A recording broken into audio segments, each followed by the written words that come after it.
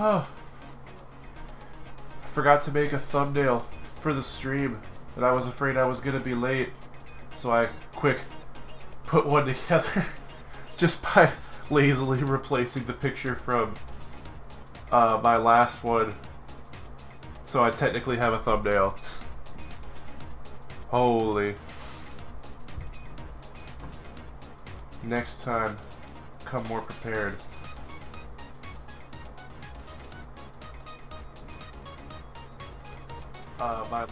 Oh boy. Time to link this everywhere it needs to be linked.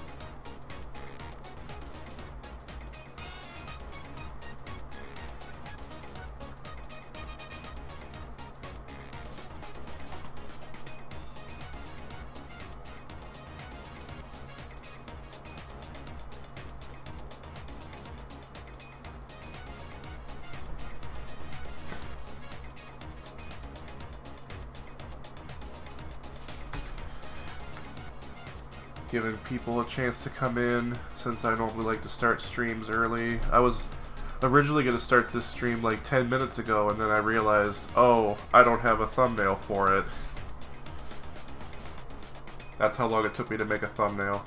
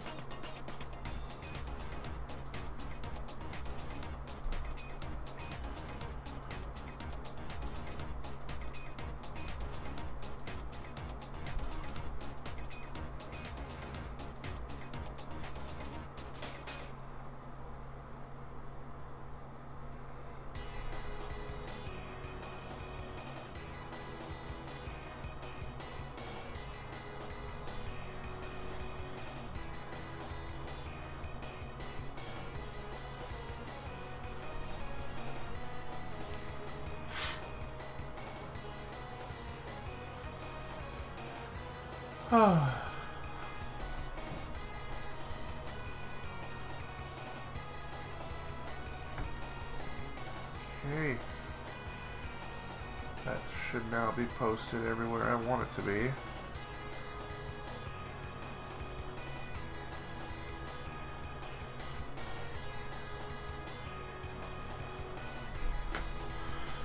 I think it's time. I'll switch it over to the main camera. Yeah. It hasn't been that long since I last did a live stream, but I genuinely forgot how little space I actually have to work on stuff. Because, like, obviously the Brockary being an HG is not that big, but, yeah, getting to this after I finish the Brockary is going to be interesting, because, I mean, obviously it's sitting on top of the Brockary box, but this thing is massive, so... But yeah, I should have everything I need all ready to go, so I'm just gonna dig in, just gonna move a couple of things around here real quick.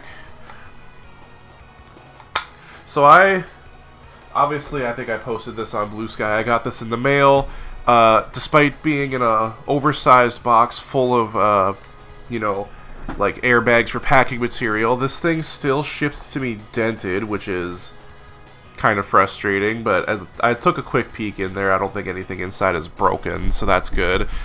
Otherwise, new premium Bandai, new Zabungle kit here. So just take a moment to show off the box, which I don't know why this pesky thing isn't focusing, but you know, it's kind of the same shtick they had going with the high grade Zabungle, in that it's very accurate to the anime appearance and has a really good amount of articulation in it so that you can do it wacky comical poses with it as well as action poses. Oh, do you want to be part of the live stream too? What do you want to say, girl? I hope that's coming across on my microphone. That's too funny. But yeah, it also comes with a Hobuggy, a 1/144th scale Hobuggy, which is, you know, kind of impressive just because of how small that thing has to be. Yeah. Like I said, it's all still in the bags. I haven't opened this yet. I haven't looked at the manual yet, so I'm gonna dig into this for the first time with you guys.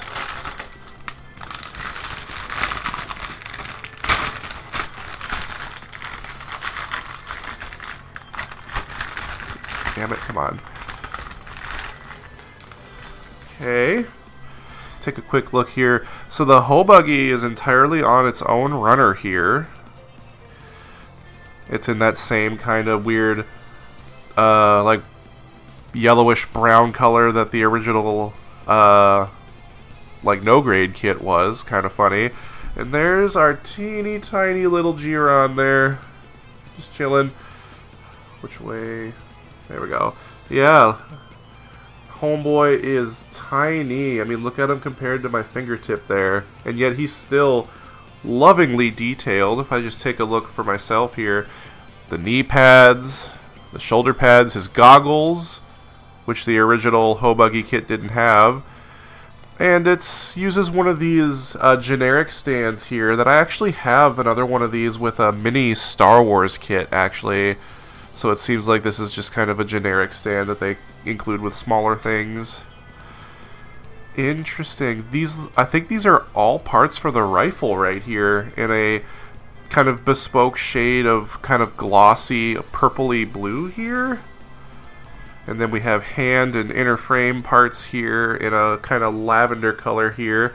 It never shows up as rich on my stream as it does in real life, which is, I don't know what you could really do about that. I have this lit about as good as I can. Maybe if I do that, it comes across a little better. Yeah, kind of. But this is like I don't know if this is coming across that well on stream here.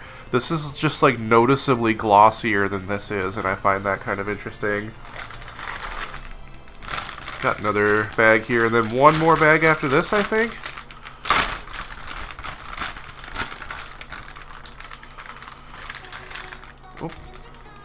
Okay, might as well take a peek here. Unlike the Zabungle, only 2 stickers for the stripes on the head. There's my camera. So, ideally more color accurate out of the box. A whole separate runner just for the rest of the rifle here, which is in this interesting brownish green color, which, considering how this is the same rifle that the Walker Gallia uses, and the R3 version of that kit is just in solid gray. I don't know, it's just kind of interesting how the gun is literally, yeah, D1 and D2, so technically it's all one runner here. They just split it for 2 different colors, which does give me hope that the Walker Gallia is getting a high grade since it uses this rifle as well. More inner frame parts here, stuff for the feet. Yeah, again, kind of in that matte color there. There's that shade of blue that we're getting for the majority of the kit here. Yeah, nothing super crazy special here. Yeah, I guess, I don't know why I'm stuck on the whole, like, finish of the plastic here. It's just so fascinating that this is all kind of almost shiny and the rest of this is more matte. Time to crack into the last bag here.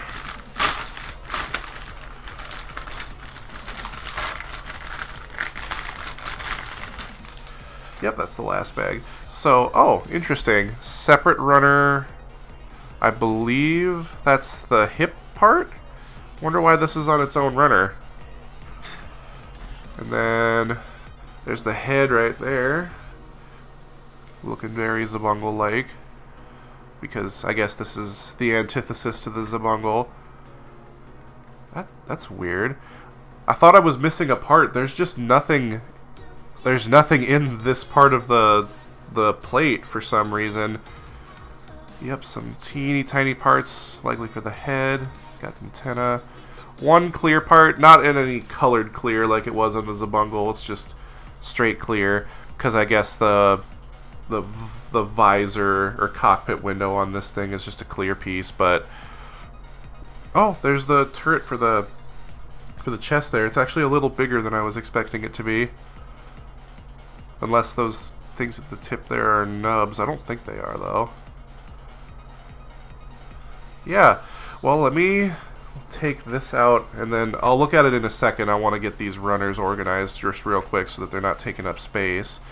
So, you know, multicolored runner, obviously runner A. Looks like our blue parts are B. So let's see, this is B2, B1, doing the classics split runner type thing that they do. And then I believe this is the same situation. Yep. So we have C1 and C2 doing the same split runner thing, so all of these are duplicated, and then this is what's different. And I'm just gonna, I'll toss F in there with the rest of it, but I'm gonna leave D1 and D2 this, and E, I guess, is the runner for the whole buggy. So I'll just set that aside. While we take a look at this, absolutely love the illustration they did for the Brockary, though. Good stuff. I do believe it is the same artist that did the Zabungle box art, which is illustration by Morishita Nakashita. I think I pronounced that correctly. Just the guy who does the high-grade box arts, I'm pretty sure. But yeah, not as much to show for like the breakdown of the kit as the Zabungle, because this one doesn't transform. Just 3 pictures of Timp on here, I guess. Timp, Sharon, or Sharon, I don't know how you pronounce that. And then that's it? Okay. Because yeah, I was surprised when I built the Zabungle that was a stapled booklet. This is your standard pamphlet style high-grade manual here. Yeah. I think just for funsies, I'm gonna build the hoe buggy first, just because it's its own separate runner. Can get a little bit of clutter taken care of here. Oop, didn't mean to grab that. So, I mean, I don't even need instructions for how to build this stand. It's pretty self-explanatory.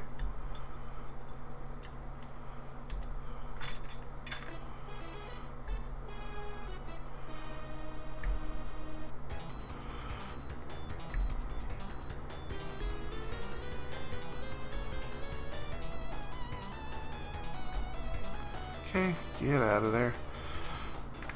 First runner down.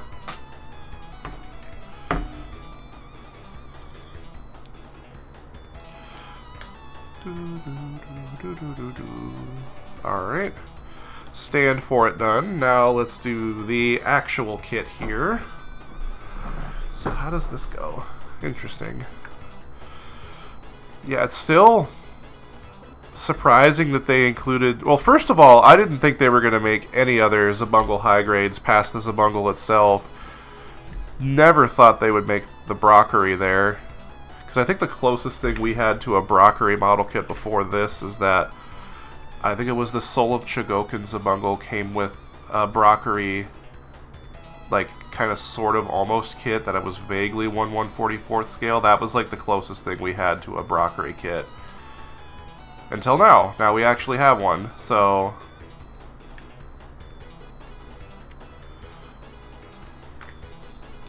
But yeah, just the fact that they felt like including a hoe buggy, or ha buggy, fascinating.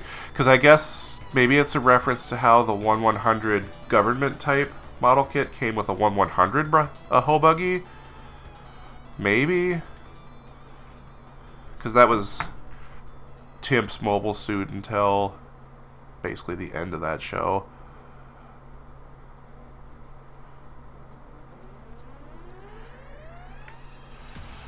Okay. got the basically the cockpit of the hoe buggy put together there. You have the handlebars, obviously nothing to imply gauges or anything on there. The stock for the front stabilizer, whatever you call that, is, I mean, massive, because if it was any thinner it would be very fragile. And they still want to market this to, I don't know, I wouldn't say kids, but like younger people. I don't know what person that age would be wanting to buy a Zabungle thing, but I guess it's there.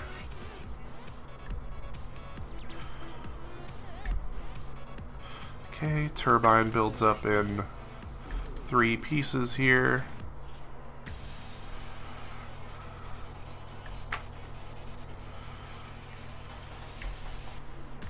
I guess if they wanted to sell the hoe buggy on its own as like a, I don't know, a prize for something, like those lottery giveaways that are a thing they do in Japan, I guess they have the option, because it's just on its own runner. Or if they ever wanted to include it in another kit for whatever reason.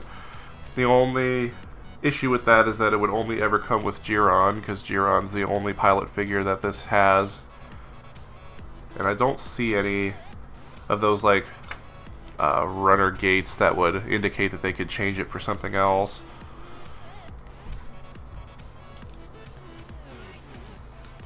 Now what would be funny is if they do a high grade of the Walker Gallia and it comes with a 1/144 scale leg type.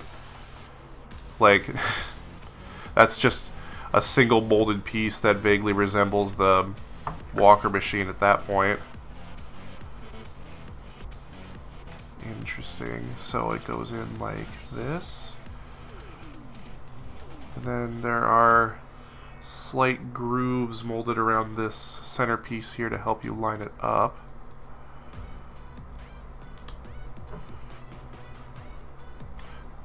Well, the blade does spin, and there is that little window there for you to see through to it there, but it's so small and there's like nothing to get a grip on. It doesn't spin very freely. Okay. So this slides in. Am I doing this right? Oh, it's not aligned.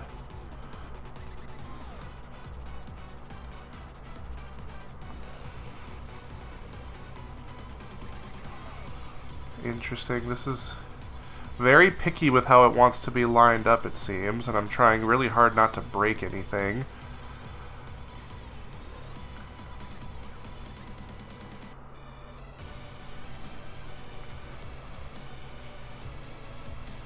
It's supposed to slide all the way in, but it's just not doing that.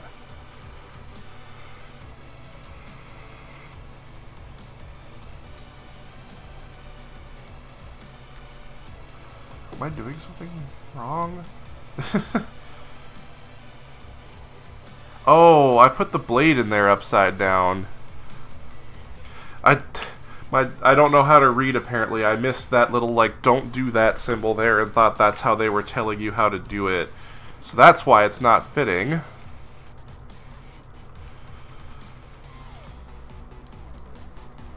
Come on. It's not held. It shouldn't be in there that tight. Jeez, come on. Get out of there.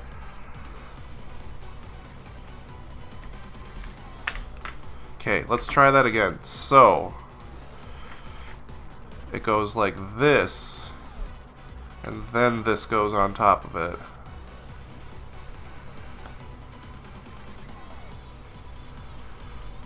And then it does, I guess, technically spin a little more freely in there, but you have even less to grip onto than before. So the fact that it free spins means basically nothing, and then that slides in there. No problem. Got to get the engine hood, the last two of the landing struts, and then just put Jiron in there.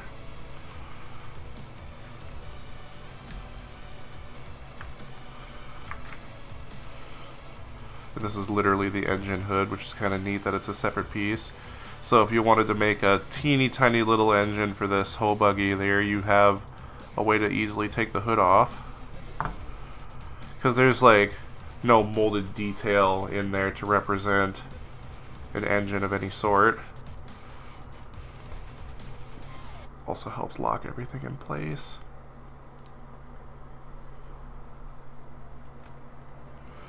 Okay. Whoops.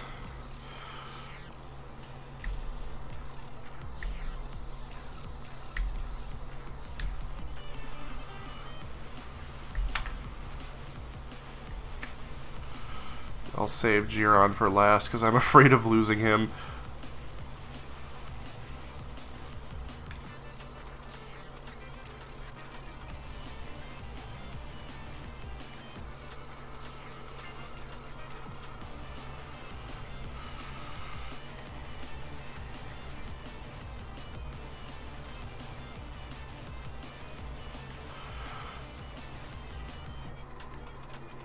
Okay.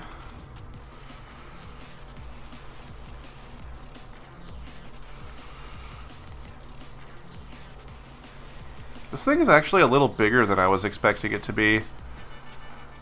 I guess it just means the hoe buggies in Zabungle are bigger than you would expect.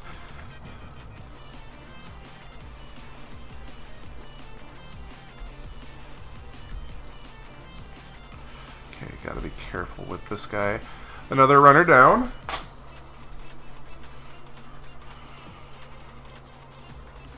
Trying to make sure I don't accidentally take his foot off. And then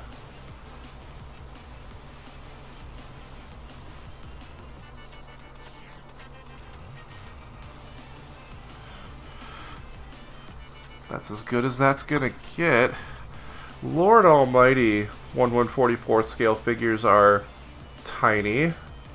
Like, so like here, I'll just grab a random 1/100 figure for an example here, just to see you can appreciate the size difference there. Let's see if I can get this bad boy in there without dropping him. Okay. Actually not that hard to get him in there. And there we go. The 1/144th scale hoe buggy. Gotta hold my hand up to the webcam like this so it'll focus. Yeah, like, this is bigger than I was expecting it to be. This whole disc area here is about the size of a dollar coin. I was kind of expecting it to be the size of like a nickel or a quarter. But yeah. Curious to see how painting that's gonna go. Oh, and by the way, I don't know if y'all saw earlier, but it's too back heavy for its like landing struts to hold it up, so on the stand it goes. Just a fun little extra bonus that they didn't need to include, but they did. And that got rid of 2 runners. I think for dramatic effect I'll save the gun for last. So it says here the rotor rotates. I mean, yeah, technically it does, but trying to like reach it to be able to spin it is going to be very difficult. Alright, slide you under here. Awesome. Yep, so the rest of it's in black and white as you would expect. But thankfully, it's, you know, a modern model kit, so they have you start with the head, then the torso, then you do the arms and legs, which, let's see here. Interesting. I guess there's enough different about the arms that they don't have you do build 2 of these, but then I look ahead to the legs here, and it's like build 2 of that until you get to a certain point, because it's the hips that are actually different. I don't know why they couldn't do that with the arms. It can't be that drastically different. It's a very symmetrical design. Anyway,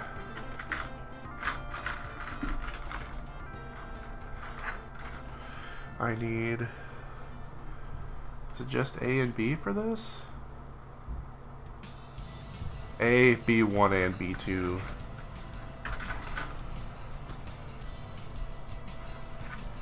Alright.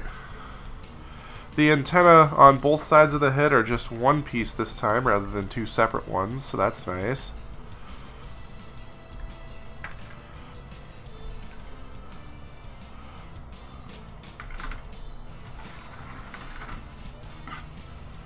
Oh, wrong one.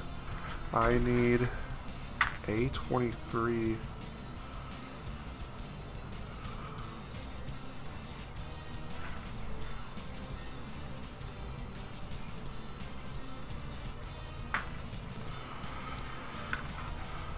Okay, let's see here.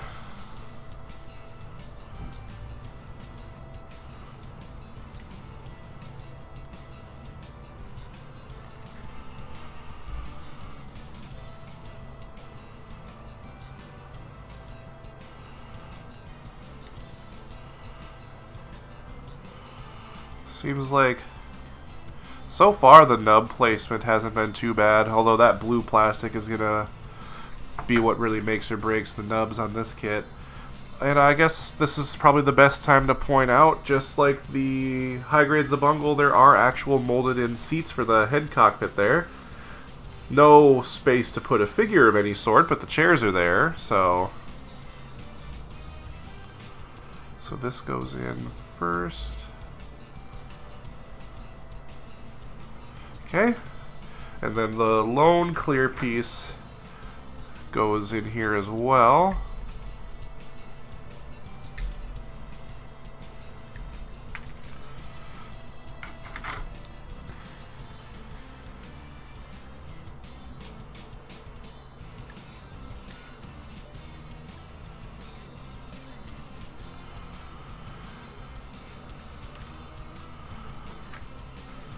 Okay, which direction does this go in with that part facing up?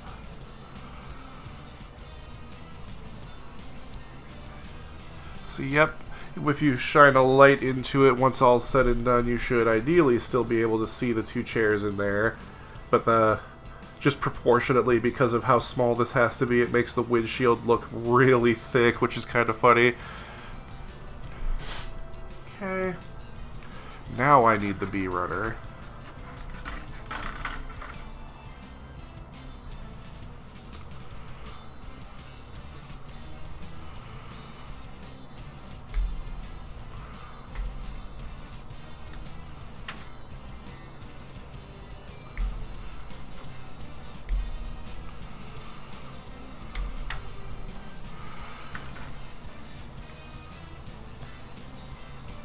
Let's see how well I can work this down without needing to sand anything. Oh, okay.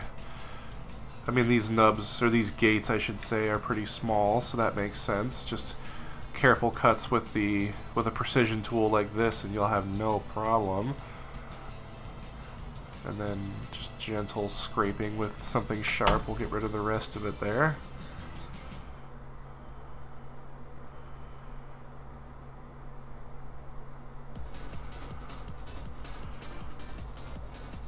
Come on now, get in there.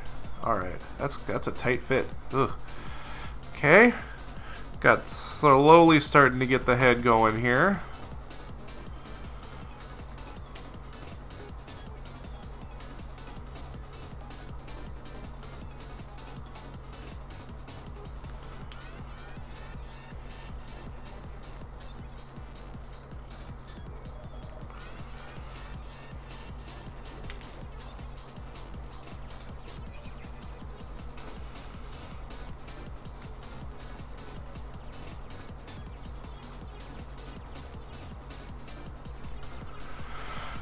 Okay, and obviously this is the one and only place on the entire kit where the stickers go, and it's just the cheeks of the faceplate here. Focus, damn it, come on now. Focus. What if I do it like this? Yeah, there we go. So the cheeks, as it were, on this thing is where the only sticker goes. But it looks like before I put it on all the way, there's a part that goes on the inside here. Let's see. 5. Interesting.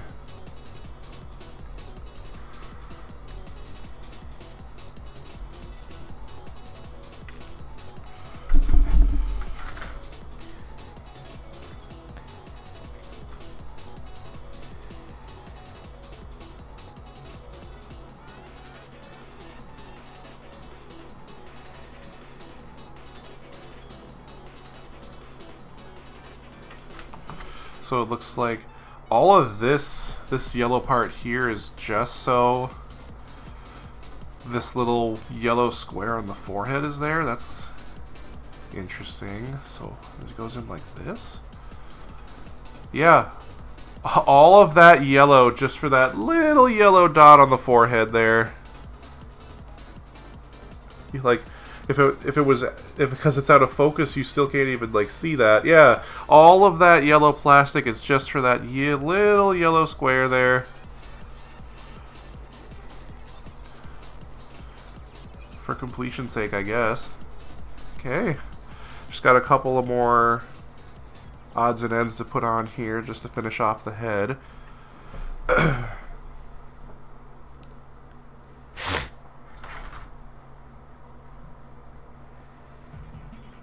19. Oh, a white part. Okay. Not a whole lot of white on this kit.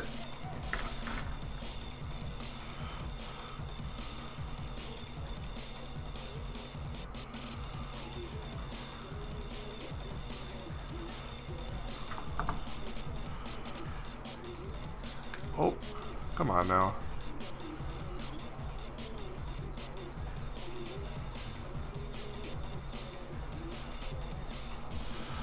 Yep, whatever that's supposed to be. Just a little bit of white detail on the head there. Set that down. Okay, and then the chin vent, whatever you call that. Probably the smallest piece on the kit next to these things right here. Careful where it falls. You might think it's a nub.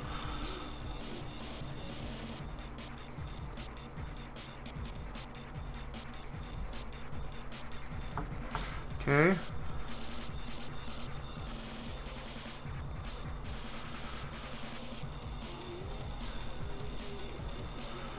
It's coming together. Just gotta do the covers for the antenna here. Whoops.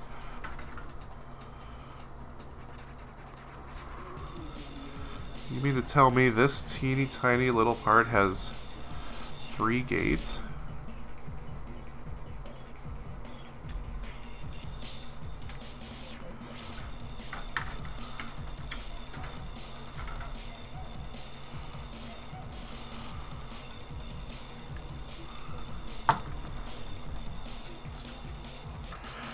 Okay, let's see here.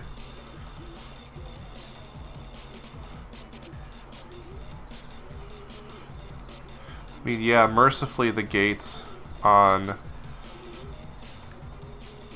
the head parts here, which makes sense considering their size. They're really small, so cleaning up those shouldn't be too hard. So that means the head doesn't take that much effort to keep it from looking awful. More teeny tiny yellow parts here for the, I guess what could best be called the cockpit doors of the Brockary here.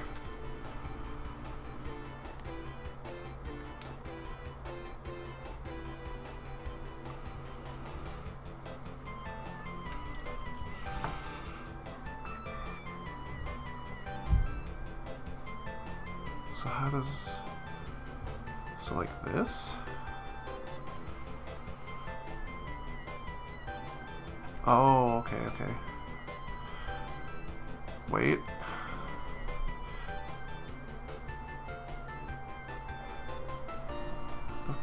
Ugh. Tiny, tiny parts, always such a pain. And the worst part is it's impossible to convey to you folks what I'm exactly doing and holding here because my fingers cover up the whole thing. Hopefully this is the hardest part of the kit and we're getting it over with first.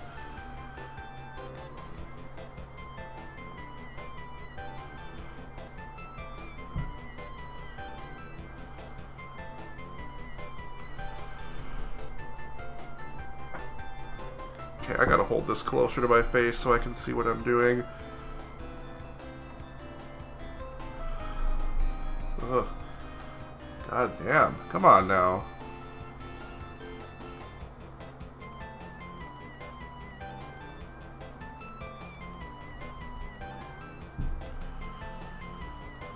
It's fighting me every step of the way.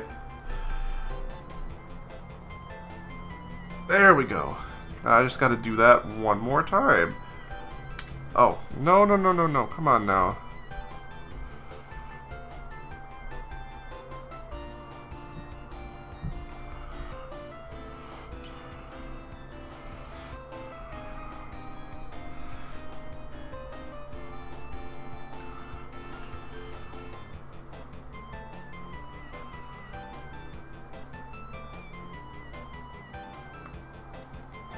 That was weirdly difficult putting that on there.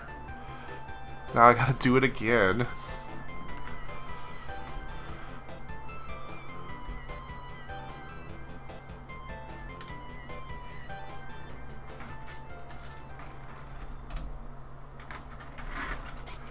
Oh god, what? I just noticed these parts here. So we are not done with the teeny tiny parts on this kit yet, apparently. Lovely.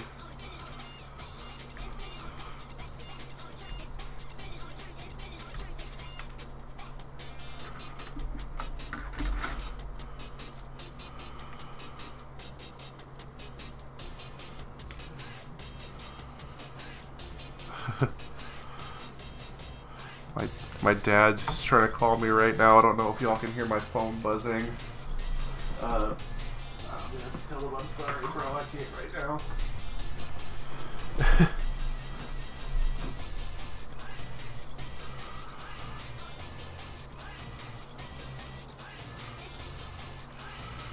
Okay.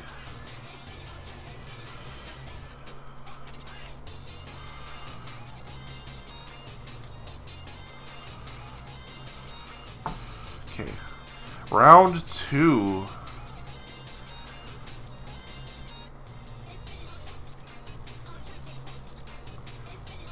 Ow! Why did that hurt? That hurt me.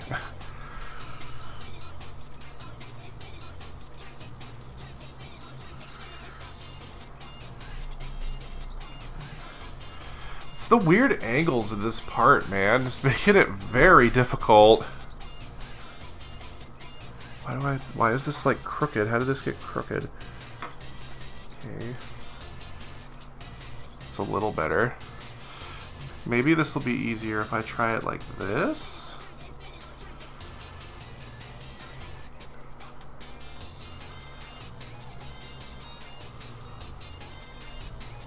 God damn. This is not for the faint of heart right here. I'm gonna try this one more time just to see if this makes it easier or not.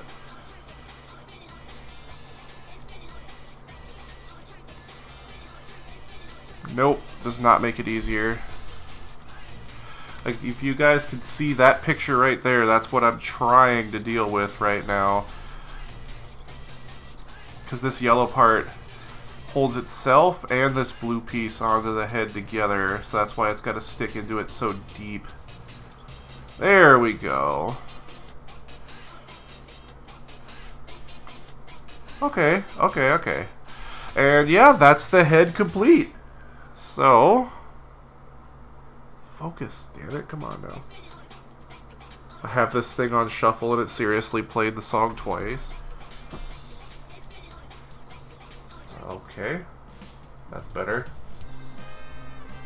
Anyway, yeah, that yellow dot on the forehead is microscopic, but it's color separated. And honestly, not having the white stripes on the cheeks isn't that noticeable. So, I'm just gonna do something real quick.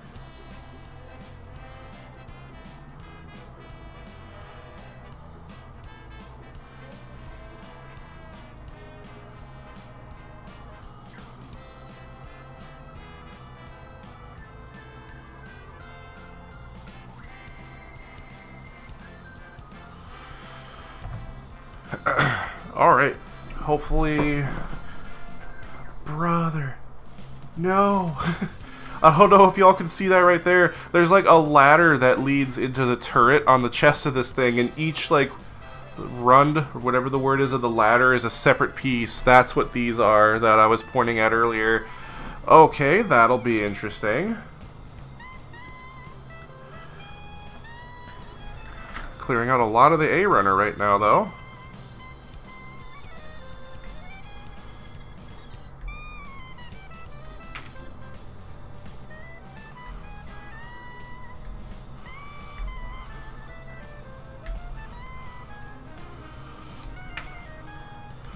Classic, or I don't know if classic's the right word, but the good old tried and true shoulder joint that so many high grade kits use now, or at least something similar to it.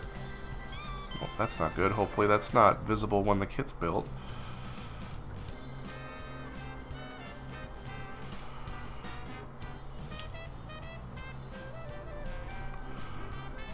Yeah, all things considered, this plastic doesn't nub up that bad either.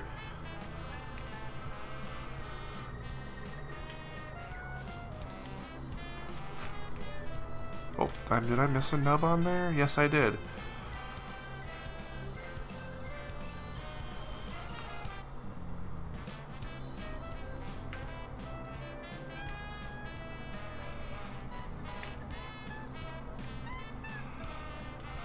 Okay.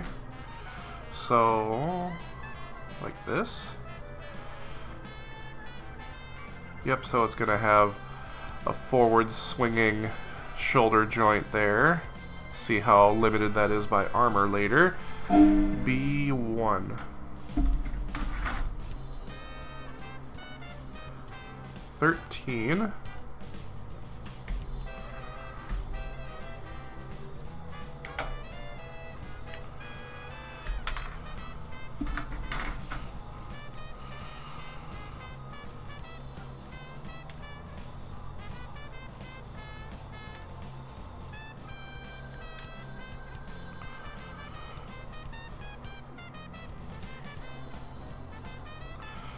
Where does this go? Oh, okay. That's why it's shaped like that. It's part of where the turret mounts. Okay. Interesting. And then it looks like need A again. 27.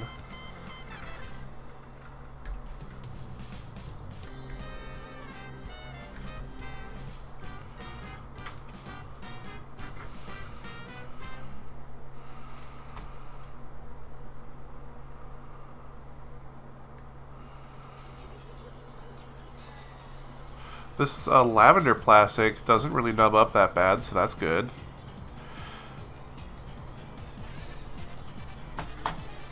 Yeah, even just quickly rubbing it with your fingernails enough to make that go away. That's the first part of our, what I'm assuming is our torso joint here, which is actually kind of limited. It doesn't bend forward that much at all. We'll see how that assembles as I go here. 29 and 26.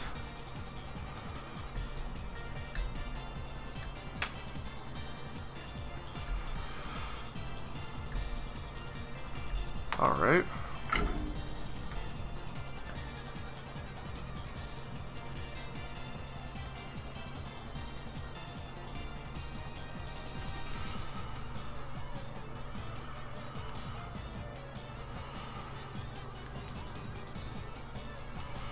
Okay.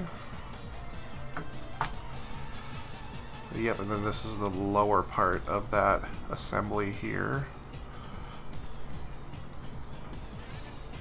Wait, did I put that? I put that in there upside down. Alright. That shouldn't, hopefully, yeah, that's not too hard to fix. Oh, did I miss? No, I thought I missed a nub on there. Interesting. That's better. Yep, so there's a second ball joint in there, and then what I imagine is either a peg or a ball joint that this goes into, but the torso itself does have just this faintest hint of an ab crunch. I imagine it's probably going to be a little blocked by the turret in the front here. That's probably why it doesn't bend as much as I was expecting it to. B1. Okay, 16 and 17.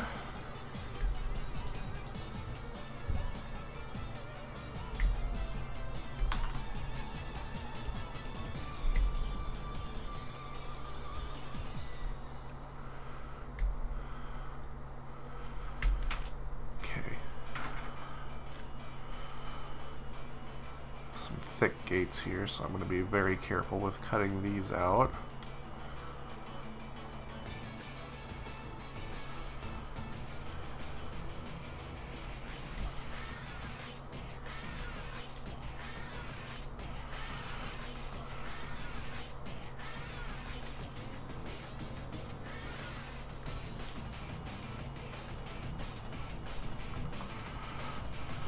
Okay, is this the neck joint?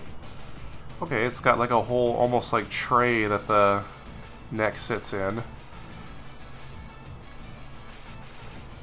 guess it makes sense why this would have a better neck joint than the Zabungle kit did, since this one doesn't transform, and on the Zabungle you have to take the head off. Okay.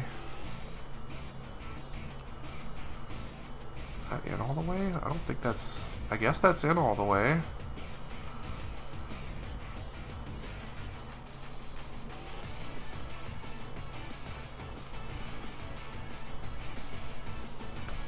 There we go.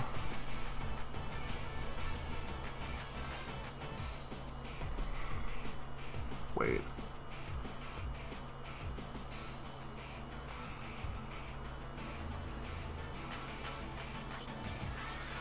Oh, there was a nub stuck in there. That's why it wasn't fitting right. I don't know how that happened. Yeah, there we go. Okay. Alright.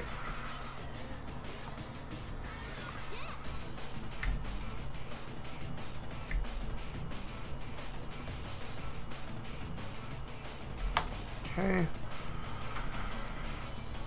Just a great big panel for the chest. Nothing wrong with that, though.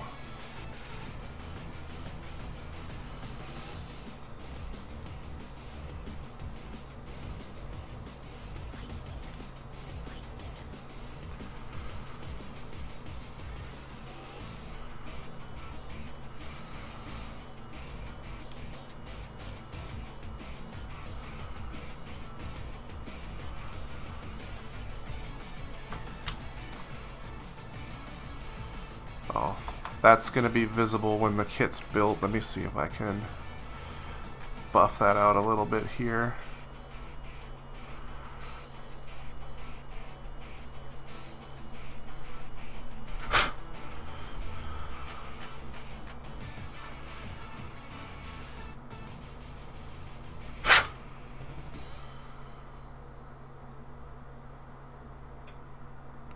That's much better. The glass razor gum primer does miracles to model kits, I swear. You just gotta learn how to use it right. Okay. That turret sticks out of the chest way further than I thought it was going to. But as you saw me mentioning earlier, this is like a little, I guess, ladder to get to the turret on the chest. Each of the steps of that ladder is its own separate piece that are the size of grains of sand, I swear. Okay, well, before I put that on there, I gotta put the neck joint on there, which is just a barbell joint.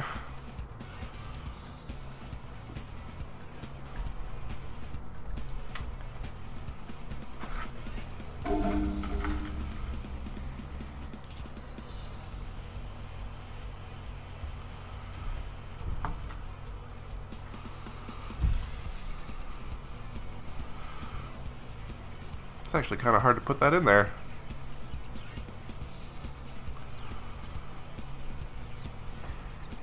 Maybe if I put the head on first?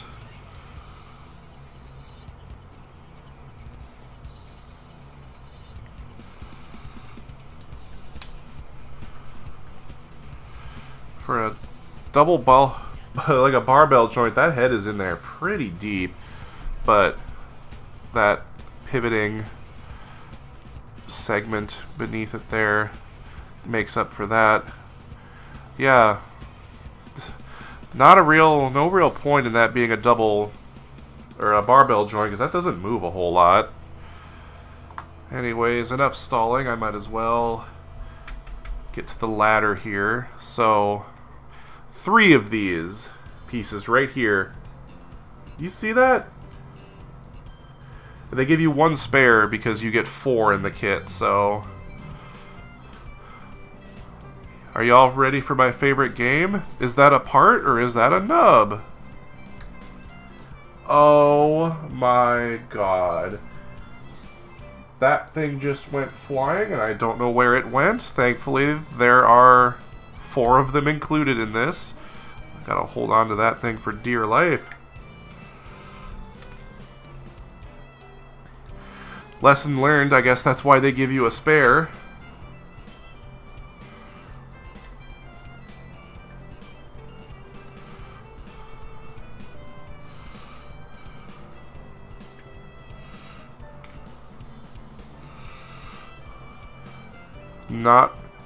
Not for the faint of heart.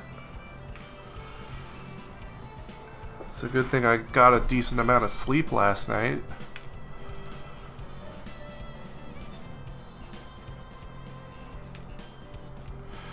On one hand, crazy impressive that they would mold this at all, but on the other hand, like, goddamn.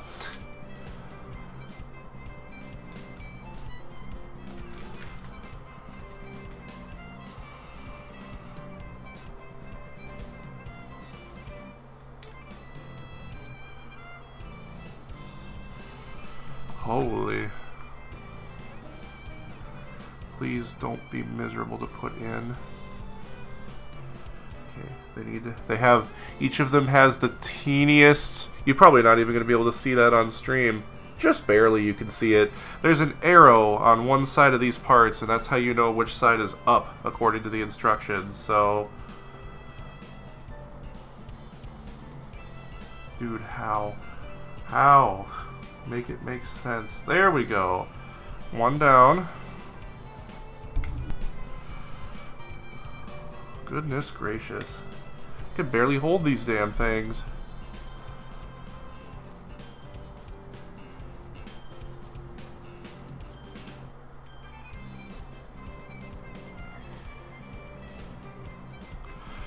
I think, oh, that was genuinely getting stuck to my finger. I'm gonna try using this instead.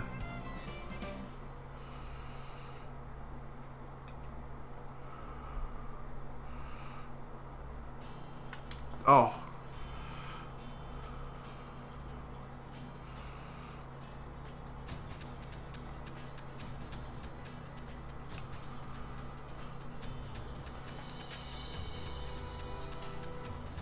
The tweezers are in fact not helping. Not enough anyway. I'm just gonna try freehanding the last one here. Okay. That one actually went in, no problem. So, you know, like I said, crazy impressive that Bandai molded this in the first place. Excuse me. But at the same time, like, you couldn't have made that like one piece. I would have taken seam lines in the plastic. I guess they're just showing off now at the expense of my fingers and my sanity. Need a drink of water after that one. It's getting hot in here. I'm going to turn this fan on. Hopefully that's not getting picked up too much by my microphone here. Okay. I think that's the last of the really tiny pieces except for the yellow dots that go on the shoulders, so... Alright. A30 and A14 for the turret. Turret only has one nub, or one gate.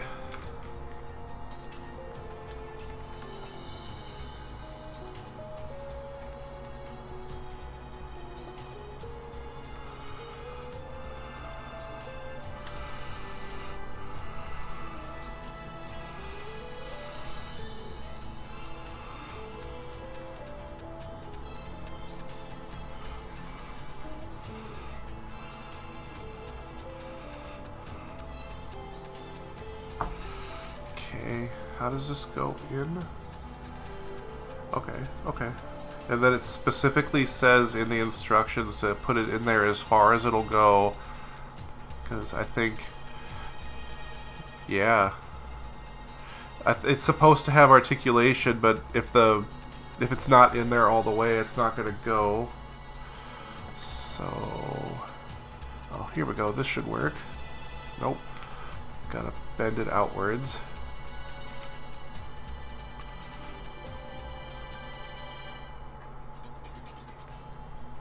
Okay, that clicked into place. Oh, even the barrels of this teeny tiny little gun are actually molded with like holes in them. What?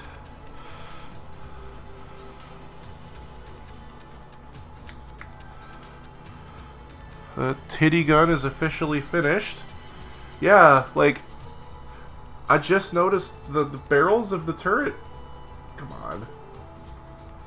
Focus.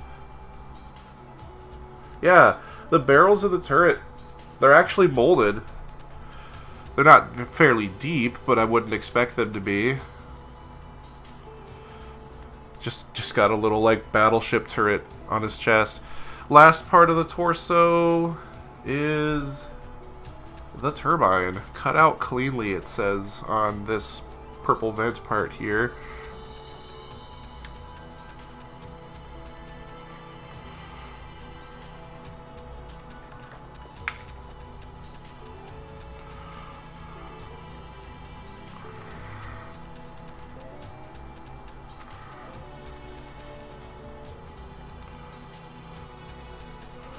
Ooh.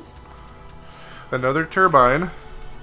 And it looks like it has the same instruction as the hoe buggy did, where there's like a right way and a wrong way to put it in there. So I gotta make sure I'm paying attention to that. 28. Okay.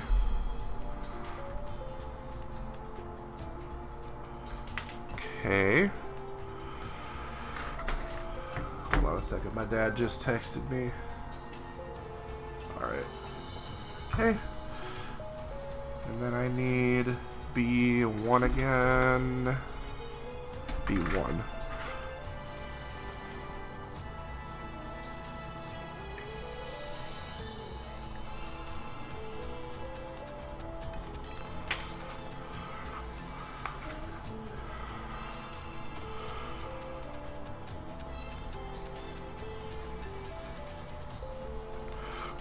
Yep. Oh, this whole part. Mold line going all the way across it. Guess that shouldn't surprise me too much, considering the way it was on the runner there. Mercifully, they only put one nub on the actual, like, rounded part of it, so it's not as... Don't have to worry about nub cleanup as much on that piece. Yeah, I can see why it says cut out cleanly, because this has to fit pretty flush in there.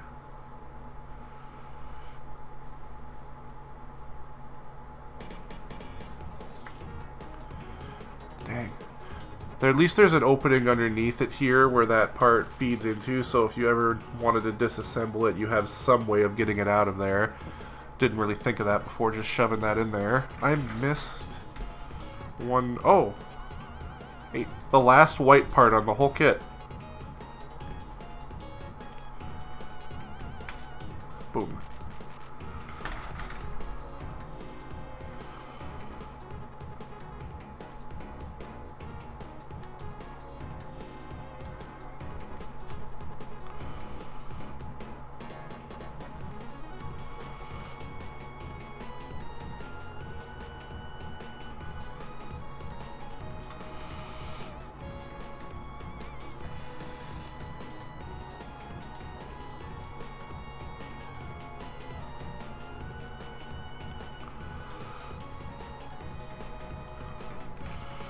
Okay, let me make sure I got this correct here.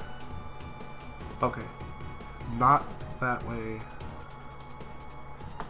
So this goes up underneath, the white part goes underneath the rotor, and then the rotor, like that? Yeah, that has to be right. And does this spin freely? Ish. Like, it is technically in there, but the friction of everything around it and just how hard it is to get a grip on the blades, you can't spin it that freely. Okay. Pop you in like that. And then the last part is the clip for the rifle.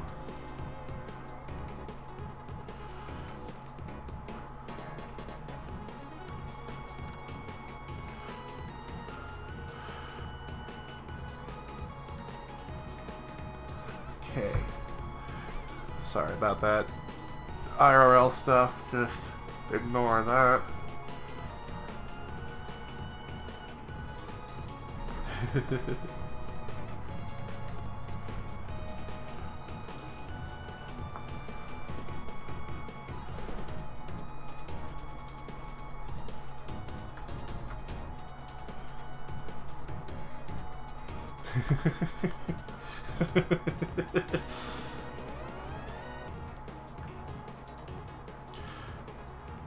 Let's see. He just came online. Let's see if he joins. I just tagged P&Q in my server and said, "Yo, dog, I'm bungling my za right now." Anyway. Interesting how this is like one of the only walker machines in the whole series that actually has some form of weapon storage, but it's like it also only uses one weapon, so just kind of an interesting design choice.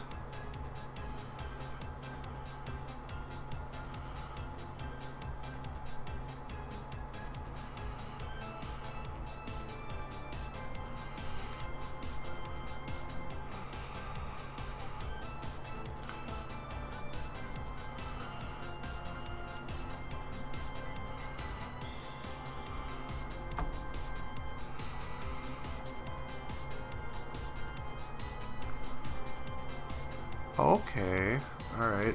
So it has it's on a pivot, which is interesting to me. I wasn't expecting that. So the rack for the gun swivels full circle, and then it's a clip that opens, or at least it looks like it's supposed to. It's got a hinge. I don't understand. There we go. So you don't have to worry about sliding it in and out if you decide to paint the gun. That snaps in there real tight, though. This is looking pretty good so far, though. I'll say I do have my high-grade Zabungle ready for when this is actually finished being built here. It's a little loud. I'm going to turn that down. So I'll save comparisons until the whole thing is built, but it's honestly, some things are bigger and some things are smaller than I was expecting, and things like the turbine on the back of it here sticks out way more from the back than I would have thought, but maybe it looks different because the whole thing isn't fully built yet. So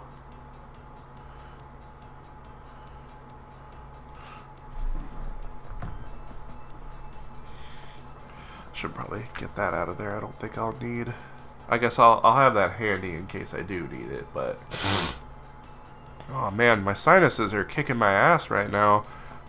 Put you next to Giron there. Okay. Too many nubs.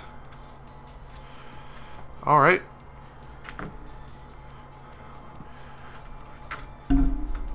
I'm gonna need a whole lot of B1 and C1 for the first arm here. That's C1 right there.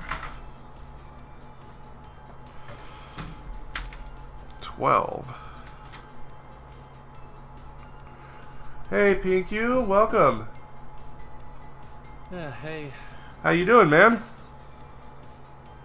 Sorry I'm joining the stream so late. You're fine, don't worry about it. This is a hot mess of a kit in a good way, though. I guess fitting since it's a Zabungle kit. So I don't know if you can see my stream right now. I got most of the torso built and the head, and I was complaining just before you joined about how the ladder that leads to the turret on his chest, each step of the ladder is a separate piece. Why did they do that? To show off? I don't know. I'm impressed it's there, don't get me wrong, but man, that was not fun to build.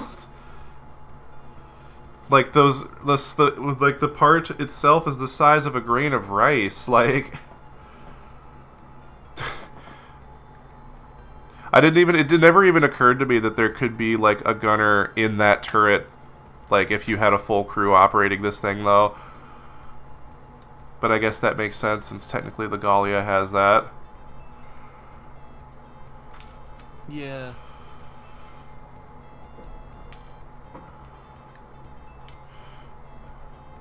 That does make sense.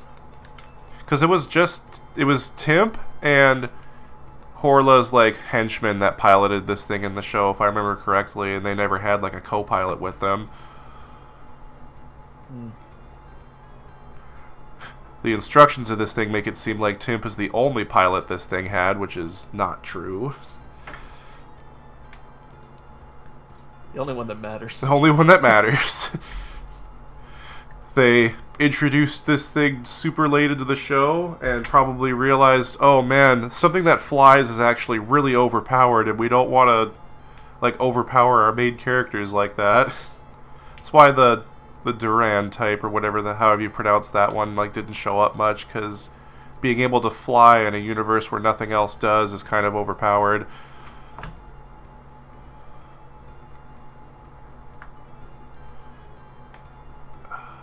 Yeah. Alright. It just occurred to me, I feel like the lavender parts on this kit are almost the same shade as the ones in the Gundam Mark II, which is an interesting, I guess, detail there, because I mean,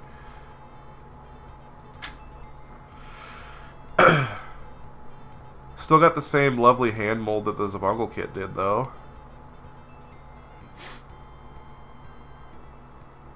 Yeah, I'll give them credit. The hands for these are really well molded. That's why I really want them to make a high-grade version of the Walker Gallia, because the posable hands of the R3 aren't terrible, but they're locked at that bent angle, so they're kind of static. That's fair. Yeah, I know that there was a resin kit that they made for the Gallia, the R3 Walker Gallia that came with pre-posed hands, but like, good luck trying to find that anywhere. Also came with that rocket launcher that you could mount to its back, that for some reason all the merch of it has and never shows up in the show.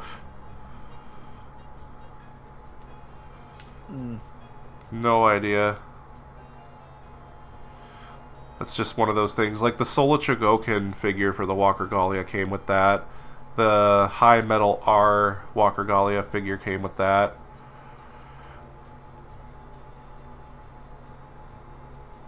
Maybe if it ever gets a high grade, it'll come with that too. I think most of the time when you just get an accessory, you're like, what is this? It's just something from like concept art or like a figure from like 30 years ago that no one remembers. It's there for super fans, and we appreciate that. Like how you could change those red circles on the Gallia, R3 Gallia, to either be red or clear based on either the show or the toy.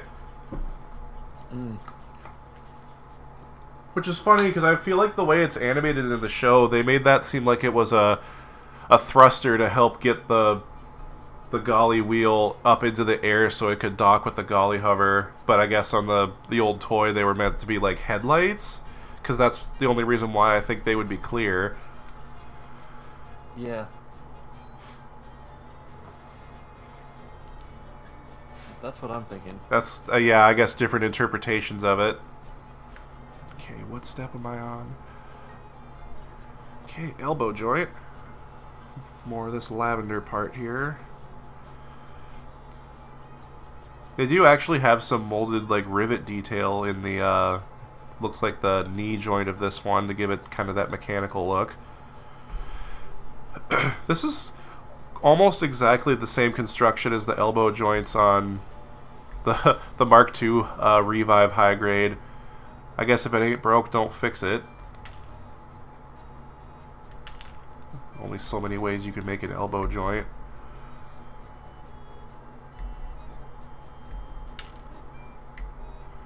Oh, if it's anything, Bandai loves reusing its engineering. I mean, if you finally get it right, then no need to keep innovating it. If that's as good as it can physically be, like.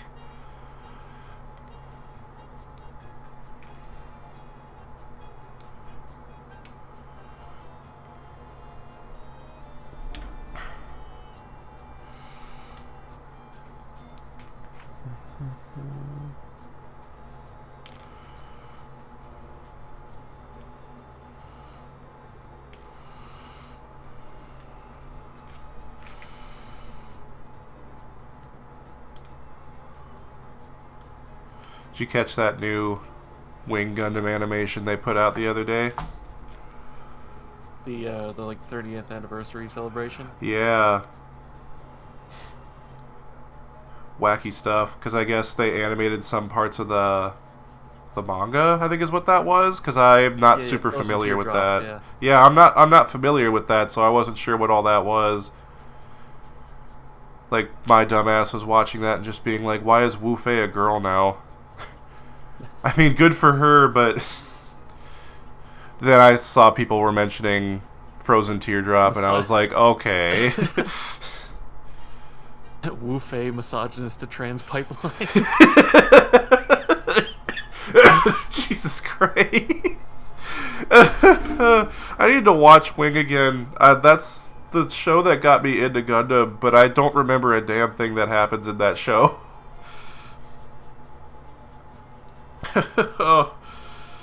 Oh boy.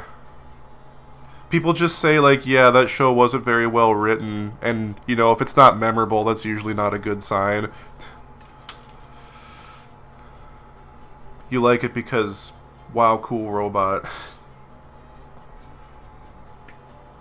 I mean, I don't care about Wing really at all, and even I have a heavy arms, so... Everybody has a heavy arms. Do you really collect Gunpla if you don't have a heavy arms?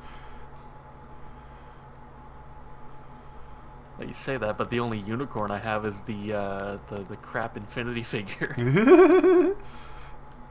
You're not missing much. I have the full armor unicorn Verka, and that's got to be one of my least favorite model kits of all time. That thing is horrible. See how. That thing's miserable. I if it weren't so expensive, I'd give the MGEX unicorn a try, because I've heard that fixes a lot of the problems that the old unicorn model kits had, but like, I'm not dropping like almost $300 on a master grade. I'd rather be getting a perfect grade if I was going to be putting that kind of money down.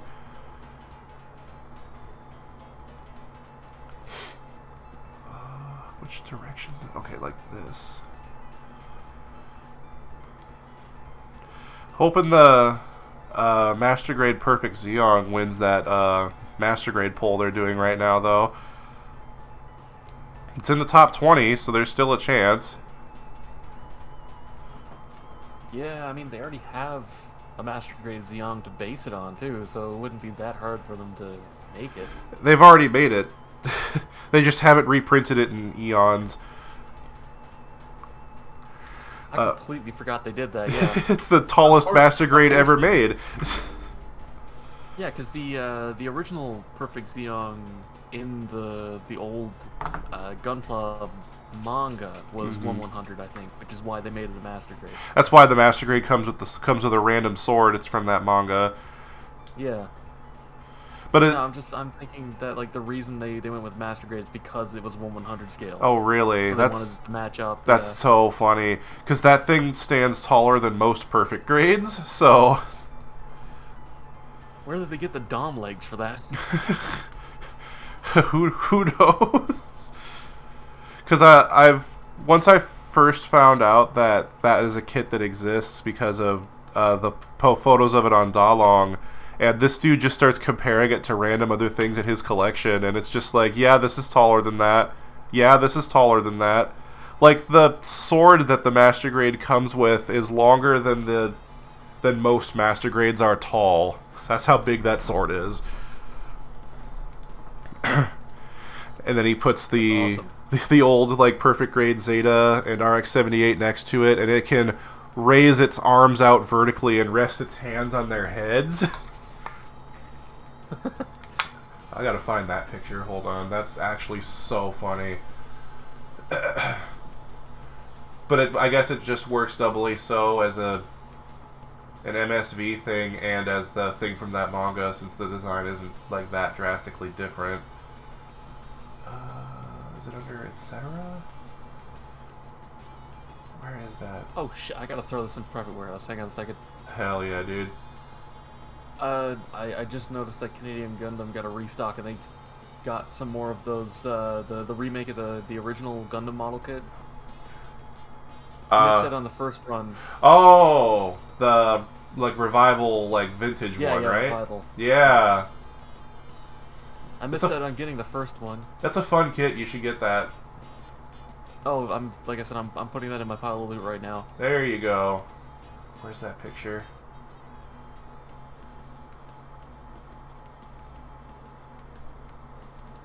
Yeah, here we go. Man, do I really want to drop another 30 on the Leaper Fighter right now, too? That 30-minute fantasy is so good. It's so good. I haven't... I got the Rosen Knight, and it's genuinely one of my favorite kits now. It's so good looking. I mean, granted, I did do, like, copper trim on the armor, but still, like, even without that, it looks great. Let's see, please work. Oh, dang. I'm trying to put my browser on my stream right now. Let me see.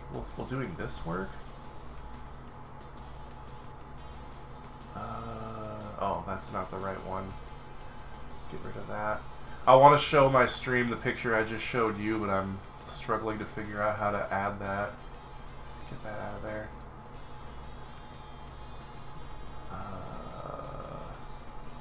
Window capture? Where's window capture?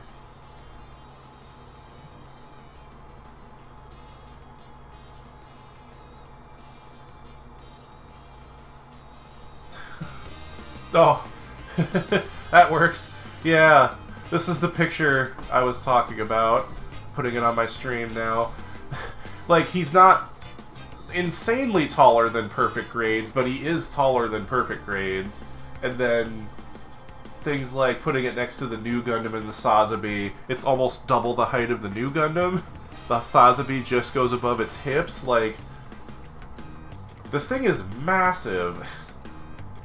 Next to the EXS Gundam, even on its stand, Perfect Zeong is still taller. Next to the Master Grade Perfect Gundam, it only goes up to its knees. Like, Lord have mercy. I want to get one of these things, though, because it seems like, not including what it would cost to ship it, they only want like $100 for it. Which, for how massive it is, that seems like a steal.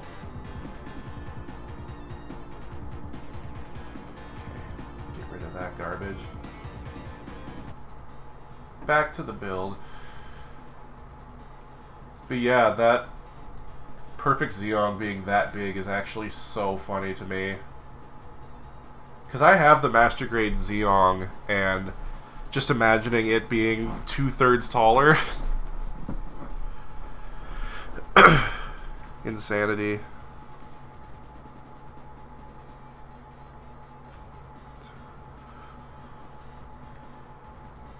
Alright, there we go. $20 poorer, but worth it.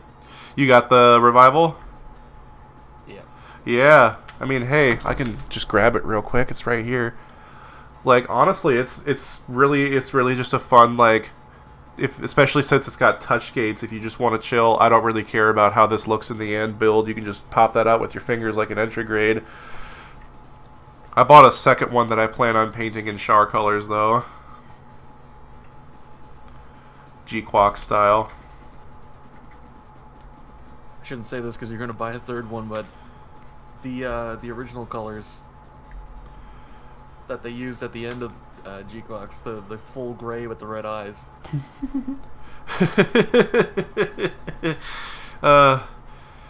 the dumbass giant one that came out of nowhere and makes no sense. What were they smoking? What that makes that ending is so frustrating, bro. I didn't like G-Quacksman. I was vibing with it when it started, and then it fumbled so hard.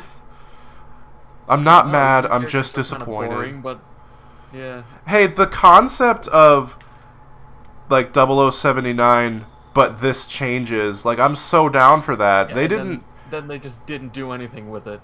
They didn't do enough with it. Yeah. Like the all the members of the zombie family just kind of dying all over again and not really contributing much to the story. Like, except for Cassilia, I guess. I can admit that I enjoyed the funny, like, I clapped moments. Yeah. Like, I can admit that, like, oh yeah, that I appreciated the references, but at the same time, like, the further it went, the more the story just got replaced by references, it felt like. Yeah. Like, if they had focused more on telling a story and less on, hey, remember this? Yeah, it's funny, because, like, it was supposed to be like an old history Zeta Gundam. Yeah. But the thing is, Zeta Gundam didn't, like, it didn't dwell on the past. Like, yeah, it referenced the 1 Year War, because, you know, it's in universe it would make sense to do that. Like, those were war veterans talking about what was happening in the past, but it wasn't like, reference. I will say I did get a kick out of the scene where the Psycho Gundam transformed from the air conditioner into the mobile suit mode, and it played the Zeta Gundam music.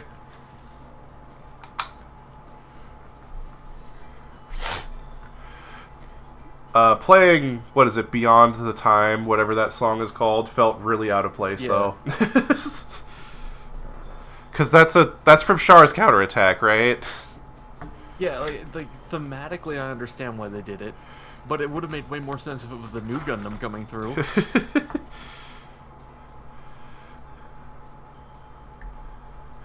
The bit where Shuji is explaining how Lala creates these universes to let Char survive, and then it shows all the different mobile suits in alternate universes he's piloted.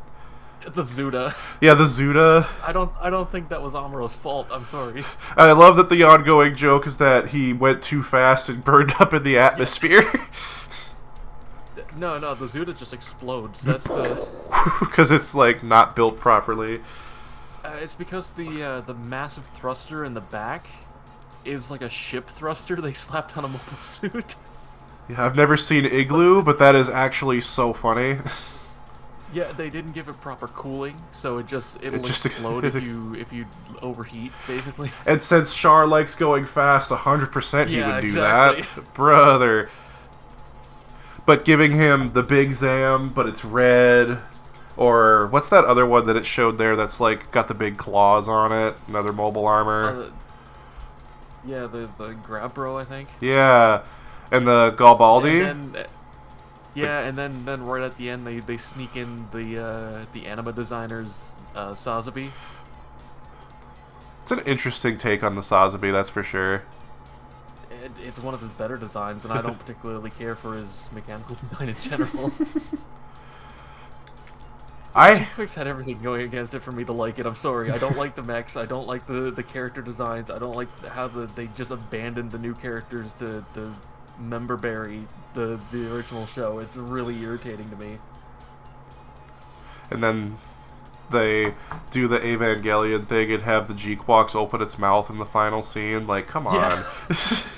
You're not even being subtle with it now.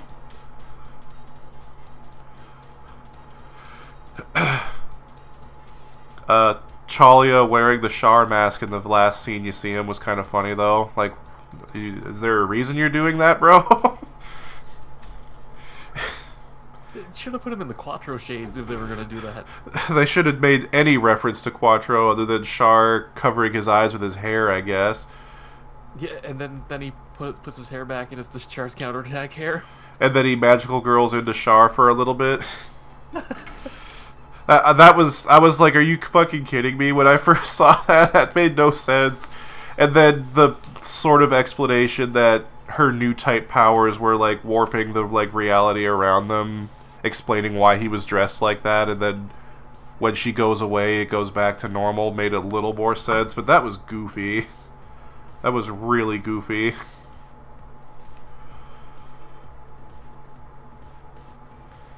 You know, I've been like thinking about Juquix. It's funny to me that effectively it's just a worst Gridman. What's Gridman? The SSSS Gridman, the sequel that Trigger made to the Tokusatsu show. Okay. It's like 2014, 2016. Okay. I've heard the name, I'm just not super familiar. Yeah, no, the plot is like identical. It's really funny, cause Kara and Trigger are both like ex-Gynax. Brother. So it's like the DNA of Gynax lives on a little too strong. You guys wrote the same show twice. We ran out of money, guys. What are we gonna do? Just copy and paste it from something in the backlog. Just go dig into the archives. I'm sure nobody's gonna remember that. What are our old coal workers been doing? The same shit all over again? Okay. Then the fight at the end between Char and Chara Chalia. Yeah. It was just a shot from Gunbuster. Brother. It was a cool fight, like, though. It's really irritating that like the further the show went, the more it just went into just references rather than like actually doing a plot. They just straight up dropped like the main premise like less than halfway through with the fights. Also, why the hell can't Sayla get any actual screen time outside of Origin? No, that's not fair. She shows up a couple times in Double Zeta. Oh yeah, that's right. And one scene in Zeta. Like 30 seconds in Zeta. Where it has no lines. Like, she shows up in Double Zeta as a rich wine aunt, and then tells Bright that someone needs to kill her brother, and then fucks off. What? Bright can't catch a break, I swear. I need to finish Zeta at some point. I was really loving that show. Oh boy. There's a big slow point in Zeta in like the entirety of the 30s basically. There's like a full like 10 or 15 episode run in Zeta where it's just a slog of just nothing because they had no idea what to do. That's just kind of something that tends to happen with shows that have that many episodes, you know? And then you run into the G-Quox problem where they only have 12 and they waste a lot of that runtime doing pointless things. You got to find a happy medium. Flashback. I love that first flashback episode though, like Char and the Gundam fighting the prototype Gundam. Like I don't know why that was so cool to watch that the first time. Seeing the Gundam head acting like a turret where it spins all the way backwards. Like, I hated the way that they had redesigned the Gundam when I first saw the design, but once I started seeing it in motion, it kind of started to click with me. Still a little ridiculous, but...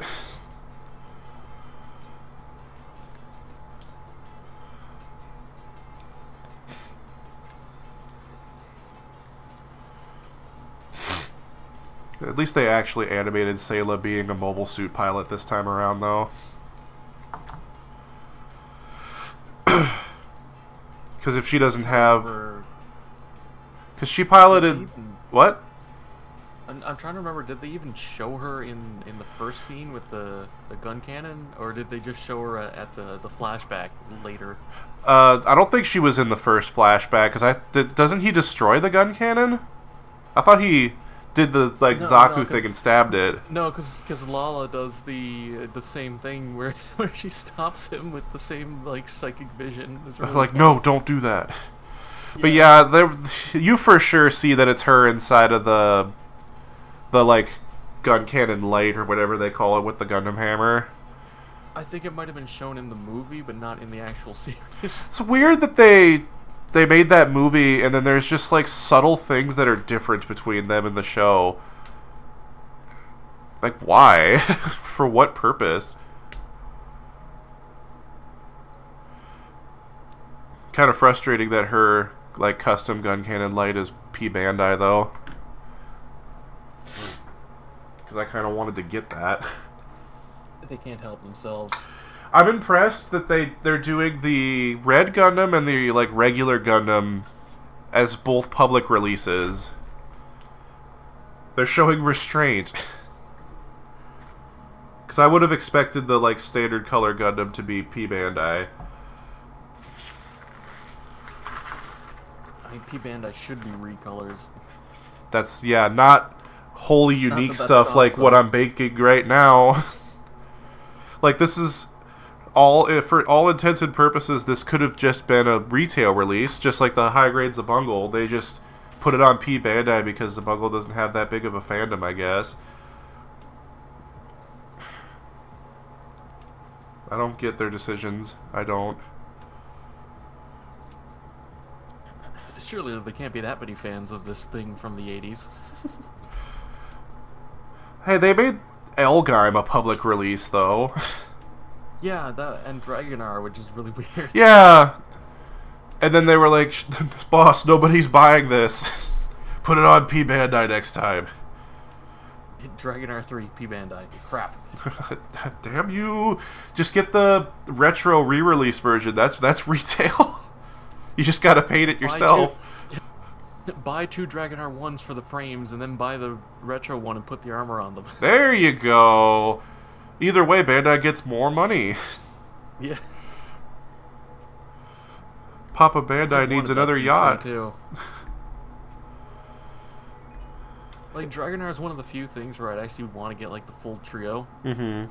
I gotta watch that show. Because I really liked Dragonar. Again, like you were saying about long shows, it did drag a little bit near the end, but... That's just kind of a thing that happens, right? I feel like there was definitely a point in, like, 0079 and Zeta where it starts to slow down for a little bit. Although 0079 was definitely falling into the writing trap of Monster of the Week, so at least seeing them fight some new, more powerful mech made that show a little interesting. Yeah. At least Double Zeta gets that out of the way early. It's like the first, like, 15 episodes or so are kind of... People say they're kind of a drag. I kind of enjoyed them, but... The whole slapstick because they can't use beam weapons is creative writing, I'll say. Like, I didn't mind them being in the junkyard for the first, like, major part of that show. Although them just leaving Camille and Fa behind is kind of funny. I don't know. I guess he's catatonic. You can't do much with that. Leave him in the hospital.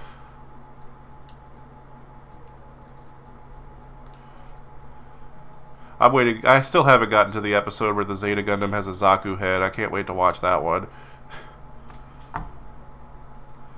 Because apparently it's a big enough of a thing that they have to advertise in the... Every single time they make a new Zeta? Every time they make a new Zeta, it's like, hey, you can put a Zaku head on this. Cool. Thank you. It's very funny, because even in universe, they're like, how the hell is this working? That doesn't make any sense. It's like, I don't know, Anaheim had a lot of Zeonic guys in it. I guess they just used the same wiring. That's literally the explanation. It's really funny. that's actually so funny. We also don't know how this works. It's like, yeah, when the war ended, Zeonic got absorbed into Anaheim. So, like, all the designers just kept working on mobile suits, and they kept using the same engineering for the electronics. We're running out of money for new circuits. Just recycle stuff. So it's a literal Zaku head from the 1 Year War is the funniest part. Like, how the hell did you manage to wire that up? I guess it's also... I don't know, it just works. You just reminded me of that whole subplot in Zeta where they got the Gelgoog working again just so that What's-Her-Face can pretend that she's like a hobby flyer and she just had an old like... No, because the difference is there. They just stripped off the armor and put it on a Nemo. Is that what that was? I thought they just got an old... I thought they stole a Gelgoog from an old museum and got it working again. They did, but it wouldn't be functional. It was a non-functional unit, so they stripped all the armor off, stripped the armor off of Nemo, and put the armor on that. It's a dress-up doll. You just got to put new clothes on it. It's I'm pretty sure it's what inspired the Burning Gundam and Build Fighters with the Dom armor. And I guess by extension the Seed Gundam that has the Zagok armor. Yeah. That's incredible. Did you ever watch that Ray Studio video where they made a 1/100 scale version of that actually does the transformation? Yeah. Awesome. And they talk about how engineering that was very difficult because when they were animating that, they didn't consider how that would be realistically possible. Because the Zagok is much like taller and wider than the... Is it the Justice Gundam that's inside of it?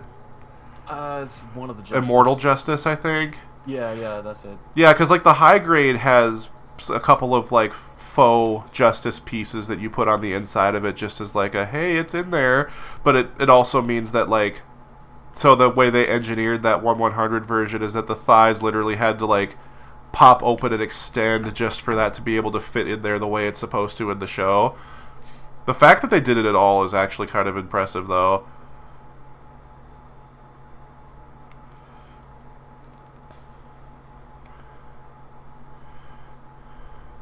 Interesting.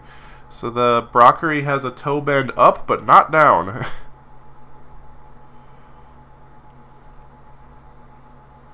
Which is more than the Zabungle had. That didn't have a toe bend at all, because those feet have to collapse for the transformation.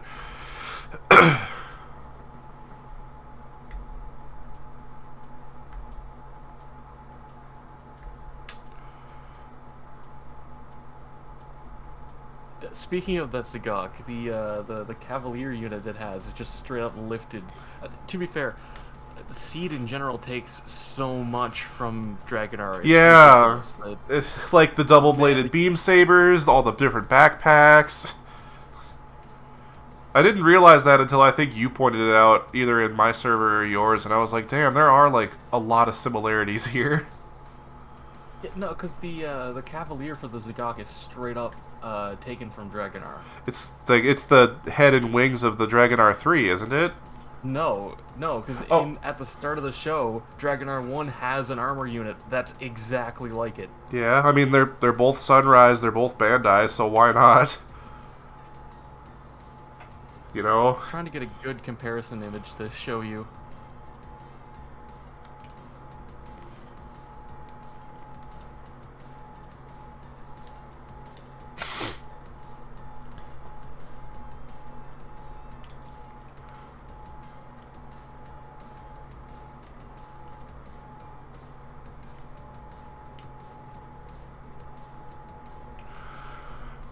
Yeah. Oh yeah, no, that's just straight up the same thing. It's really funny. Let me see if I can do that magic trick again. Screen capture. So yeah, putting it on the right of my stream here for everybody. Yeah, that's the one that the Zagok has, and then that's the one from Dragonar. It's like, kind of reminds me of the probe droid from Empire Strikes Back now that I look at it. I wouldn't doubt that was some of the inspiration for it. Because the Star Wars references in everything past, like, Gundam itself seem to come up quite a bit. Yeah, there's an SBT in Laser that has a very similar head too, so...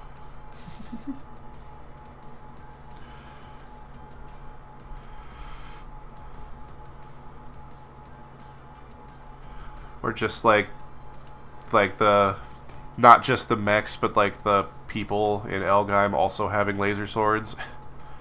Mm. And what's her face in the first episode getting a robot hand. Gaim just feels very Star Wars inspired in general, though. It's the best Star Wars thing we've had in years. Yeah, that's what the sequel trilogy needed: giant robots. Actually, more humanoid mechs in Star Wars would have been awesome. Yeah. Granted, Star Wars has a bad thing of just stagnant technology in general, but You gotta think of the marketing, man. The marketing. You know how many toys you could sell? Lego's already making Star Wars mechs for no other reason than because they can. Like, they literally have an X-Wing mech that has Luke Skywalker in it, and it's just an X-Wing colored robot with X-Wing backpack. Kinda like the Infinite Justice from Seed does, with the X-Wing backpack. Who's ripping off who? That's what I want to know.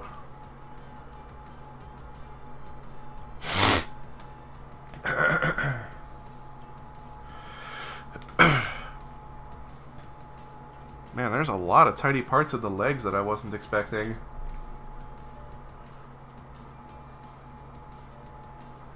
I mean, for such a simple design. I mean, the sides of the head have the yellow doors color separated. The teeny tiny little yellow square on his forehead is a separate piece. The only color correcting stickers this kit has are for the white stripes on the cheeks, sort of like the Zabungle itself. Because, I mean, aside from the parts forming stuff to turn it into the 2 car modes, that's where most of the color correcting stickers on the high grade Zabungle went. But yeah, the Zabungle also has the vents on its feet with the white trim around them. So you get stickers for that too. Like, it's the same as the Moderoid then, basically. Yeah, at least the high grade actually has the shins in the proper color. Unlike the Moderoid, which is all just the one shade of blue. Because the shins on the high grade actually have a locking mechanism for the collapsing part of the legs. You pop them out slightly, and that's what lets the thigh tuck into the calf. It's actually kind of clever that they would do it that way. Okay, knee joint. Should start with this one. 18. Oh, they finally got the Barzan back in stock. Oh, the Barzan is so good, dude. I love my Barzan. Yeah, I love mine. Such a good design. I know. And they like really put all of their effort into making a really good kit out of it for something that only shows up for like what, 10 episodes in Zeta? Mm. It left an impact when I watched that show, but I feel like it didn't show up in the show very much. Because I guess it showed up. Huh? I'm tired of every update to the design making it look more like the Mark II. Yeah, let it be wacky. Oh, it's a mass production Mark II. Yeah, but it's allowed to look different. You don't have to give it the limbs.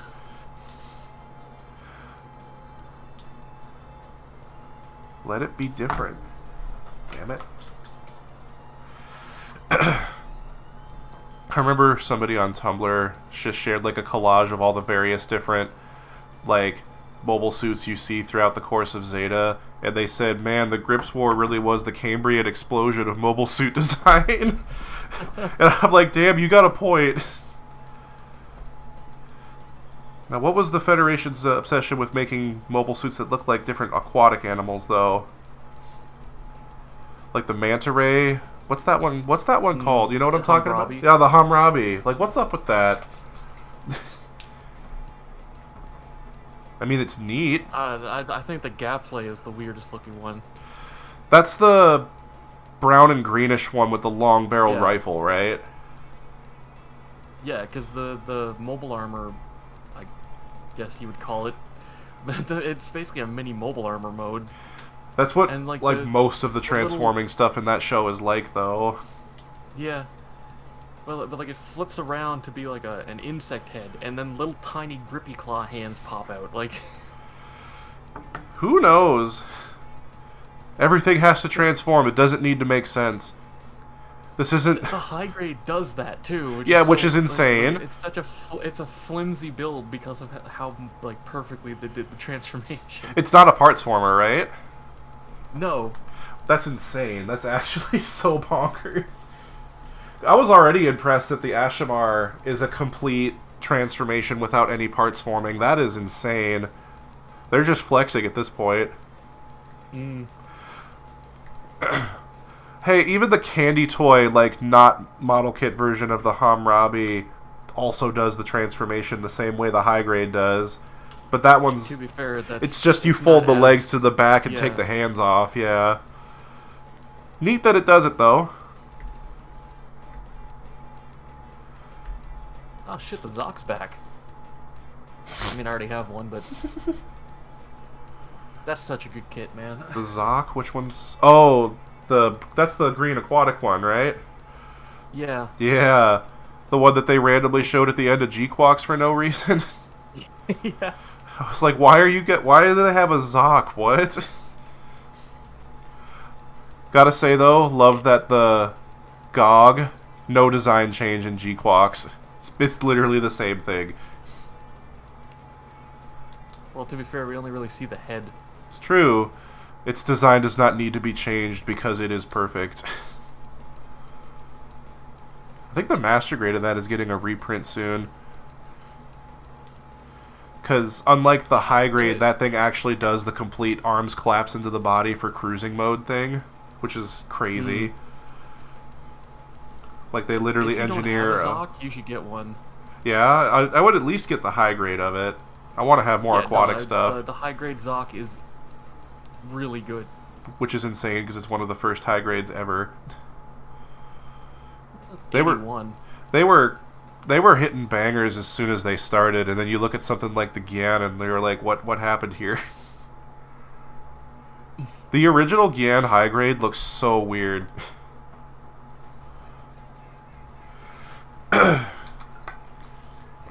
Cause like the only aquatic like kits I have are the Zoc, which I have 2 of them, because got them from I think he's going by Peanut Arbuncle in my server now, but he sold me 2 of them for super cheap.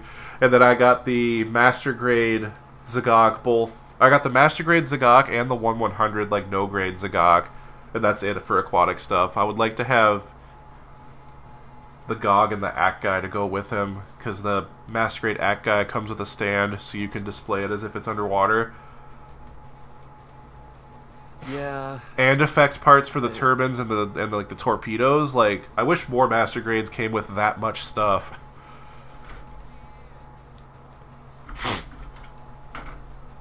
I guess I didn't think people were gonna buy an aquatic suit. I don't know. Like, that comes with obviously a sitting pilot figure for inside the Master Grade, because it's a Master Grade. It's got to have that. You get not a standing pilot figure for outside of it. You get a Xeon soldier in scuba gear with like flippers and a little clear piece to mount him on the stand, and you get 1/100 scale figures of the like 3 kids from the original show, so you can have them walking on its head. Like, they give you a lot with that kit. And the claw is spring-loaded, like... I think we mentioned this on a previous stream, but it's funny that the, I think it's the Damashi for the Act Guy has, it's like a little plastic cutout with the kids printed on it. Yep. You can just sit it on top of the head. Yep. No, the Master Grade, they're fully molded, just because they can, I guess, because it's a little bigger.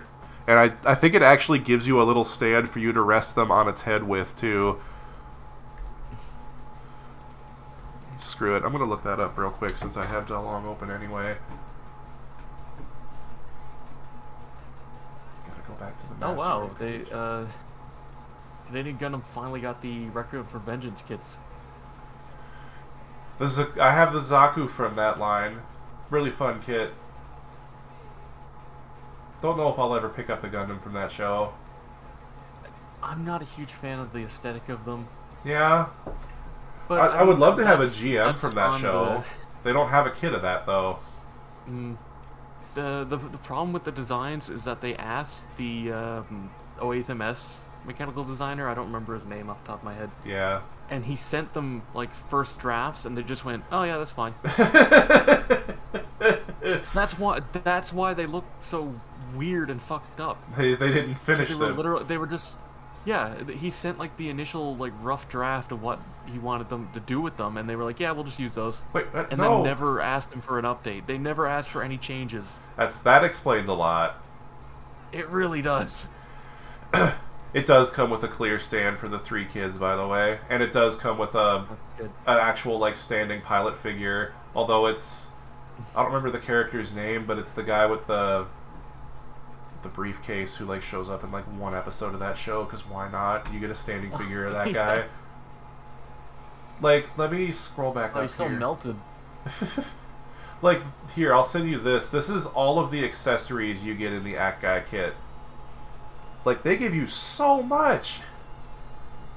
And the, like, arm that holds it up in, like, flight tucks into the stand like it does on the Zeta 2.0. And they include a specific place to put the diver. I on the know! stand. And so you could make it look like he's swimming, too. Mm. Also, I forgot, because I'm looking through these pictures on Dalong again, just how good the articulation on the Act Guy Master Grade is. Like, it's insanely good for how chunky that design is. The thing is, like, the high grade is the same thing. Like, the high grade Act Guy has, like, stupidly good articulation for no reason. I guess its design is just really conducive to being flexible, which you wouldn't expect at first glance. Like, it gets, like, full 180 knees. I don't know why they engineered that. Like, you could, like, on the Master Grade, this guy has several pictures of its head on backwards just because it can spin all the way around. Here we go. Here's a good picture. Like, Technically, you can do that with the high grade. The only I mean, problem yeah. is the problem with the high grade is that they have a polycap ball joint going into a polycap socket. Lovely. I don't know why they did that, but it means the head pops off really easy. That's unfortunate. I'm actually looking to pick up the Zeta Gundam Master Grade 1.0 here soon, because I saw somebody selling it for a good price, and I want to get it because I genuinely like that design of it. But I know that kit has a lot of instances of polycap on polycap, and I'm like, hopefully this isn't, like, miserable to build. But yeah, like, do you see what I put in No Mic there? That's just, like... Yeah. I think the high grade and the Master Grade have the same articulation. Although the Master Grade has a slight pop out in the arms to, like, allow for some of that. The way they did the arms is a bit different, but Because the high grade comes with the like swappable parts to do the full like arm extendo thing that yeah, it does. the full extendo punch. Yeah, the Master Grade can't do that. It does something similar to it where you like slide the arm in and out, and that's it. Yeah, the high grade also comes with the arm cap for the 08th MS Aqua, that guy. So you can make that one with one arm. Master Grade. You give us all this stuff for the underwater display, but no arm parts. Shame on you. It's funny because it looks like they specifically designed the arm to just be easy to attach that, because there's just little like tab slots carved in that it just sticks onto. I'm surprised they haven't made a Master Grade bear guy, since it wouldn't take that much for them to do that realistically. I mean, it's pretty much just the head, yeah.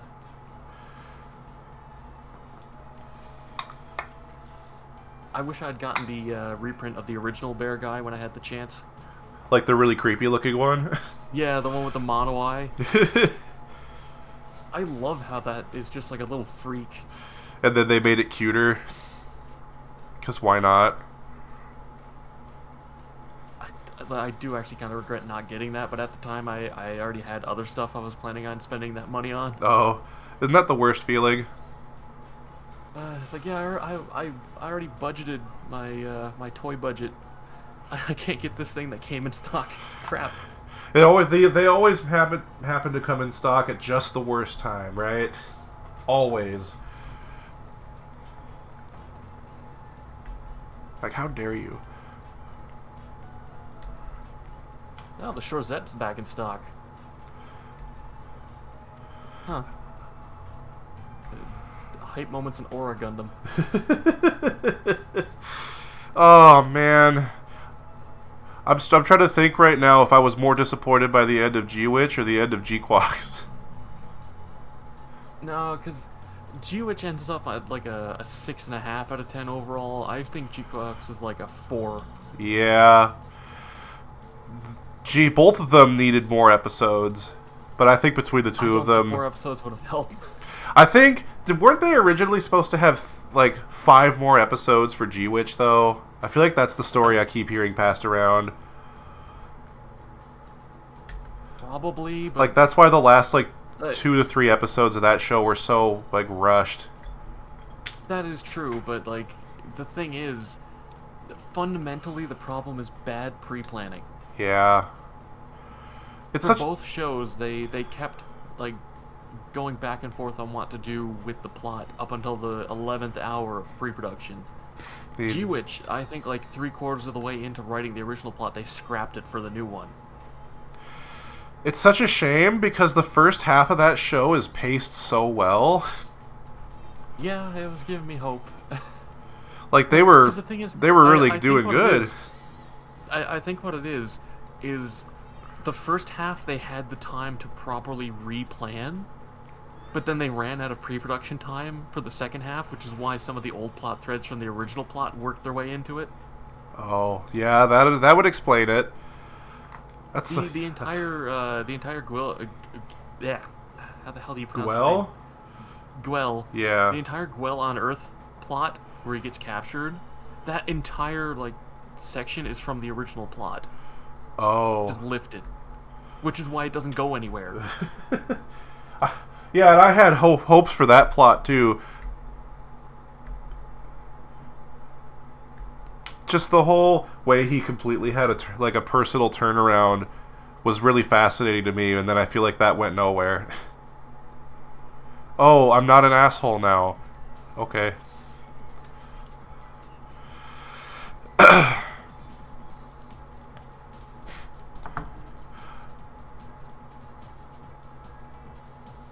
Also, the Demi Barding doing basically nothing is so upsetting. Yeah. That's why I never even bought it. I want to get it, just because I like the design so much. No, because I have 2 Demi-Trainers. I have both Demi-Trainers. Choo-Choo's and the regular? Yeah. Yeah, I have both of them too. Truthfully, I would love to have a complete Witch from Mercury collection someday. I do not have the space for that right now, though. I have the original Ariel. I didn't get the rebuild because I'm not a big fan of the design. Yeah. I got the Caliburn because it's literally the coolest suit in the entire show. I like Oh, it more dude. than the Swarzette. Dude, like, check my stream. Tell me about it. Even the SCCS kit of it is a banger. I love this kit. I need to paint it at some point. But it's also incredibly frustrating that the high grade, like, standard release is only in the, like, rainbow mode, and then the red version is P Bandai. Meanwhile, the cross silhouette kit has both. Like, come on. I saw somebody on Etsy selling, like, image file, I guess, that you can print to try and make your own decal for it. I'm planning on doing that for mine, because I don't think I'm ever going to get my hands on the red permit score version. I just left mine in the rainbow mode because I think it looks nicer, but... Yeah. I like the red on white more, personally. I guess... I mean, no, the red looks great, don't get me wrong. That's also how it showed up for the majority of the show, so it feels more fitting to have it displayed like that.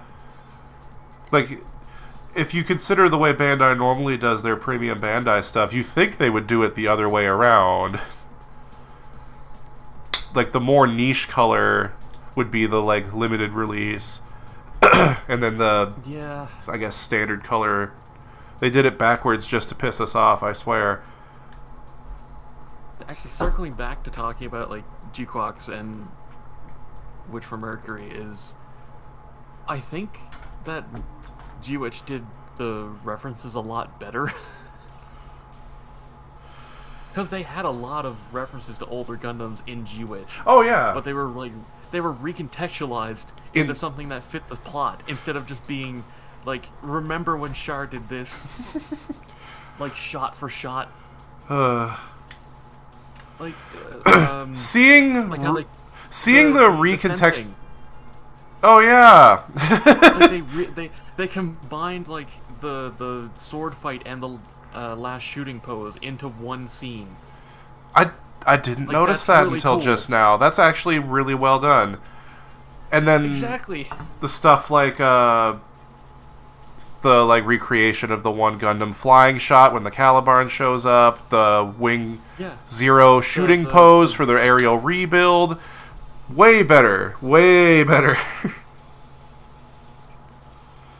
They're not just member berries.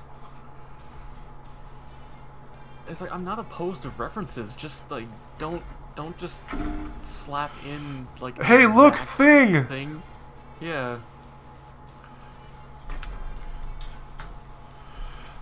My desk is a mess right now. It's like the G-Quax opening having the shot with the Red Gundam recreating the Mark II going through the smoke. That's fine. Yeah, that's cool.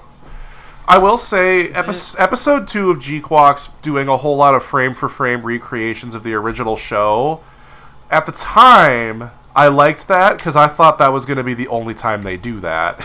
Yeah, yeah. And it makes sense in context, to a certain degree, because I subscribe to the idea that mobile suits have pre-programmed ways in which they move.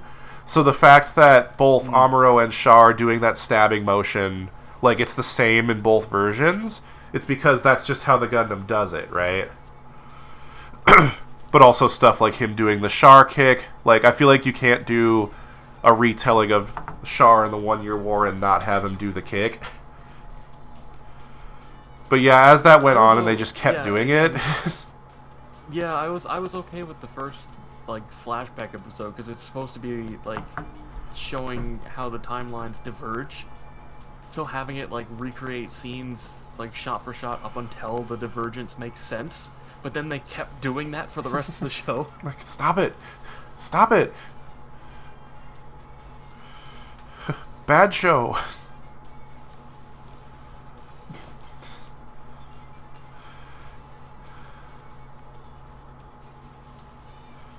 I still want to get a Red Gundam, like G-Quax Red Gundam high grade. I just haven't found it for sale anywhere. Because I decided to try and buy it too late, I guess. I do have a G-Fred and a G-Quax version of Char Zaku on pre-order. Should be getting those in a couple months here. It's funny, the G-Fred, the most blatant Ava reference in the entire show, was Yes. not Kara's fault. Really? That was the Sunrise executives, I think, or the Bandai executives. Like, it was executives telling them, no, we want that one to have Ava colors. Even Kara was like, that's too on the nose, guys. Like, it's a cool color scheme, so like, it's a shame that it's only, you see that and all you think of is Ava, though. Makes me wonder if they had considered putting more orange. That has a color scheme like that I don't think of. No, because Ava, like, really put that color scheme and, like, out there as a thing you could do on mechs, and now anybody who does that is like, oh, it's an Ava reference now. Makes me wonder, though, if when they were doing the G-Quax version of the Char, or Cosfall Custom, as like they've been calling it before this, for the Gundam, if they wanted to put more orange on there to make it look like Unit 2. Making the Gundam's eyes purple is an interesting choice, though. You know, to be fair, considering Anno originally wanted Char to pilot Unit 2 in Super Robot Wars, that would have been a funny full circle moment. Interesting choice to have all the Federation mobile suits have 4 eyes, though. Did you notice that? Yeah, I think it was mostly just like make them look more monstrous. I guess. It's a cool touch, though, because, like, the Gundam has it's it. Not bad. The prototype Gundam had it in that one shot where it's, like, visor gets shattered and then they, like, flash. And then I noticed that the gun cannon has it, too. And then the not GM Gelgoog just has the weird 3-eye thing going.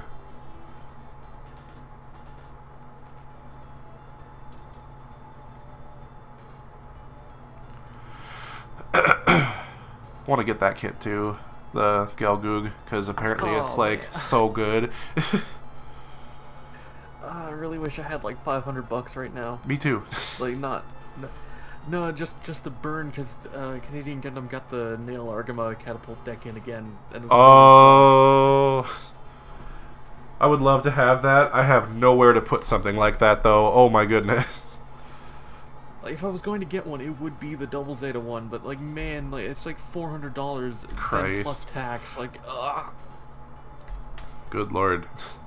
I mean, it makes sense. That thing's massive. Oh yeah, no, it's huge. It's like the size of a table. Because it's 1/144th scale, right? Yeah. Yeah. Like, I have the whole Double Zeta crew. I could put them on it. Pain. The only thing I'm missing is the Mega Rider, and that's because I haven't made one.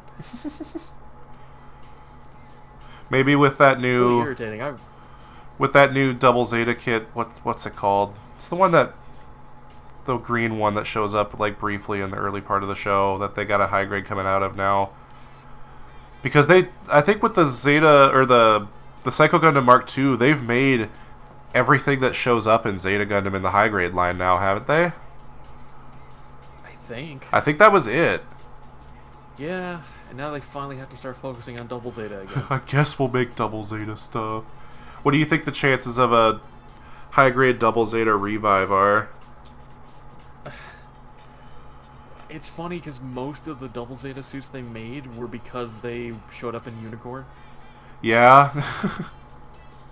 Because most of them had Double Zeta on the box, but anyone that had like a slight variance, they usually made the Double Zeta version P Bandai. Yeah, which is frustrating. Like any of the sleeve units. The Zaza, is that what it's called? The one with missiles all over it. Yeah. Yeah, because the Unicorn version is retailed. The Double Zeta version is P Bandai. Because I don't know. The only difference between the mold is the Double Zeta one has a little cap that goes over the sleeves.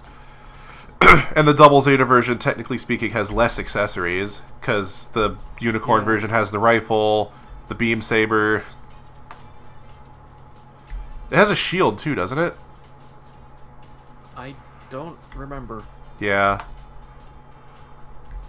I guess we'll see if more Double Zeta stuff is coming. Imagine, real grade Double Zeta Gundam. I might buy that, actually, because the Double Zeta's transformation is actually really solid, so... It's almost like it's not over-engineered to shit like the Zeta is. Granted, it does have the same flying mode that almost all the Gundams that came after it is, which is just, it lays down and tucks the head away, but... At least it splits in half to make it somewhat more interesting. Yeah. It does the Zabungle thing. It splits in half. I don't remember if I mentioned this the last time I did a stream, but I love how that, like, side R, like, new Zabungle animation actually showed it transforming from Walker Machine back into car mode, because you never see it do that in the show. It's implied that it does, but they only have the animation of it turning into the Walker Machine.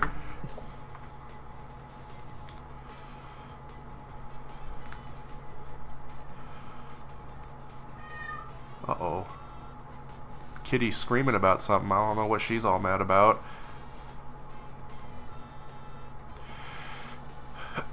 It's kind of funny.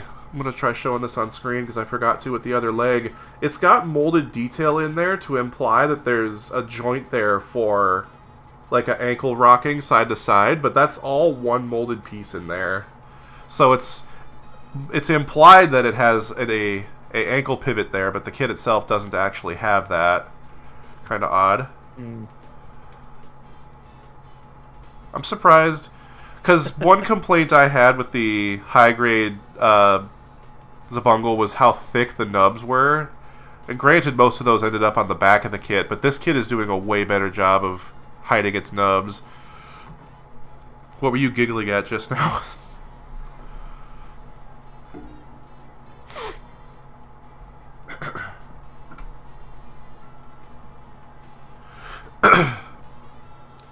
Oh, I'm about to get rid of a couple runners here, I think. Because once I build these hip joints, I'm almost done, I think. Yeah, I gotta build the legs, and then the hip joint, and then the rifle. Oh, because since you weren't here when I started the stream, I'll bring this up again real quick. The rifle that this kit comes with is on its own 2 separate runners, which I'm holding up on stream now. It's the thing where it's technically 1 runner, but they split it into 2 so it can be in different colors. But I'm guessing because it's not part of any of the actual runners of the kit itself, that there's a good chance we're getting a high-grade Walker Gallia at some point here. They've future-proofed like that before and haven't done anything with it. Let me have hope, damn it. Clearly the high-grade Zabungle stuff is doing well enough for them to, want to do this, you know? Because, this and the, 4-pack of vintage Zabungle kits, because they did a second batch of those to go alongside the Brockary here. So somebody is buying this, and it's making them, want to make more of it.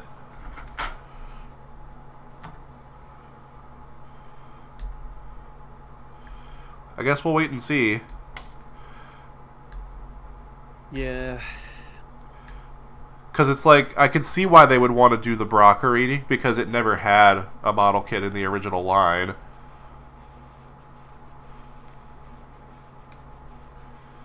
I wonder how many years it'll be before they make a Queen Mansa from Double Zeta. Because, I mean, they only just made the Psycho Mark II, and that included the head from Double Zeta, but... Mm-hmm.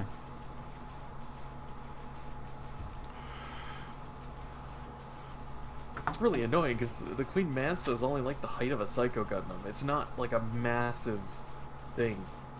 They could easily make one. And they know people will buy the shit out of massive, Gundam kits just for the size alone, even if they don't have any, I imagine a lot of people would just buy it to put it next to their Kshatriya. Because that's the one that's, vaguely... that's the one from Double Zeta that became the Kshatriya. That's what you're referring to, right? Yeah. Yeah. Mansa has the 2 funnel binders on the shoulders, and then the Kshatriya has 4. God, I almost bought a high-grade Kshatriya last year over the holidays, but I think I ended up swapping it for the Master Grade Dom instead. I would love to have a high-grade Kshatriya, though. That design is so cool. Gotta love the great big bell pepper.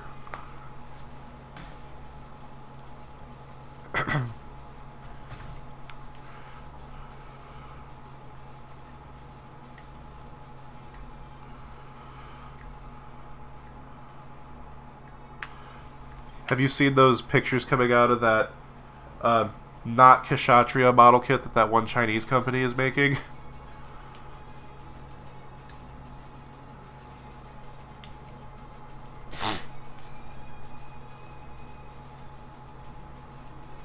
I think. Speedball Haro was putting stuff about it in my general chat in my server.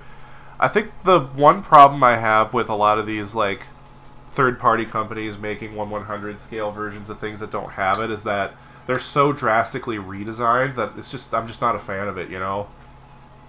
Yeah, ArtStation slop, as people call it. They're over-designed.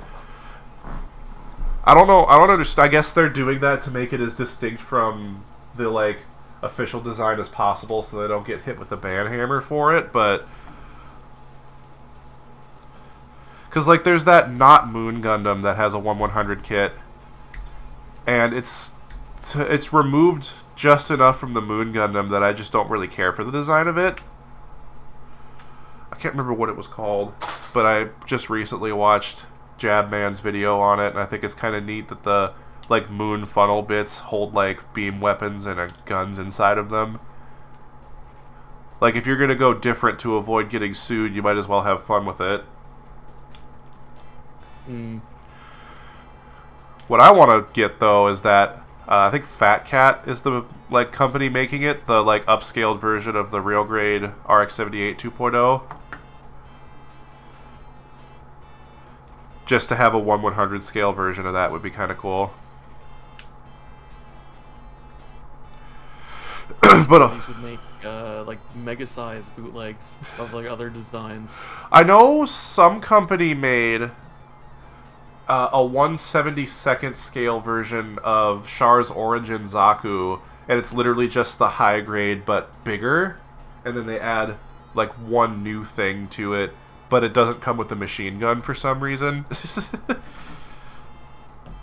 You get the bazooka and you get the anti-ship rifle, and that's it.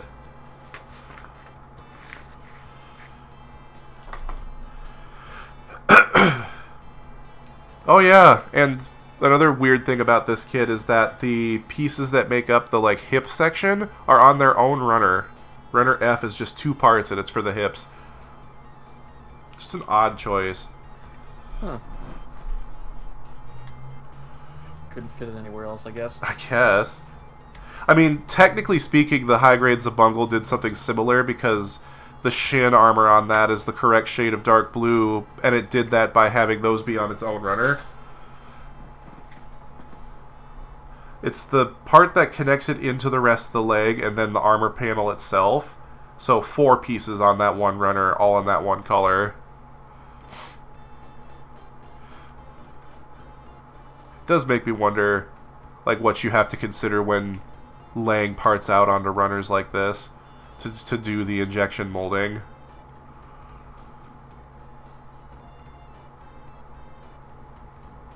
Okay, so there was a figure of the Queen Mansa made. Of course, it was P Bandai. Yeah. Just, dear God, this thing's. I just want a high grade, man. Hey, if they're gonna start doing double Zeta stuff, there's now actually a chance that it could happen. You know? I just posted a picture. I want Oh to see yeah. so badly. God damn, that thing is huge. Is that actually how it scales to the Psycho Gundam? Yes. Okay, I had no idea how big that thing is. Dude, it could pick up the double Zeta like a toy. Yeah. That's gonna be fun when I get to that part of the show. I love this design so much. I really, really want a mouse kit of it. Okay, you've convinced me. Evil I want Xeon double Zeta. Yeah. I want one now too. Why would you do this to me? Damn you. That's actually wicked cool though.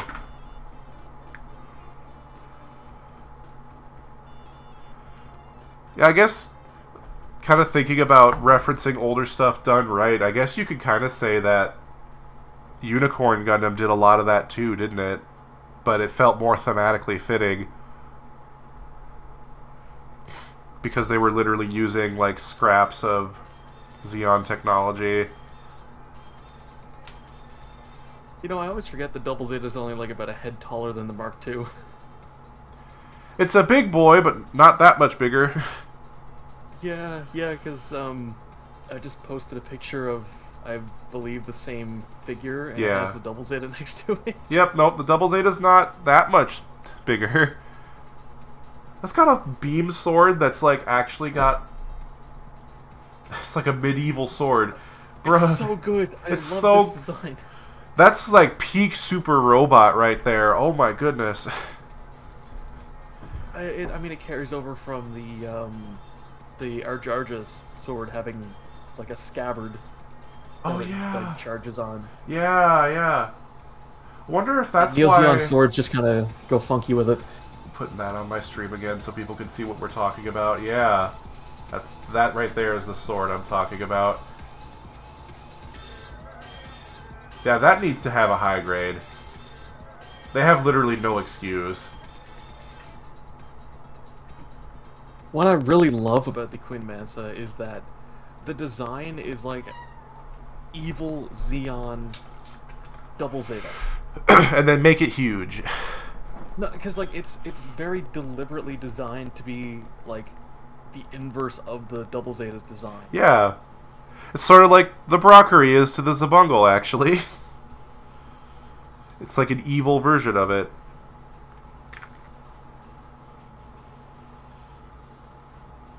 Why does it looks like it has a bird on its back. What is up with Grips and Neo Xeon Wars Xeon stuff having the weird pointy back skirts? Because, like, the Quibbly has that. You know? It's just a really weird design choice. It's got like a frog on the chest. Yeah, for real, though. Are those red things supposed to be mega particle cannons? I believe so. Because that's what they are on the Psycho Gundams, so that would make sense. It's been a couple years since I watched Double Zeta. I don't actually remember off the top of my head. but Just by looking at them, I'm assuming that's what they are.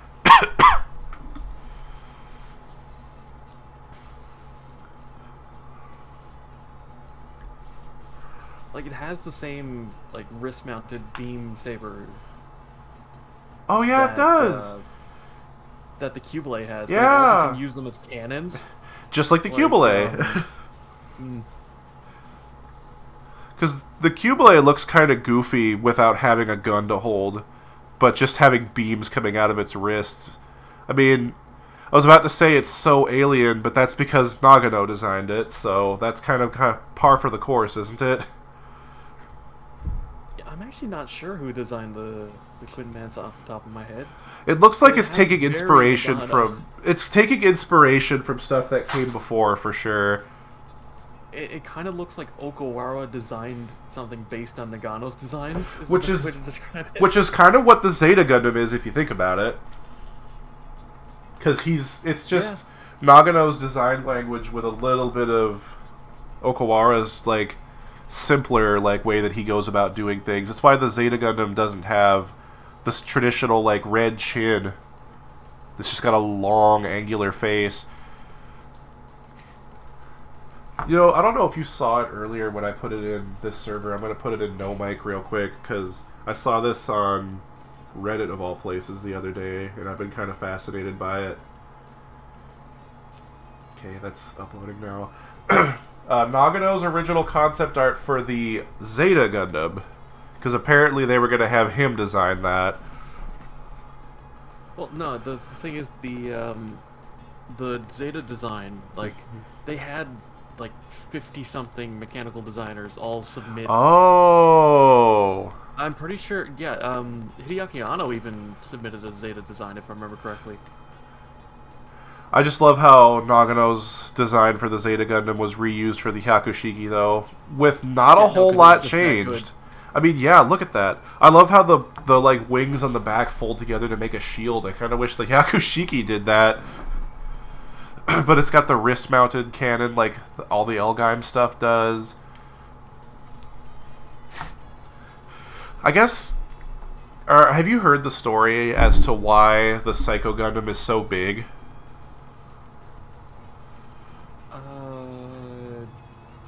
Maybe. What have you heard? Okay, well, Hobby Clubhouse has a review for the high grade on YouTube, and he does a side tangent in that video to explain why the design is the way it is. So the guy who designed it, I'm blanking on his name right now, and that's like kind of the whole point of the story. But he was like a big mecha designer in the early days of mecha as like for kids stuff. Like all of his mecha designs were very blocky, very simple colors, not a whole lot of detail. They were very simple, right? He had this rough design that would largely be unchanged for the Psycho Gundam. But Tamino didn't want to use it. He just didn't like it, I guess. But Bandai told him, you have to include this design in the show because we have to make like toys for this because this guy's name is so like famous and everything he designs sells like crazy. So, as a middle finger to Bandai, he made the mobile suit a giant so that it would be very difficult for them to keep up with the scale of everything that they had at the time. Also, as like a metaphor for how oppressive and controlling Bandai is over his work. Tomino's so based. I know, right? That man is so funny, bro, I swear.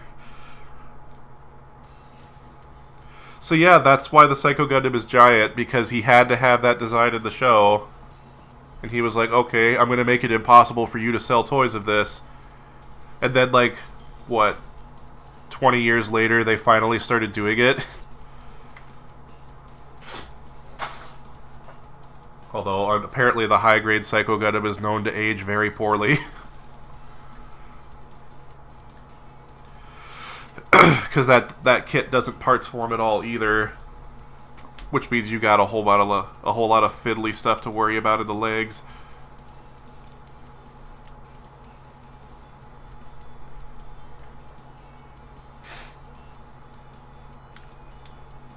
We were talking about Nagano's designs, and it reminded me of the like original art he did for the Gaim. Yeah. When it was called the Alon.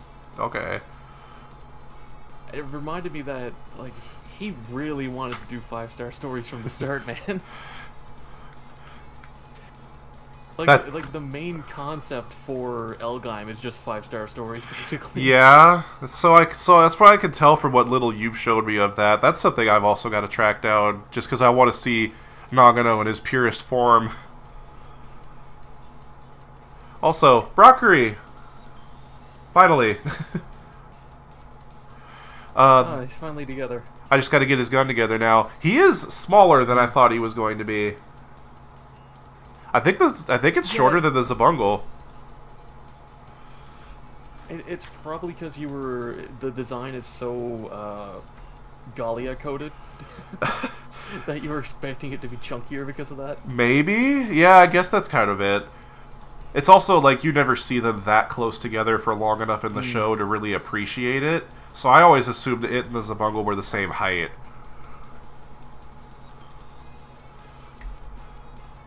It is funny to me how blatantly this design is just like a more Zabungle Gallia. Yeah. Like it has like the gun in the same place, it has the turbine on the back, it has the same shoulders. It's the evil version of the Zabungle, with what worked from the Gallia, because they were going to use that to defeat the Zabungle.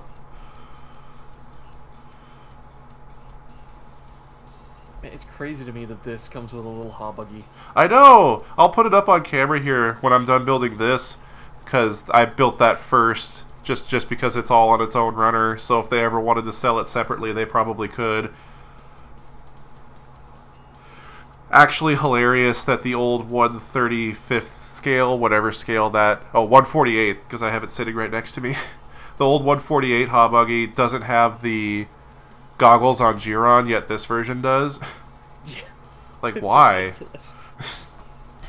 I want to know why. Because it's not like they couldn't have molded it. Everything else was accounted for on both him and Rag in that kit.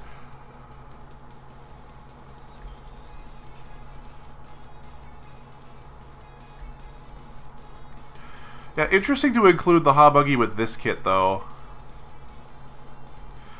I was speculating before you joined that maybe the reason is because the old 1/100 government type came with a 1/100 Hobuggy. So maybe because these are both Timp like walker machines, that's why they did that. Yeah, I can see that. Yeah, and then I made the joke that if they make a high grade Walker Gallia, it comes with a 1/144 scale leg type, which would just be a single molded piece.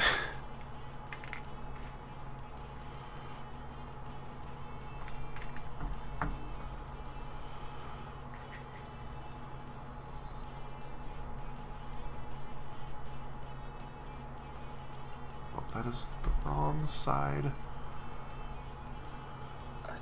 Anyway, what I wanted to talk about with Gaim is Oh, yeah?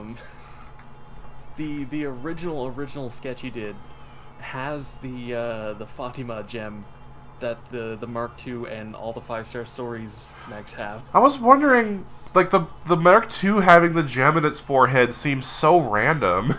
And it's got that, like, emblem in it. I thought that was going to play something into the story of that show. No, it's... That's a 5-star stories thing? Yeah. Okay, that makes a lot more sense. Yeah, 5-Star Stories has how do I describe this that doesn't make it sound weird? It's Nagano. It's gonna be a little strange. Do you remember the mech show that came out like a couple years ago that had like women in the backpacks as power sources? Darling in the Franxx. I don't like where this is going. No, no. Not that It one? Was it Syndividuality or whatever? I'm not familiar. Yeah, no. Effectively, you need these special, like, I can't remember like the exact specifics, but it's like kind of like cyber new type women. Yeah, that like sit in the gem on the head. okay. And control them. You need. They're like a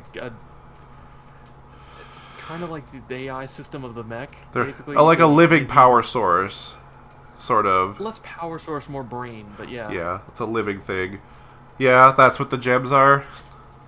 Yeah, they sit in those. It's like a cockpit for the woman. Interesting.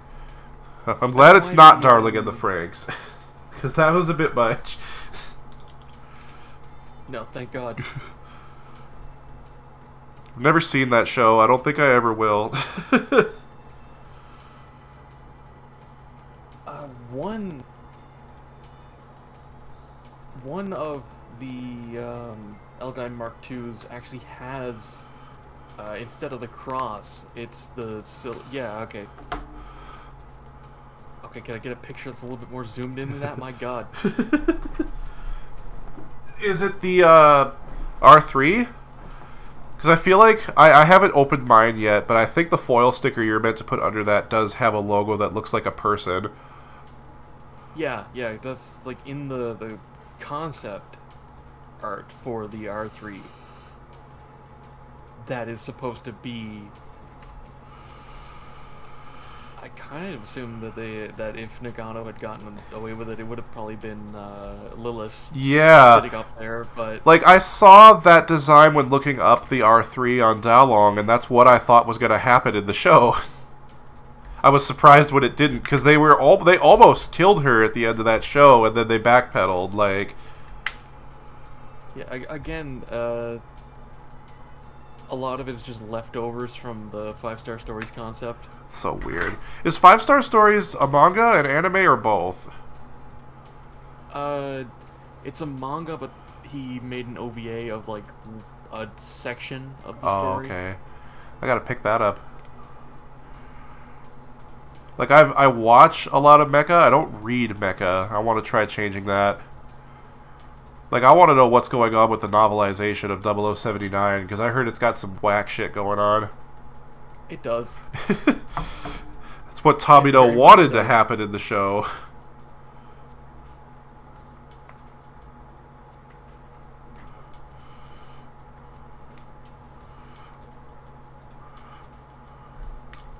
One thing I gotta poo-poo about the rifle in this kit is that it does not have a way to display the bipod open.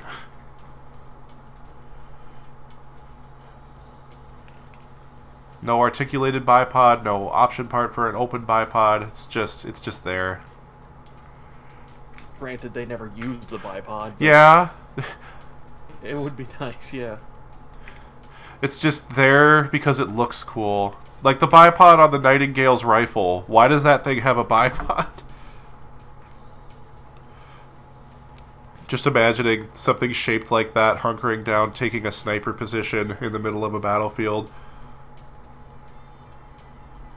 Ah, the High Metal R has the silhouette for the Gaim Mark II. Okay. So maybe that's just a thing that it comes with now. Oh, it doesn't have a openable bipod, but it does have a removable ammo clip. Or magazine. Huh. Kind of reminds me of how the Dragon R1 had the removable magazine. Like, it actually like fully functions like in the show. Yet they couldn't do that for the rifle and the Gallia.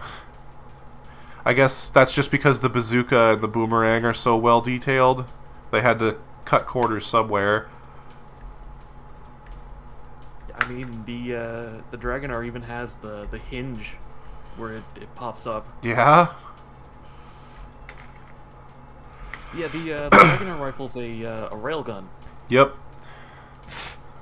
I actually have it Just sitting in spits front of out, me. like chunks. It's great. I gotta watch that show, bro.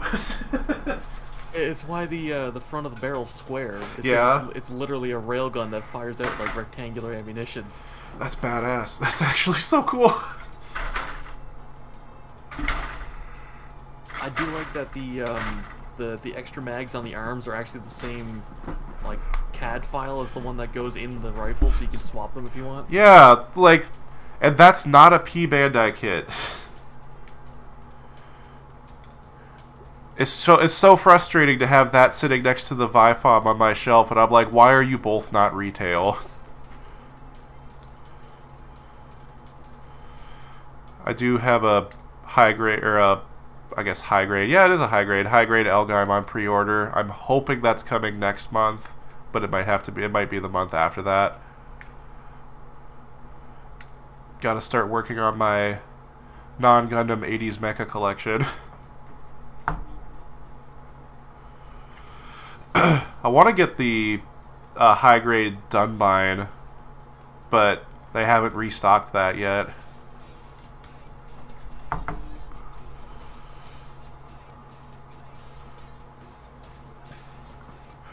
Because I'd love to have the high-grade Dunbine standing next to the Hasegawa Zabungle, because they're in the same scale. Fun fact. Because they're both 1/72nd scale.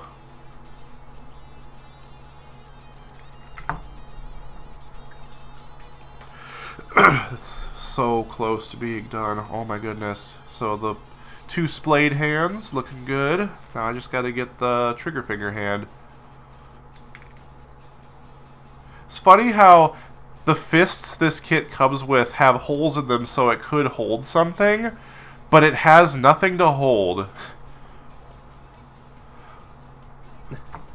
Like, I wouldn't be surprised if it's literally just the same mold that they use for the Zabungle, since it basically has the same hands. So, and because the high-grade Zabungle has the full armor, like, stuff. It's just weird.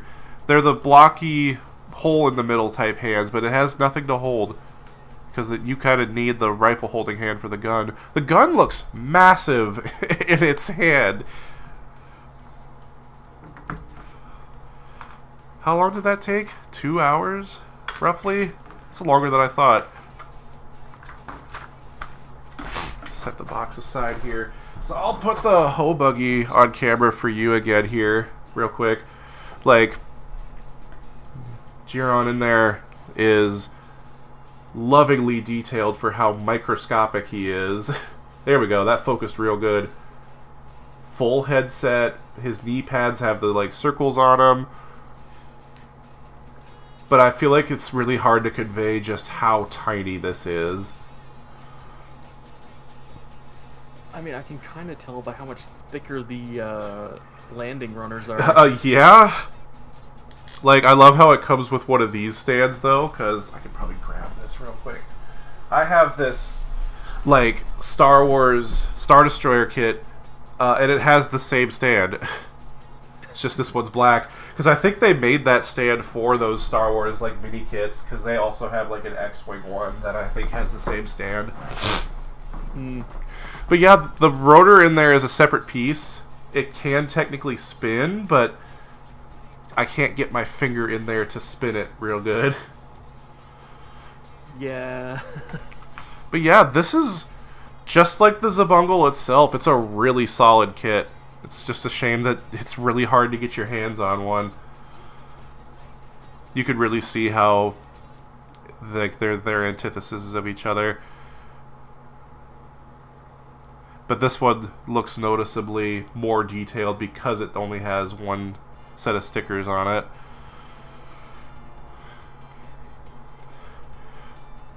Yeah, it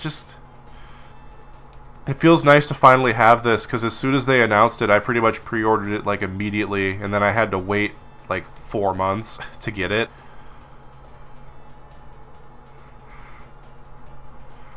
The knee armor on this is on a ball joint, but I don't understand like what benefit that has.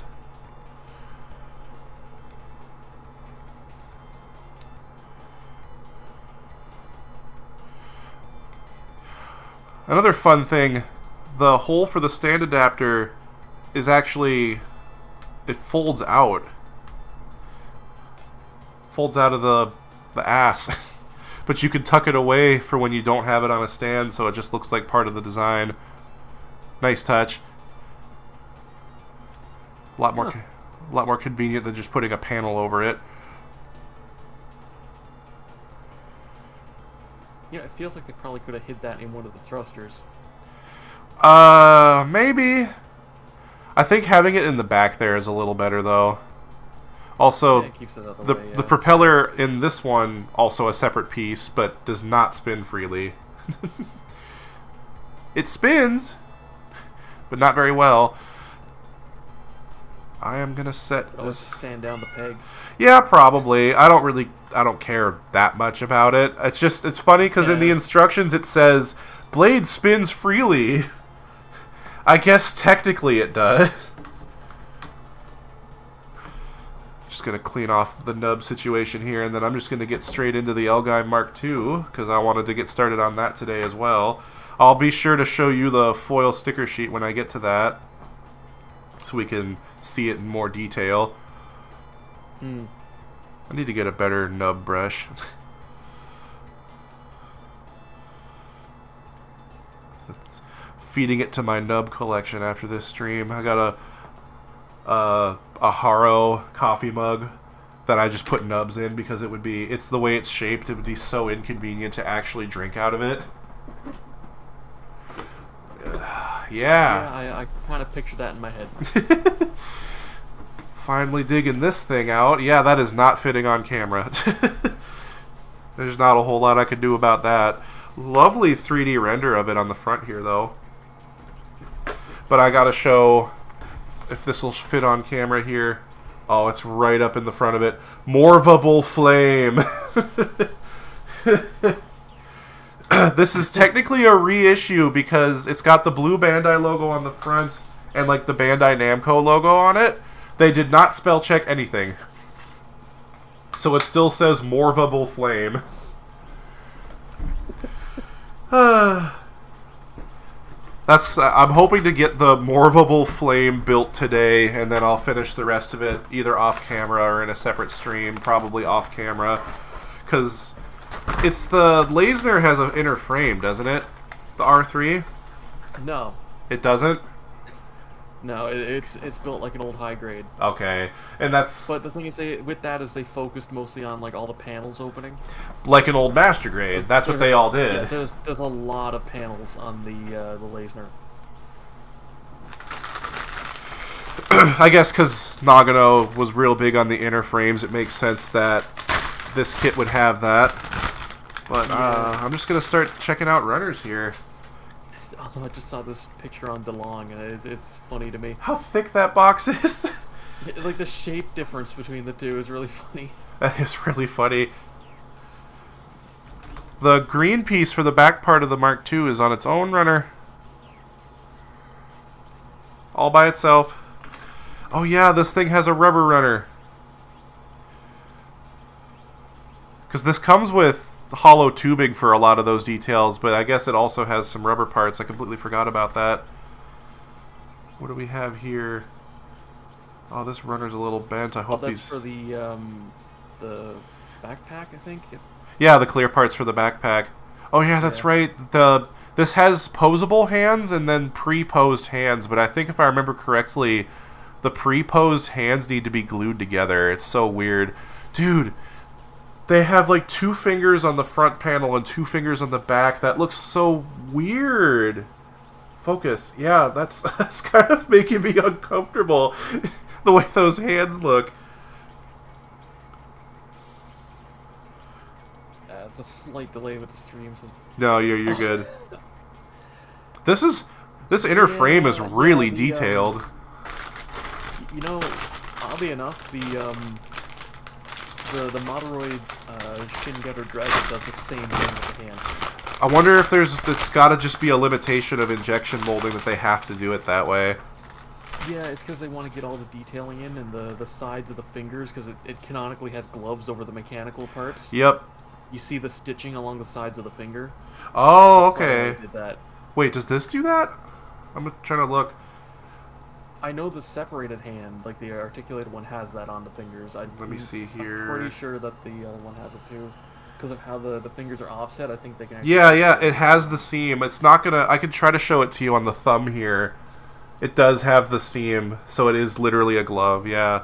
It looks like a glove. Yeah, no, I know it's a glove, because there's a shot in Gaim where Daba punches, and it tears the glove, and you can see the joints inside. Speaking of Daba... It's like 2 frames, but it's like the coolest shit ever. Can I get this on camera? Yeah, I can get that. Oh, shit. He is insanely detailed for how small he is.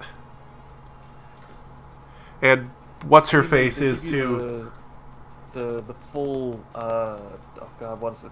A spiral flow? They yeah. give the Mark II of that. Yep. There's a little ad. There's a little in here too somewhere. Is that what her name was? Yeah. Okay, I couldn't remember her name. Yeah, they're both right here. If I can get that camera to focus.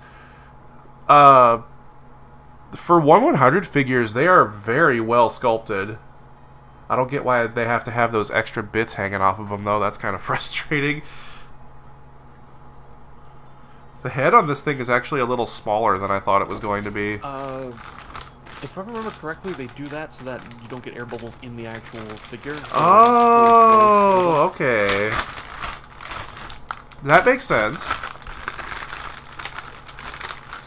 Because I remember with the R3 Laser, it had the same thing, and those were, 1/48 scale figures, and they still had that, so... The beam saber effect parts this thing comes with are so long, dude. These aren't like a generic pair, they're like specific to this kit, so... Yeah, they're enormous. Wait, I'm gonna measure this real quick. This is 17 centimeters long. Just a little under 7 inches. And the pegs to stick them into the beam sabers are so like deep too. Mm. And then this is a whole bunch of parts for the Buster launcher.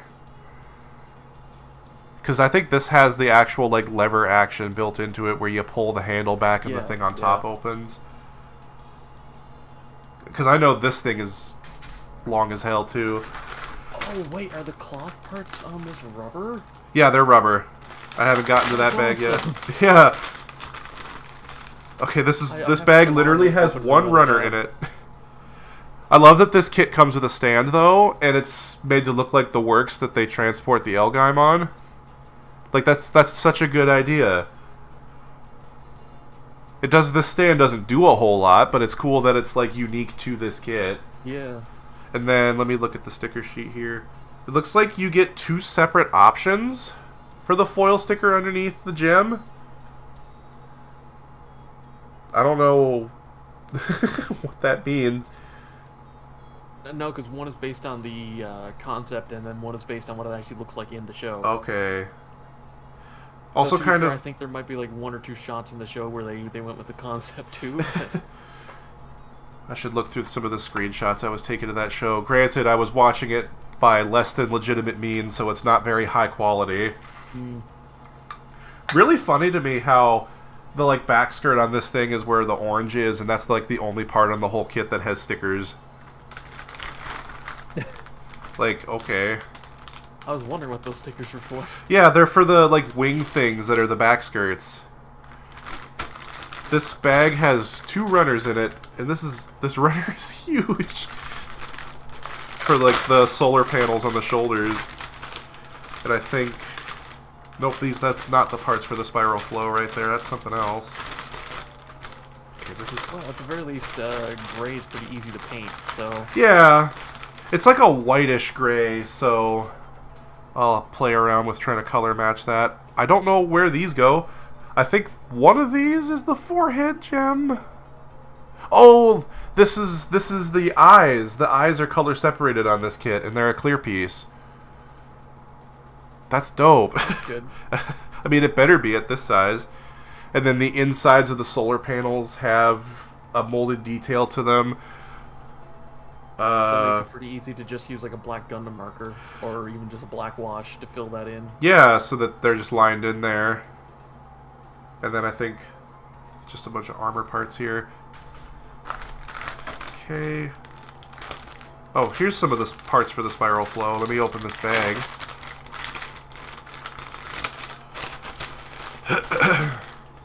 So, brown polycaps, which I guess makes sense. I think, don't all modern Gaim kits have brown polycaps? Yeah, the high grade has, the high grade for the Mark 1 has, like, a weird, not quite gold. It's a weird color, but I think it's just because of how what the plastic's made out of. Yeah, and then the solar panels are this weird, like, dark blue color, and then parts for the spiral flow, both with and without. It's kind of cool that they give you one with and one without Daba sitting in it, although the molding on him for the seated version is very non-existent. To be fair, he would be wearing like the helmet and Yeah. such on it, so it's not too bad, but I do find it funny they just molded like the whole section in clear. Yeah, like, why? I mean, you're gonna have to paint it anyway, but... No, so that the canopy over him is Oh! Okay, alright. I see what you're doing there. That makes a lot more sense, actually. The rest of it white over clear. There are worse ways to do it, I guess. Here's that rubber you were talking about. The neck and the torso. Which, I think the original 1/100 Gaim kits did that too. Those parts were rubber. There's the, like, landing struts for the spiral flow and those weird wings I was telling you about here.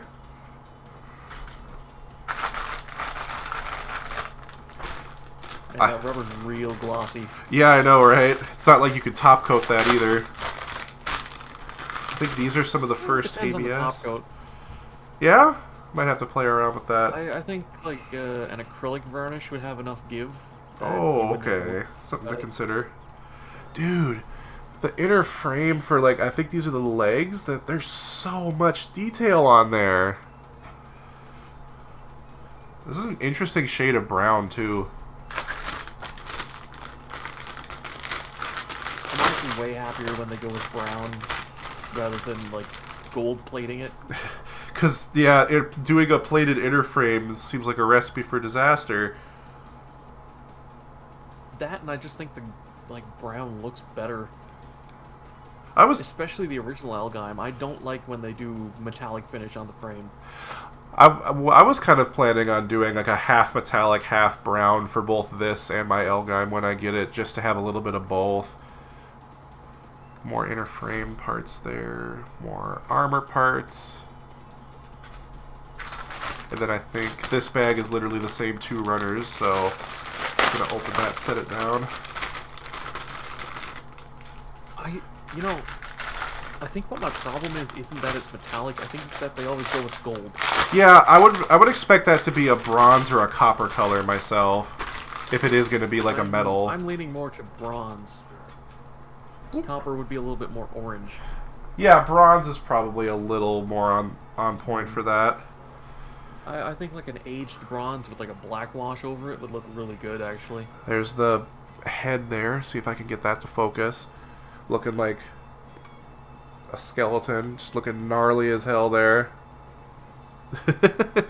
And then parts for the backpack, the bipod for the launcher, and then kind of reminding me of the Master Grade Zeta Gundam here, just this massive runner with a whole bunch of big pieces for the backpack, and then all of these landmines and beam sabers and stuff that go on the insides of the solar panels. Those are all...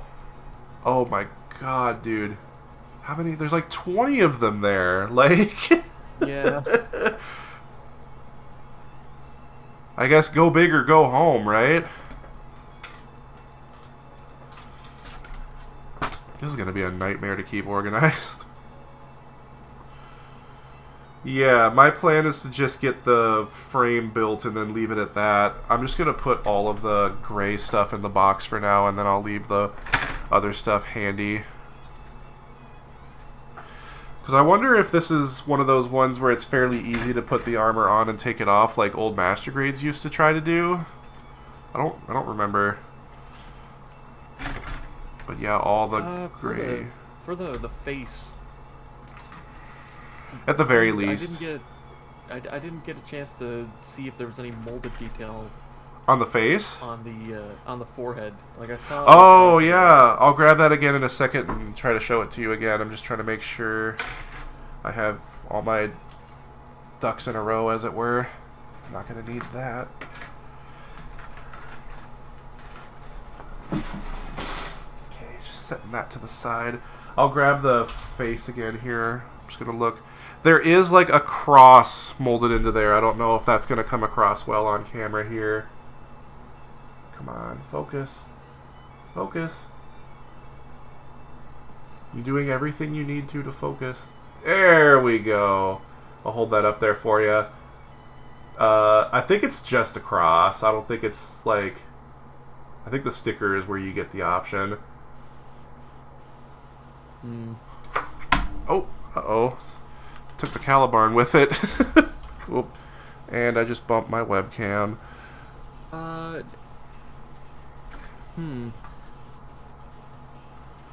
There's definitely more detail in there than the sticker has. Yeah.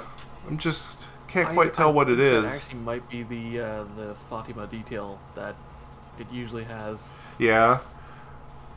Because I'd say the detail looks more like the sticker on the right here than it does the one on the left. Come on. It's the chrome finish on that sticker makes it impossible for it to focus.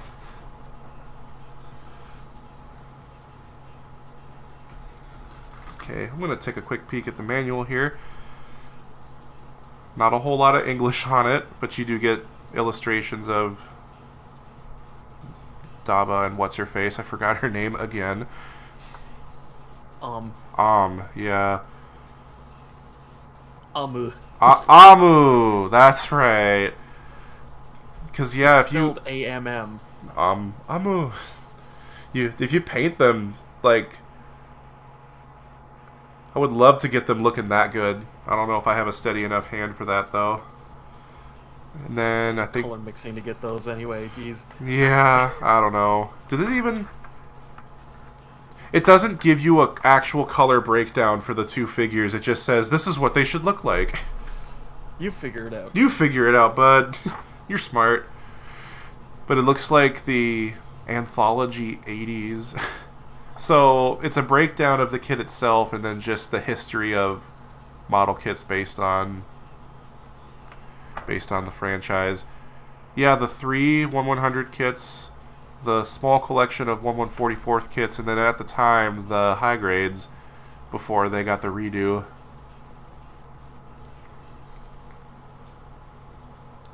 Alright, let's get the morphable flame going here.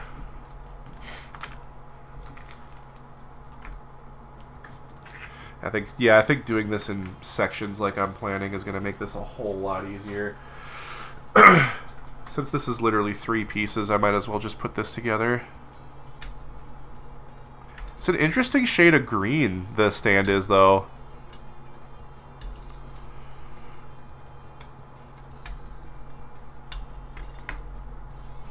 Oh, man, I can't...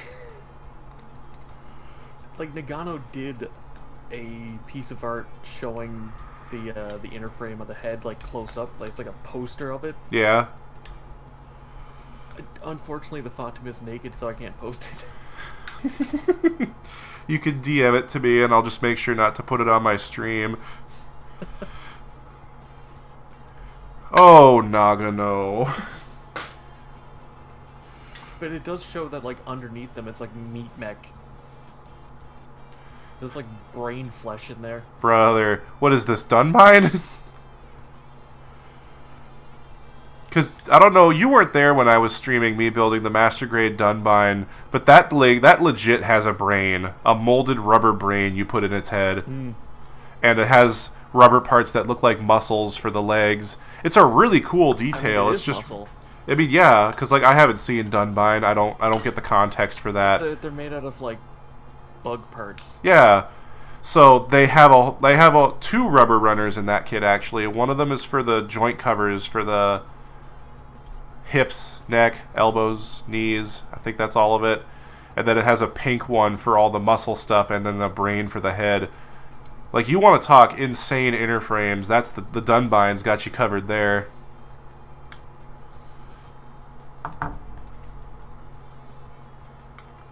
Wait, did I not add you as a friend on Discord? It's I always okay. forget that it's like even an option, to be honest. But it's okay. You don't have to.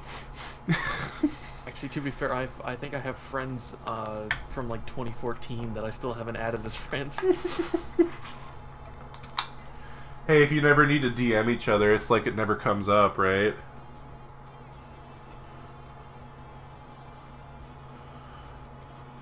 Alright, let me check that real quick.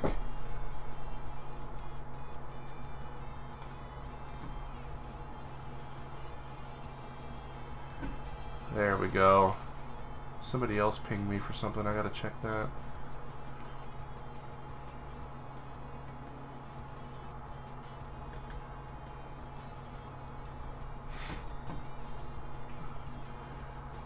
Alright, let me see this picture. Damn! Oh, It's really good art. That's unsettling. It's got, like, human eyes, bro. Yeah, not showing that on stream because naked woman, but that is gnarly. Is he the sole artist for the 5-Star Stories manga? Yes. I gotta get my hands on that. Oh my god, Not only is he dude. the sole artist, he's the writer. Oh, even better. It's literally just him working on it. Yeah, I guess that makes sense. Alright, He also basically like hard rebooted into Gothic Maid too, which is basically 5-Star Stories again. I loved it so much, I did it twice. Technically 3 times with Gaim. Yeah. They get progressively more and more cursed. The Gothic Maid mechs go a little bit silly with the arms. I'm not a huge fan of how that looks, but I'll have to check it out. What? I need this one. Which one is this? H-I-I-J-J-K.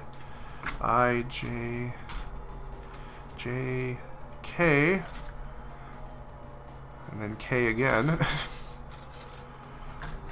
And then these are both L.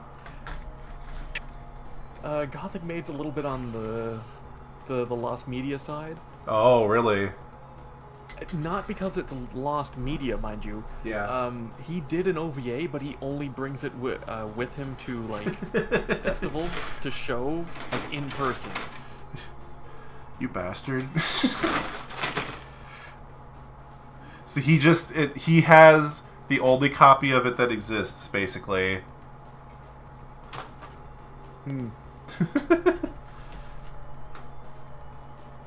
I think he knows the impact he's had on the anime and manga scene, and he's taking advantage of it. Where did B go? Where's B? Brother. One of the first parts I need is from Runner B, and I can't find Runner B right now. That's O. Is this B? Oh, this is B. You see, they don't have the cutouts for the letters on the runners. It's just embossed on there, so it's not as easy to pick them apart. This is reminding me of that shade of orange that Lego used to have that I don't think they make anymore. Like the one that they made all those chainsaws for that old ice theme. You know what I'm talking about?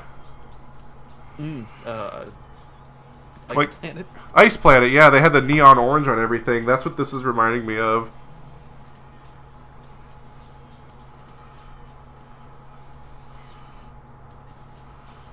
Is this I? Yes, this is I. 14. I watched Zaku Aurelius's video on this kit forever ago, and he said that this kit feels like a Kotobukiya kit to build, so I guess I'm about to find out what that means.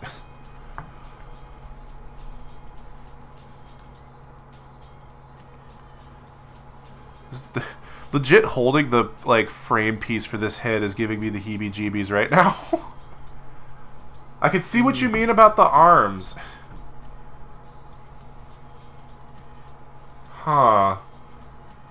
It's like, yeah, every time he redoes it, they get more and more cursed. every time he does it, they get thinner and more like weirdly gangly. Yeah. What is up with that?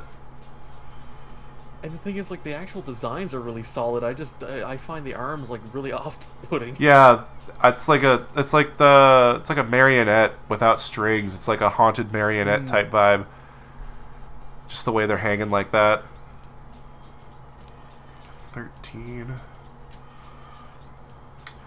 Yeah, why did he draw the Mark II with a full-on brain in its head, though? I got lots of questions.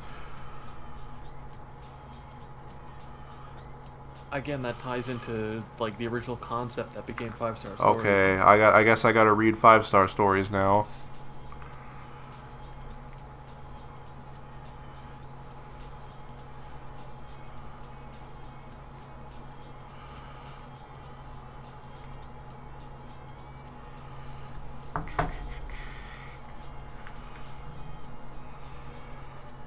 First polycap in the whole kit is going for the neck. And it fell out.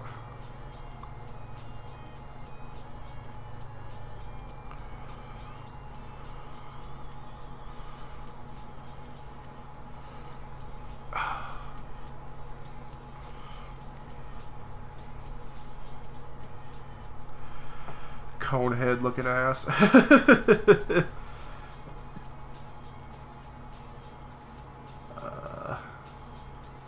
Where's J? I need J.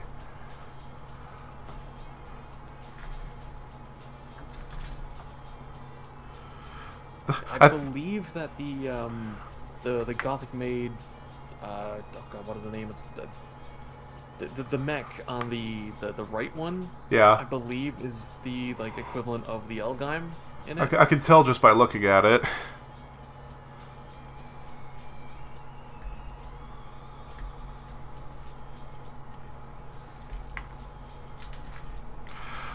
The rubber part for the neck covers up this. It looks like a spine.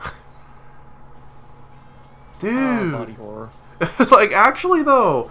And I know that, I think it's this part right here. That is what the torso, like that rubber part, all of the volume of the torso is a facade. It's just that, like, spine. It's wicked cool, but also kind of gross.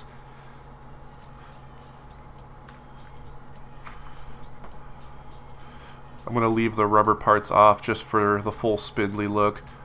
And it's telling me to start putting cables in for the head here. I think I'm just going to hold off on doing that because I would rather do that off camera because I've never worked with anything like that before. Wait, how does this go?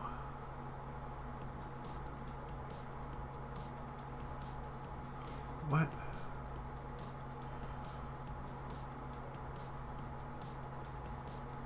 Wait. That's not making a whole lot of sense.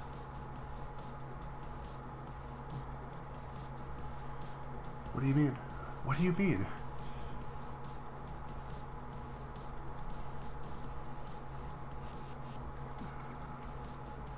Like this? Okay. Oh, okay, that makes more sense now.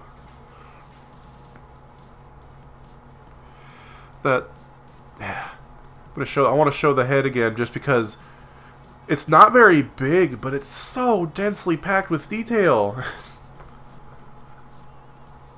Yeah, it's kind of the thing with the heavy metals is just the whole thing is just loaded down on the frame. Yeah. Personally, I prefer it that way. I like having like the inner detailing more, and then the armor's smooth. Mm-hmm. That's what I like so much about a lot of the 2.0 master grades, actually. Like the early 2.0, or like mid 2.0 master grades, I guess. So like the Zaku, the RX-78 2.0s, their inner frames are lovingly detailed, and then the outside is kind of plain. Or hell, the Act guy I was talking about earlier, that thing has a stupid detailed inner frame. It's literally in layers. Like, you do an inner frame and then an outer inner frame. Like, insanity. I'll put the red cables on. Why not?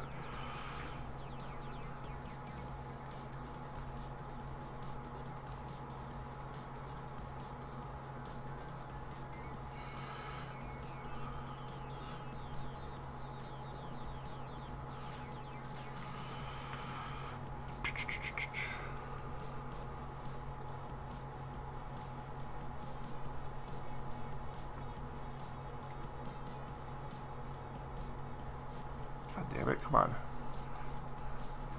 I hate taking nubs off of rubber parts, though. It never goes the way I want it to. Yeah, you really just gotta take them off flush with like a hobby knife. Yeah, I'd be too afraid of cutting myself, though. Dude. Well, the thing is, the rubber's so soft that I guess, putting yeah. into it. I want to show this step in the instructions here. There we go. There's the way you have to wrap these cables around the side of its head. All in the name of detail. So, you tuck it under. Oh, this goes.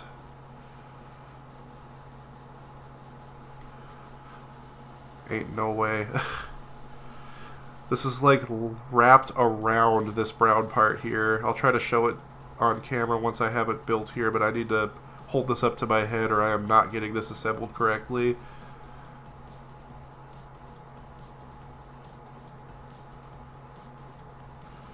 Okay, interesting. Get in there.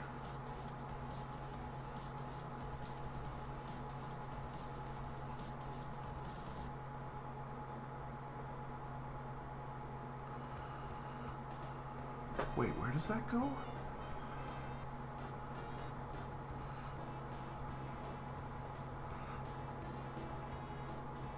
I guess it goes there.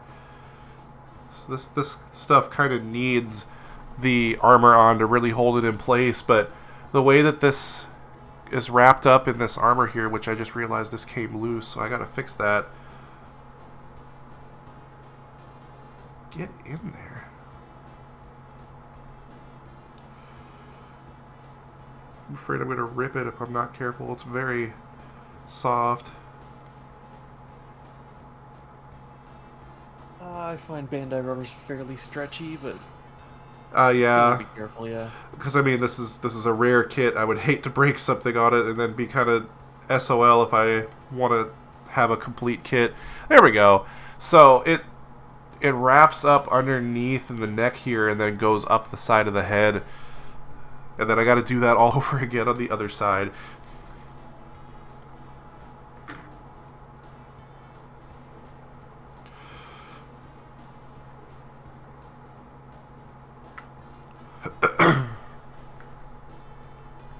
Also, no multicolored runner in this kit. I just noticed that. All of the runners are one color. Trying to remember if any of the R3s have that. I think the Gallia, I don't think it did either. I don't think Laser did either. Yeah. Huh. It's funny thinking about that. The Zeta Gundam Verka also doesn't have a multicolored A runner. Every runner in the Zeta Verka is one color.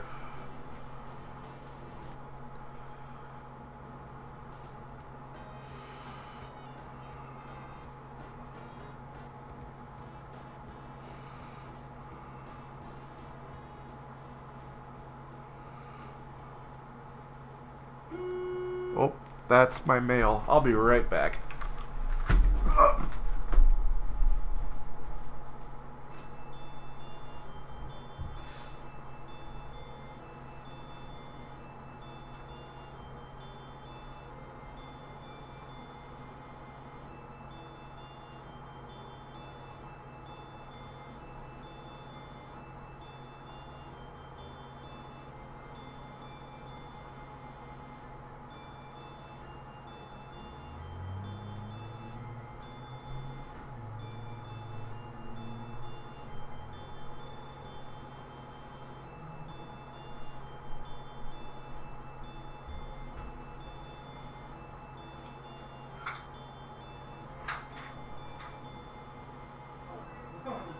No problem.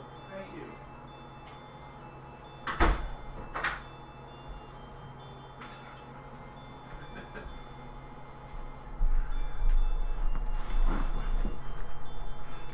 I heard an engine rev, so I thought they left like the package downstairs in my apartment, and then I opened the door and the mailman's right there. You got there too fast. Yeah, these are not holding in there very good without the armor on top of them, but it looks rad as hell. Oh, and there is... Okay, oh, there is actually a bit of inner frame that'll hold those on there. That makes a lot more sense.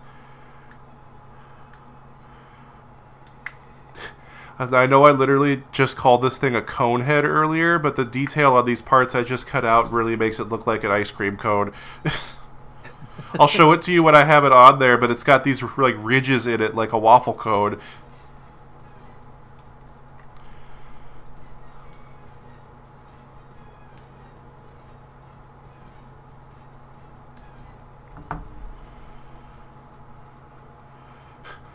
I reposted this on Blue Sky the other day, but was just thinking about it.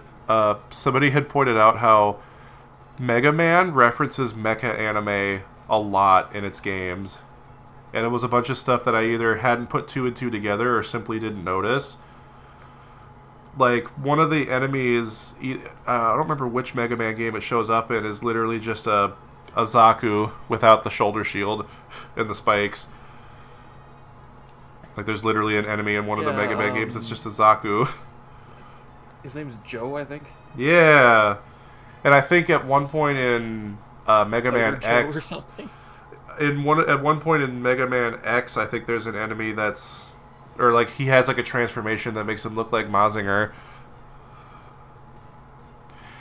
This is what I was... Speaking of X, you could also say Zero is clearly based on Char. Oh, 100%. And Proto Man is based off of Char, and Zero is based off of Proto Man.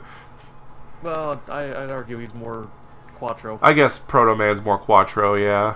This is that thing I was telling you about, though. Like, it looks like an ice cream cone up there. But that's holding in the tubing a lot better. I can't get over how gnarly this face looks without the face panel on it. Dude. This is wicked cool. Yeah, okay. So I'm just going to move on to the torso now since I'm saving the armor for later. Which one is L again? Runner L for L Gaim. I L J K.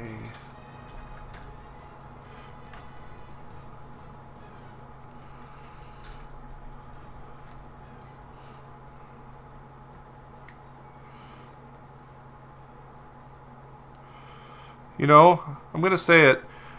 I love the L-Gaim Mark II's design. I think I like the L-Gaim itself more. I don't know what it is.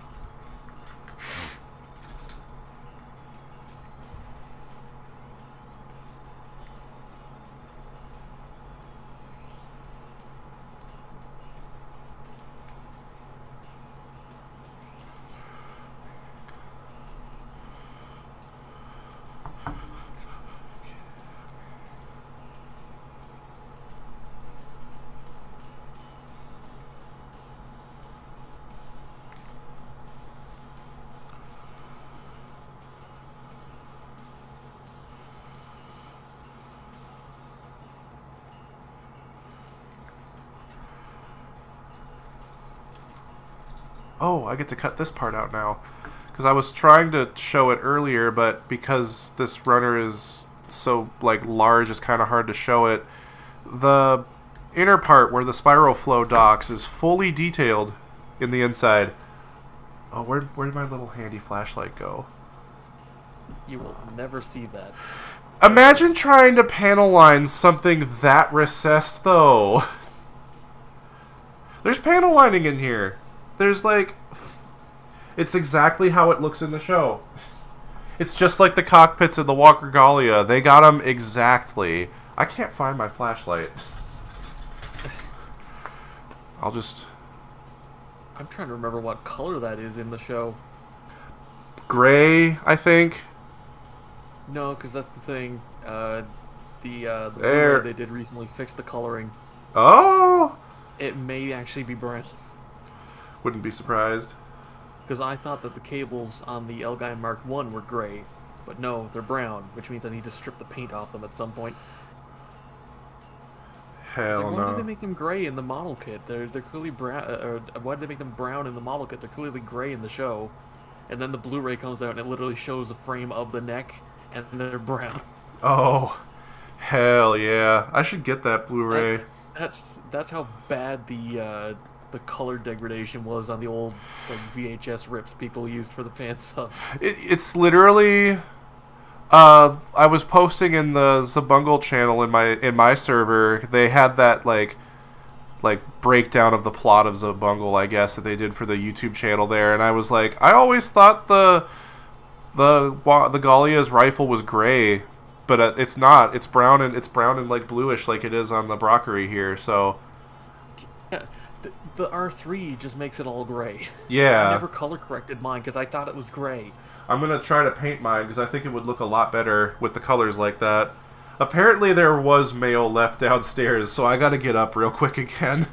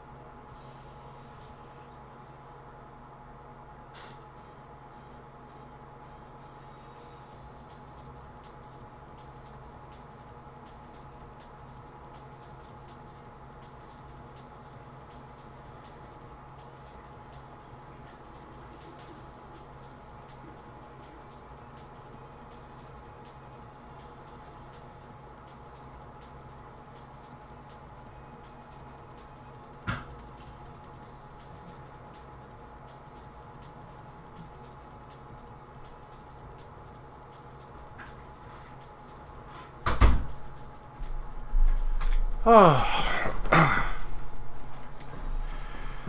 Anyway, now I gotta cut out that spine-looking part now.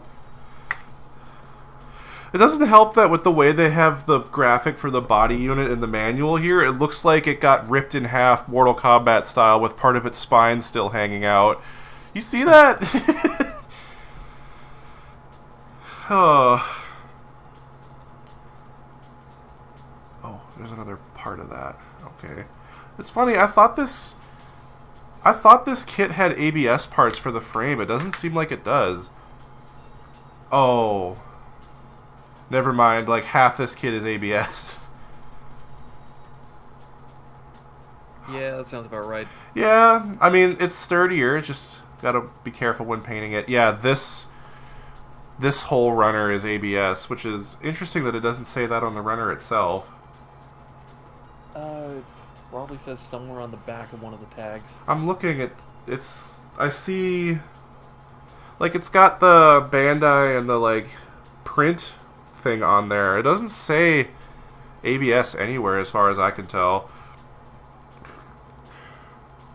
No, they usually put it on the back of one of the numbers. Oh. Yeah, you have to freaking play I Spy to find it. Because, like But I was definitely talking about with the somewhere. Zaku 2, or the Zaku 2.0 Master Grade, that actually has ABS as a whole tag on it there, so you can't miss it. I guess I was kind of looking for that on this, but this is just a little before they started doing that.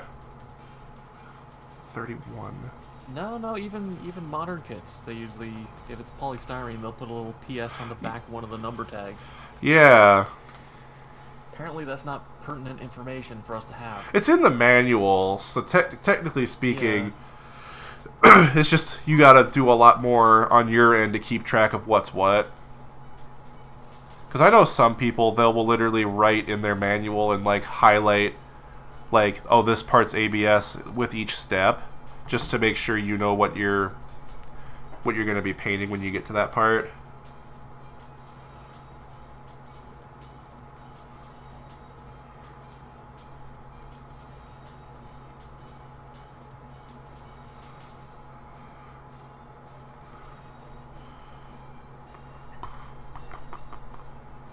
Where did... Oh, there it is.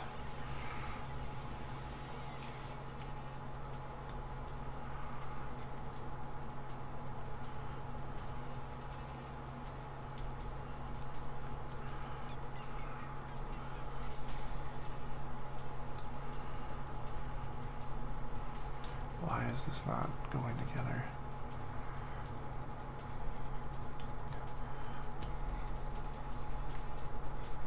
Alright, just this little stock sticking out there. Oh, this like, it's a ratcheted joint. Okay. They somehow managed to put a ratcheting joint into a model kit for the torso. Unless that's grinding because I broke something, which I really hope isn't the case. Alright. And then... Well, it's not in backwards. It's not. I made sure. It's got a specific angle to it to make sure you're doing it right. Okay, then yeah, that's probably a ratchet joint. Which makes sense. They'd want it to not, collapse. Yeah, and then It's kind of an important joint to have reinforced. it's a ball joint with a little tab on the bottom of it on the other side to, I guess, also increase stability into wherever this is going to go.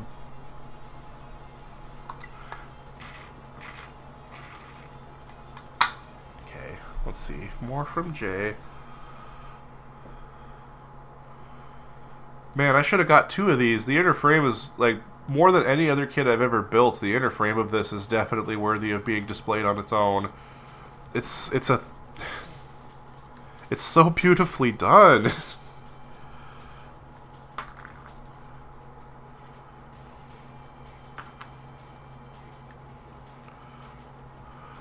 Makes me wish that they did either an R3 or a master grade style version of the Gaim itself, because that would have been sick.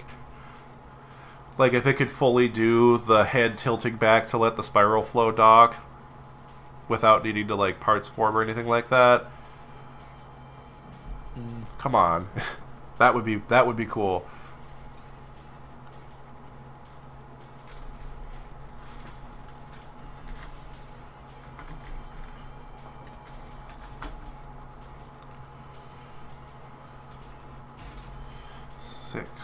Where's 6?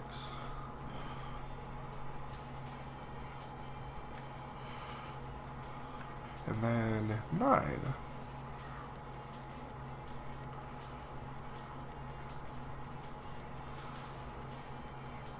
Oh, there it is.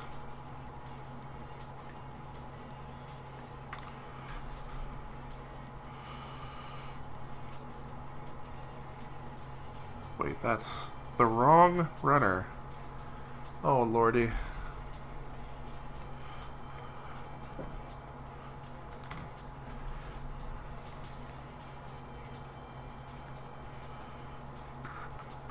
Oh, I need one of these.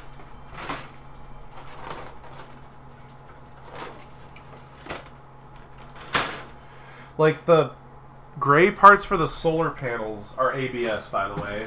Like, why is that ABS? Huh. Yeah.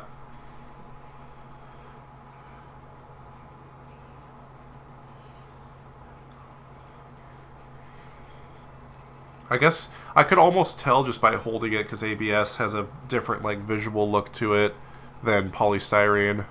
Like, I think ABS is slightly shinier.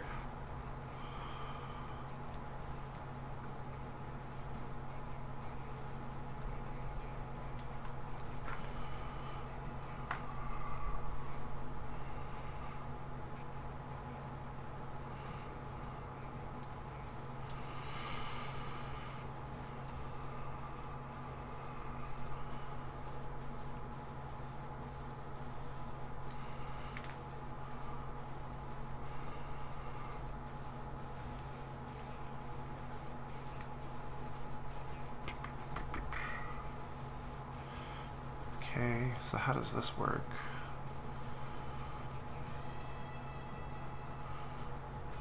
Oh, are these part of the transformation? Okay.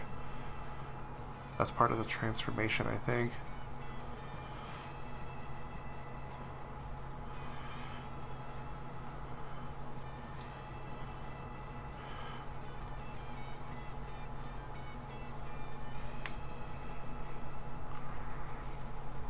Oh, okay. So this whole assembly... So the shoulder can rock up and down. There's a ball joint for the arm itself, and then it pivots forward slightly. And then this gray latch, I'm guessing, is a transformation thing? Interesting. Okay, now I just got to do the same thing for the other side.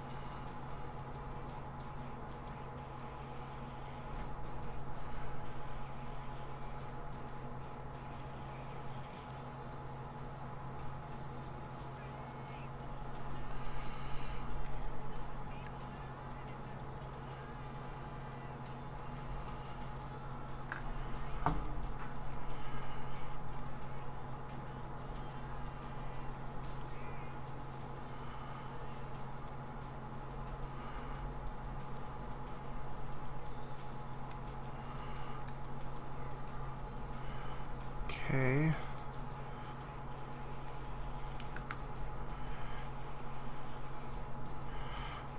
I'm starting to fully appreciate like the size that this thing is going to be when all said and done, because I know the Buster launcher is quite large, like literally like physically very long. So just kind of curious to see how big this thing's going to be, because it's people keep saying it's larger than your standard 1/100 kit, for whatever that means. Mark II is a big Probably boy. just means that heavy metals are really tall. Yeah.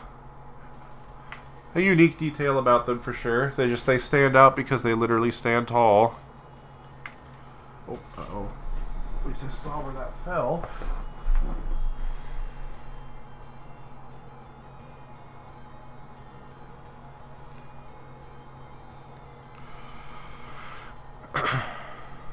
And then I think I have maybe like 1 or 2 parts left to put on for the inner frame here, and then I'll move on.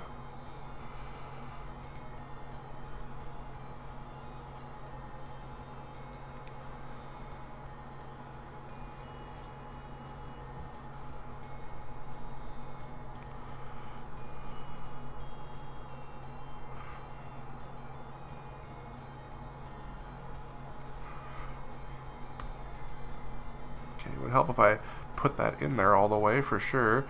There we go. Now that's assembled properly. And oh yeah, this one.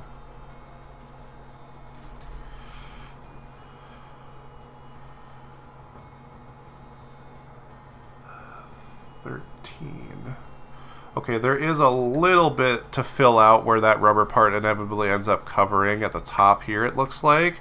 Maybe a little bit at the bottom. I'll see when I get there. But yeah, it is mostly just that, like, spine-looking thing. 45.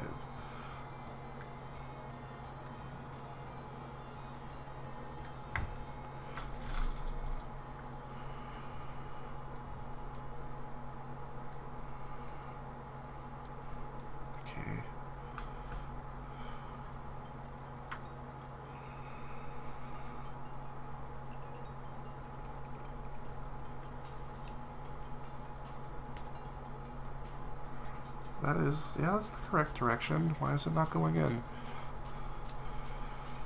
There we go. And then, oh, I need to take the nubs off this.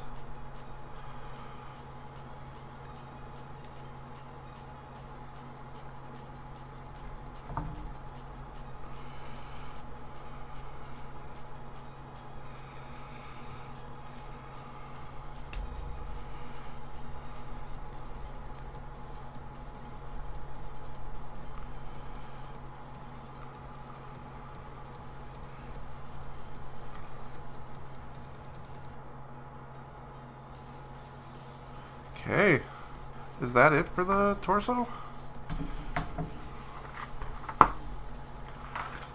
Oh yeah, that's it. Okay, head and torso done. So it looks like the arms are coming next, which they do thankfully have you assemble in batches of 2, so it should go by a little quicker. It's funny to me that the inner frame is like mostly brown, but then the head is just like black. Yeah, like what's up with that? Like, I think it has a picture of the inner frame. Like, yeah, you can see it in this picture here. It's mostly brown with just a couple of gray and black pieces. Also, no inner frame for the feet, for what that's worth. Well, I'm pretty sure that's because the feet are just frame anyway. Yeah. It's an interesting touch. Well, actually, technically the toe is armor. It's just that it won't stand properly without it. Yeah, I guess I'll see how that ends up getting constructed later, because it's like the thinking again to the RX-78 Master Grade 2.0 that has pretty much a complete inner frame for the foot, and you can like have it displayed on its own without any of the paneling on there, but it doesn't stand up as good.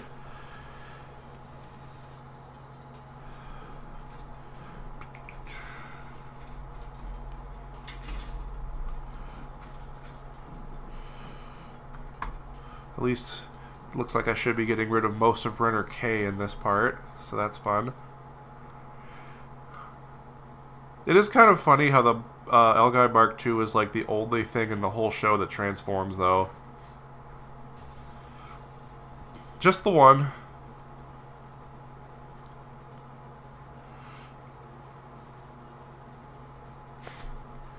Nothing else. Yeah, nothing else in L-Guy transforms, right? I'm not...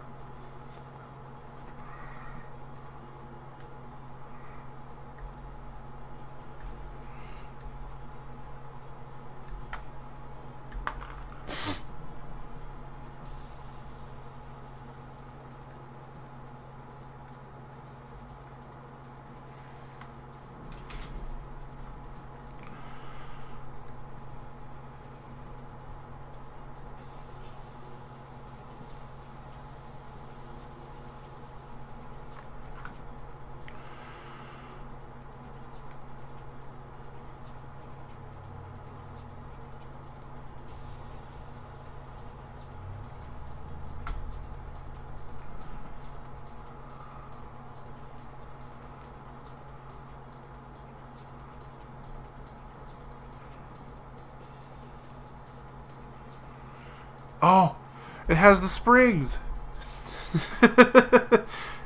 Well, granted, I think it's only the Bat Shoe where they actually show the springs when it punches the Gaim when it first shows up, but this thing has the springs in the forearm.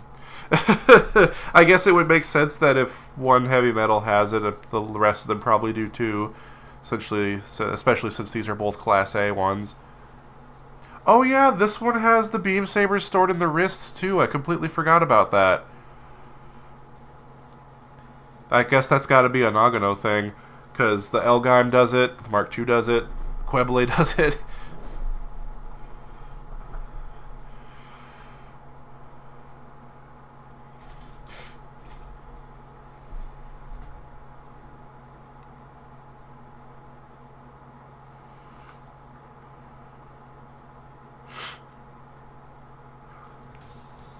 Nine, 10, and 11.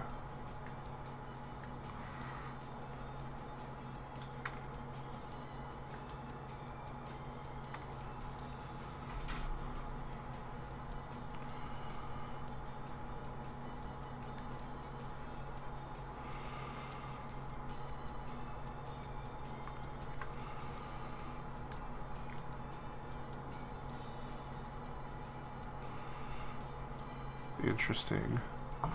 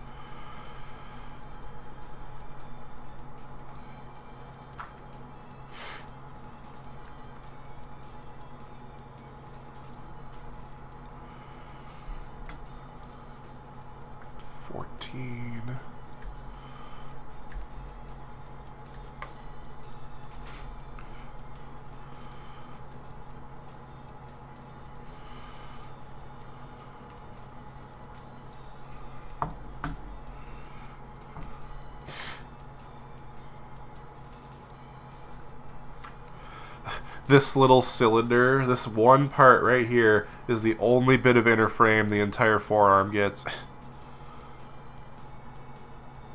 Huh, how strange. And it looks like it just kind of sits there. It doesn't actually connect to anything. Yeah. Well, I'm gonna quick do the other half of this just because I can.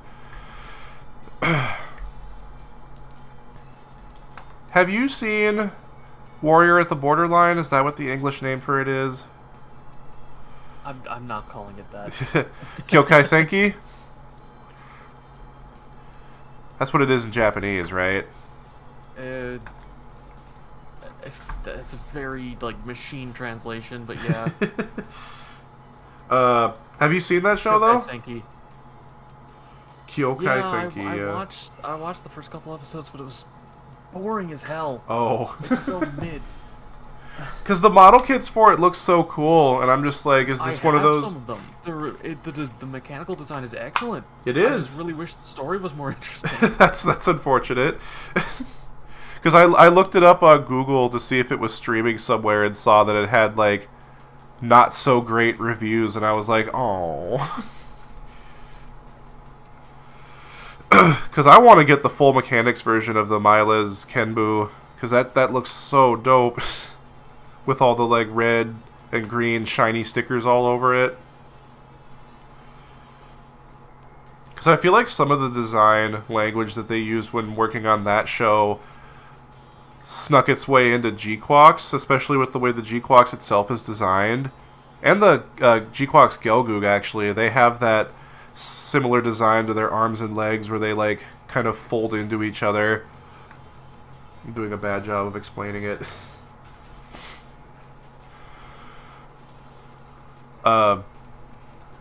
Unfortunate the show's not very good, though.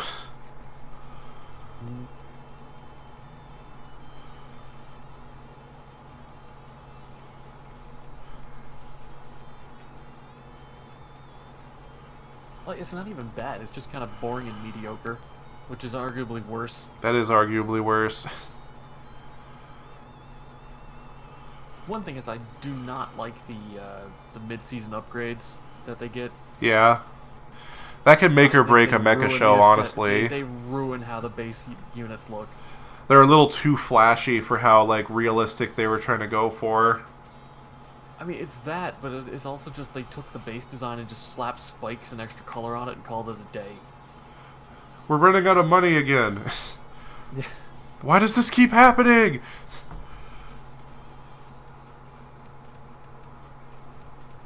We need to fire our finance agent.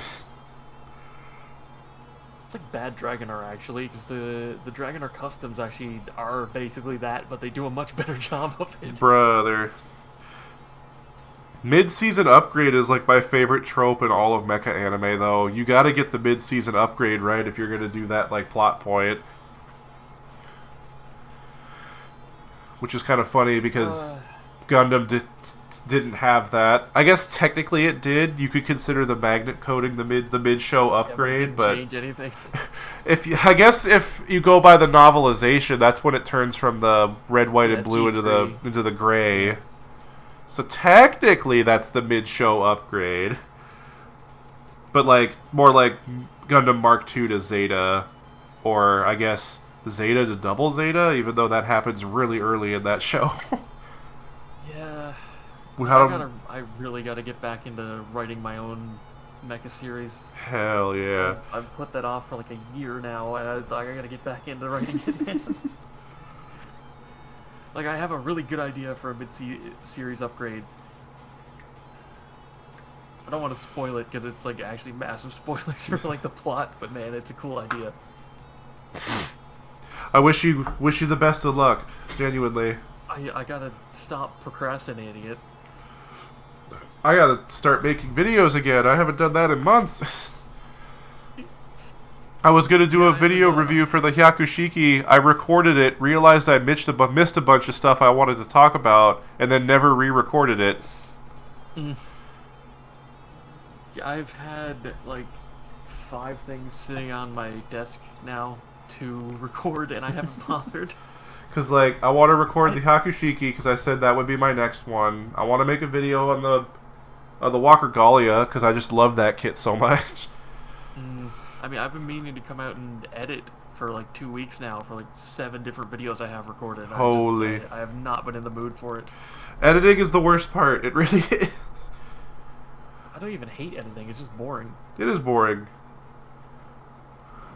But I would rather I edit my own videos than pay someone else to do it. One, because I can't afford it, but also I want it to be like a wholly me thing.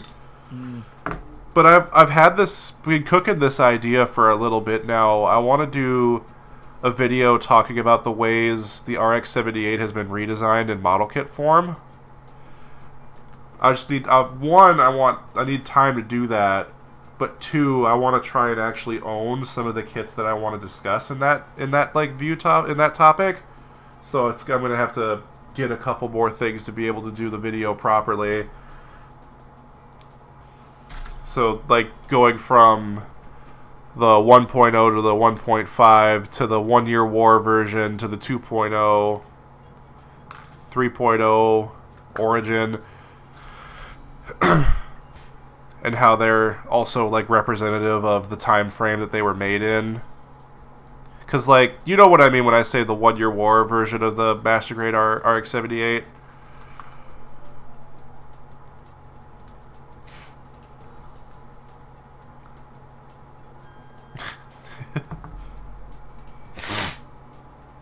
You still there? Yeah, sorry, it dropped out for a second. Oh no, you're good.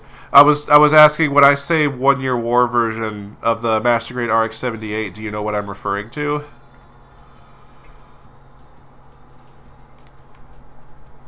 Man, apparently Discord doesn't want you to say that because it cut out again. Let's try that again. The 1 Year War version of the Master Grade RX-78. Do you know what I'm referring to? Okay, I actually heard it that time. There we go. The Master Grade based on the video game, yeah. There's so many Master Grade RX-78s at this point. Very true.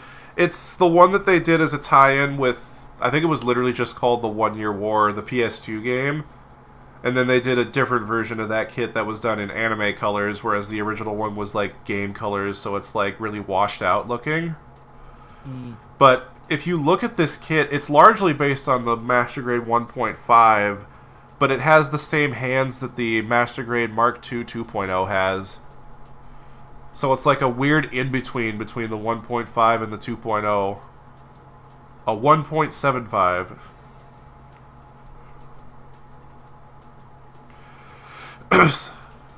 But it's like it's based on a 3D model of the RX-78 as opposed to a drawing of it, so it's stylized slightly differently, and it's kind of fascinating to me for that reason.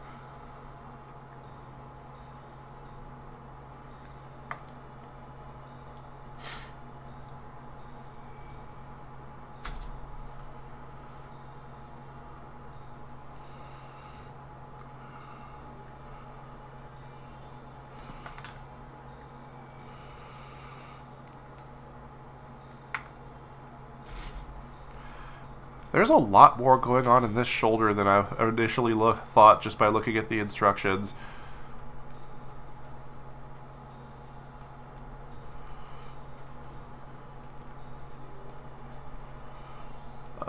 Where did that go? There it is.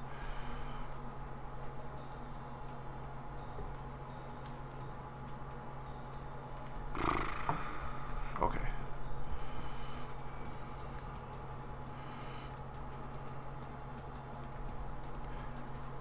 Do you have any master grades, like at all? No. You don't, really? What's kind of kept you from getting one? Out. What? Whenever I've had like a free space in my hobby budgeting to buy one, the ones that I want are out of stock. Oh, what ones have you been looking for? I'd like to get a Zagok at some point. I'd like to get the Turn A. Yeah. I'd like to get the frickin' Act guy, but they've literally, every single time that I've been like, okay, I finally have like a free spot in my budget where there's nothing coming out I know that I want. They're not so available. I could get a Master Grade if I wanted. Not available. And then the moment something comes out and I don't have that money anymore, they immediately come in stock every time. Oh boy. The Zagok's a really like good 6 Master Grade though. now. So if you get one, I think you're going to really enjoy it. It's really funny that it is like every single time it happens. It's crazy. One of these days, you'll luck out. Were you thinking of getting a Char Zagok or just a standard Zagok? The Char one has the extra detailing in the joints, but I think I just want to get the regular one. Yeah. I think the Char one also has the extra parts to give it the 4-claw version rather than the 3-claw version. I will say the rubber tubing, because I think the rubber tubing is unique to the Char version, makes it kind of a pain in the ass to build. So you're getting an easier kit to put together if you choose to get the standard one, although I wouldn't be surprised if they just, all versions of it come with that now, since that came out. Not sure.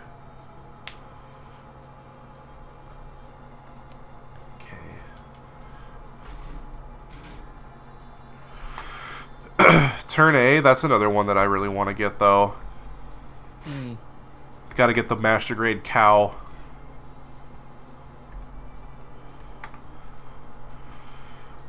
Which reminds me, I really got to build my Master Grade Gelgoog at some point, because that comes with a car.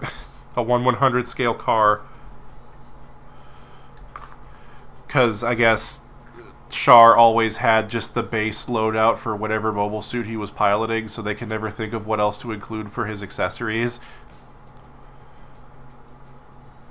Because the Master Grade 2.0 for his Zaku just comes with the crane lift, whereas like the other versions of the Zaku come with extra rocket launchers, the mines. One of them literally comes with the knob they turn to open the gate in the first episode. Not the door, just the knob for it.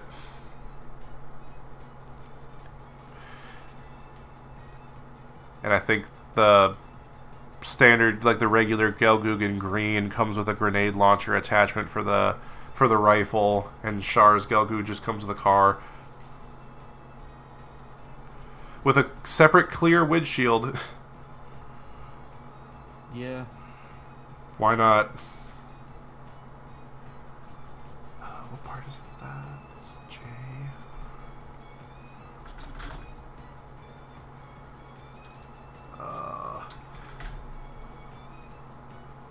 Forgot what runner I was looking at for a second there.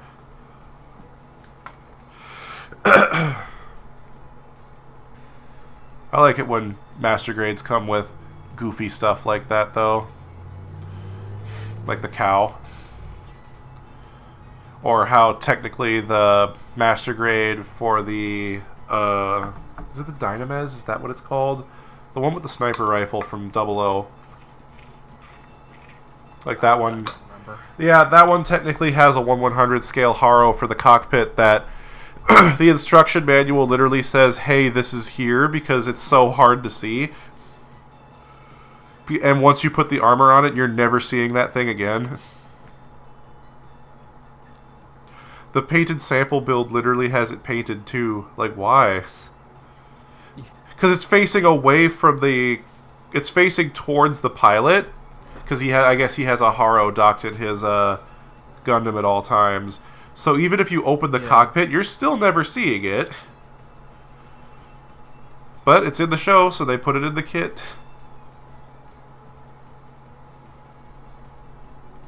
I guess that's what master grades are for. Pointless details that you'll never see.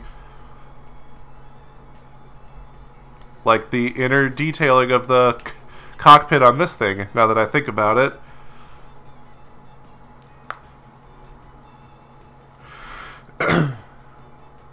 Okay, I should probably build the hands and then I'll put it on the rest of the body here.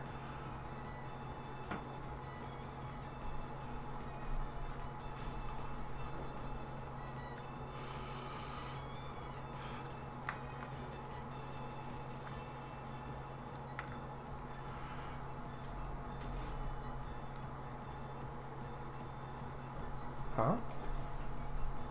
Oh, wrong one. 8 and 9.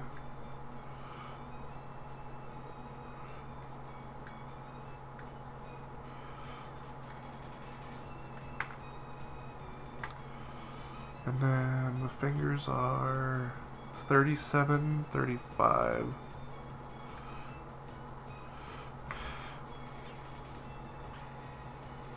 Technically, these are the kind where you can cut them apart so you have individually articulated fingers, but these are so thin and dainty looking, I feel like that would just be too difficult for what it's worth. And then you risk them potentially snapping because they're going to be so thin when all's said and done. Yeah. I don't really see the point anyway, since it gives you pre-molded hands for open hands. Yeah, which you have to glue again, which is really bizarre. Like, why can't those be snap fit? The hands on the Master Grade Dunbine are the same thing, except the holding hands you need to glue, which basically means you have to permanently have the sword in the hand if you want to actually have it hold the damn thing. Just a weird design choice. And I mentioned it in my review for that kit on YouTube, but it's just so odd to me that the Master Grade Dunbine has splayed open hands, pointy hands for holding the sword, and that's it. You don't get fists.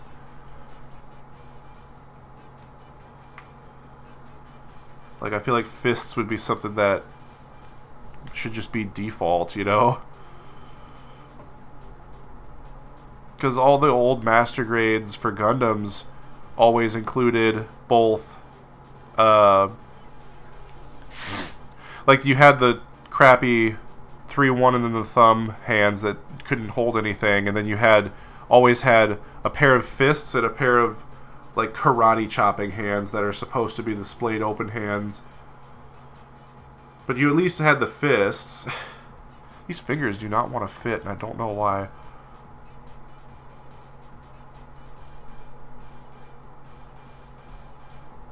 This is a balancing act just to get this thing to stay together.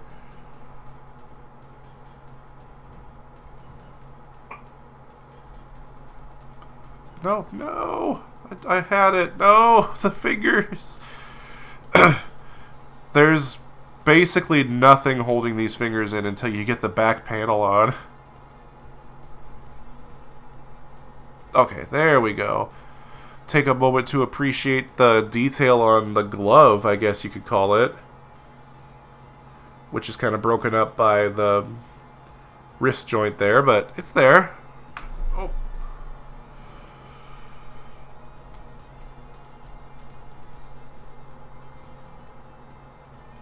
I have very little faith in these hands being able to hold anything just from handling it right now.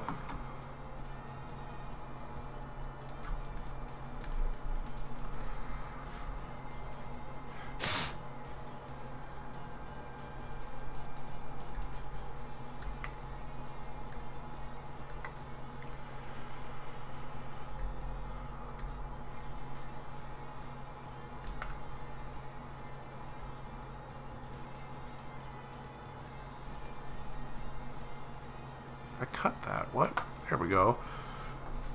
That was weird.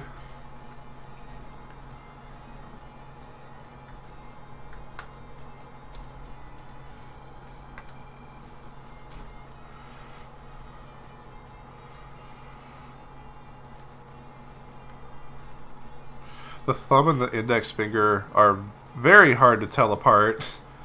Just gotta remember that the thicker one is the thumb, but they're posed in the exact same awkward angle.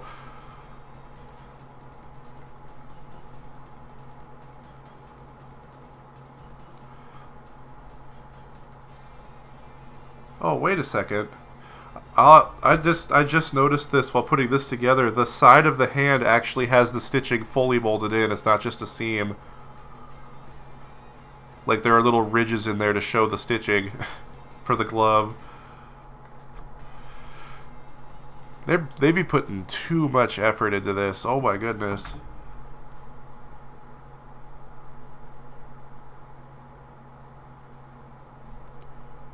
Oh, wait a second. Interesting. These hands have two separate pegs in them. I'm pretty sure one of them is purely for the Buster launcher, because it's way thicker. Wait, I thought I...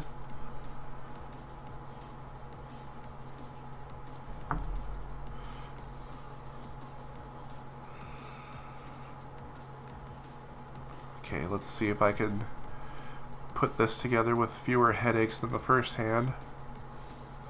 Oh, it would help if I cut the nubs out.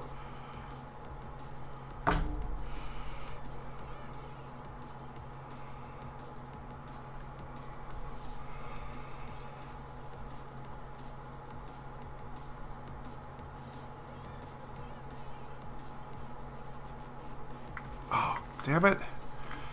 I thought I had it first try. Nope, not quite.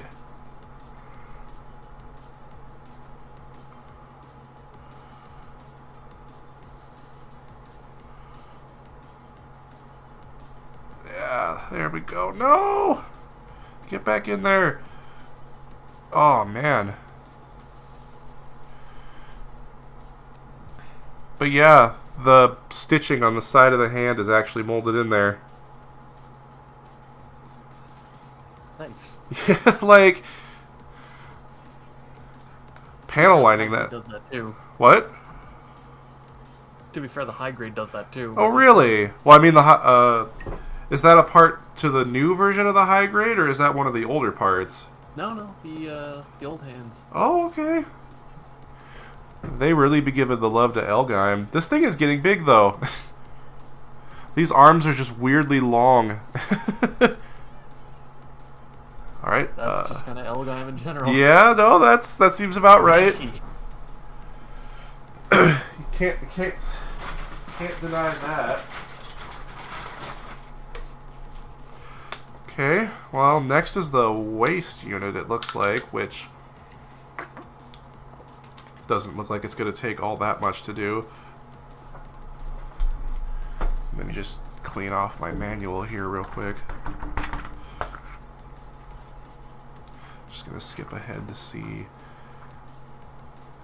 Okay. Yeah, most of that's armor, which I guess makes sense. The legs is probably what's gonna take the most amount of time on this thing, though. If it's like any other master grade, it's always the legs that take the longest, because I guess because of their size, they could fit more detail into them.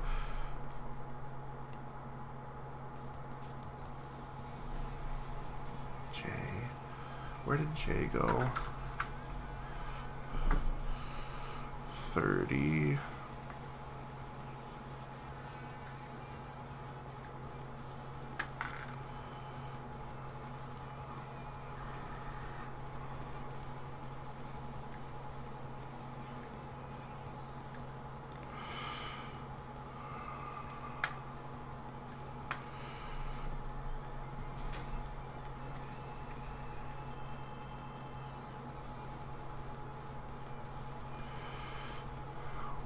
Might actually have to finish this stream before I actually finish the inner frame, because I just realized what time it is. Yeah, actually it's getting kind of late here too. Yeah, I mean, truth be told, the biggest reason I'm doing this extra long stream today is because I'm home alone in my apartment right now. My wife left for a trip. She won't be back till late tomorrow, so I was just like, screw it, I'll just do this. And I was thinking, yeah, I'll be able to just go until, like, way late, but I'm like, bro, I'm tired. And I'm getting hungry, so I think I'll just try to gauge how long I think the legs are going to take and see if that's worth it or not. And I'll honestly probably just finish building this off camera, unless I happen to get a time to stream again at some point soon. I was happy to get the Brockary all built on stream, though. Because guaranteed nobody's talking about that kit, like, at all. Interesting. The hips have an extra swivel to them. Wait, what? What is...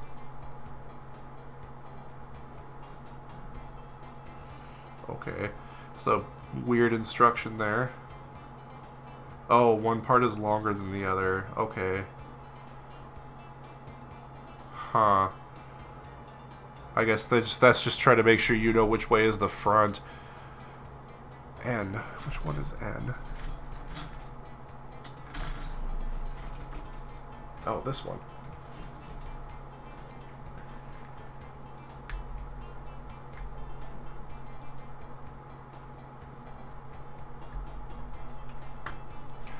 And then another N.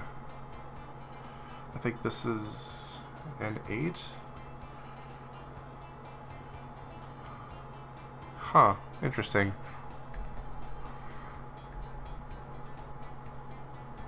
Oh, don't go flying on me now.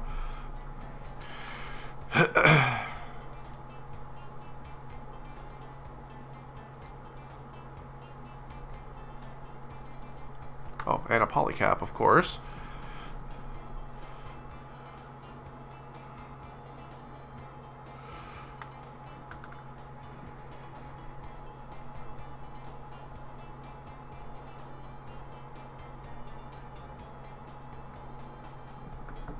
Oh, yeah.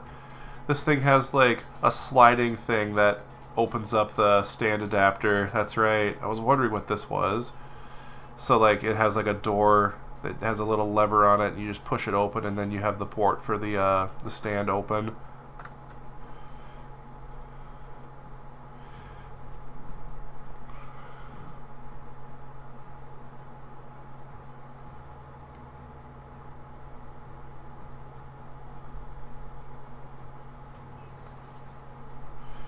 I think just for the sake of simplicity, I want to make sure that that's flush.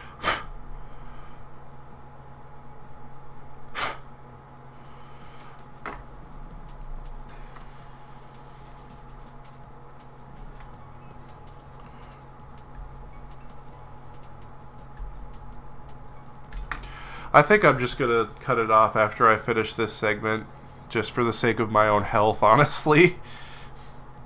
That probably is for the best. Probably for the best. I'm not young anymore.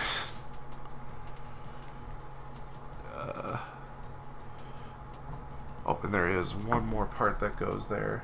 Because I pulled an all-nighter just trying to finish my Walker Gallia, and I ended up breaking a part of it, so I'm trying to avoid making that same mistake twice. So probably for the best if I be patient with this.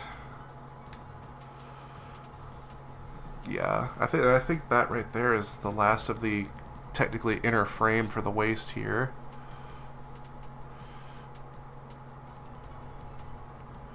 Because I think these are the ball joints for the back skirt.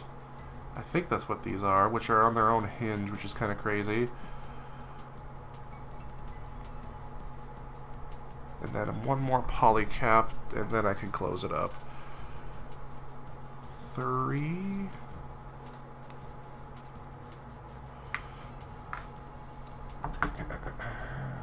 Make sure it's facing the right way.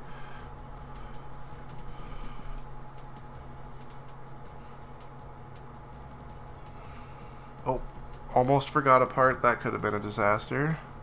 The trap door that I was talking about so much for covering up the stand hole. I almost forgot to put it in there. Now that's everything.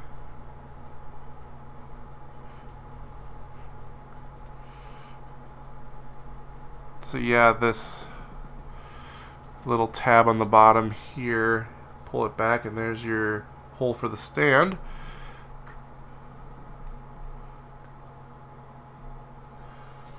So yeah, I mean, I can tell just by looking at the pictures this thing is really going to be all leg, but right now, looking good. I'm going to put it on the stand just for shits and giggles. Yeah, that's a sturdy connection into that stand too. But yeah, that just to give a sense of how tall it's going to be once the legs are on there. Because, I mean, it's not supposed to stand on the stand. It's supposed to be suspended. But still, just how long this arm has to be to hold it up. This is wicked cool, though.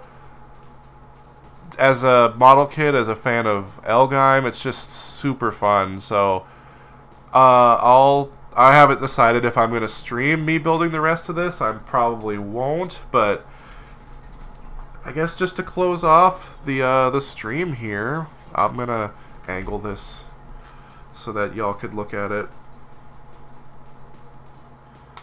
Nope, never mind. That's not coming off. That's okay. Thanks to everybody who tuned in to watch this. Thank you, Pink You, for being in my voice chat again. Always appreciated. You have a good night now, man. Yeah, you too. Yeah, I'm just gonna peace out here. See ya. See ya.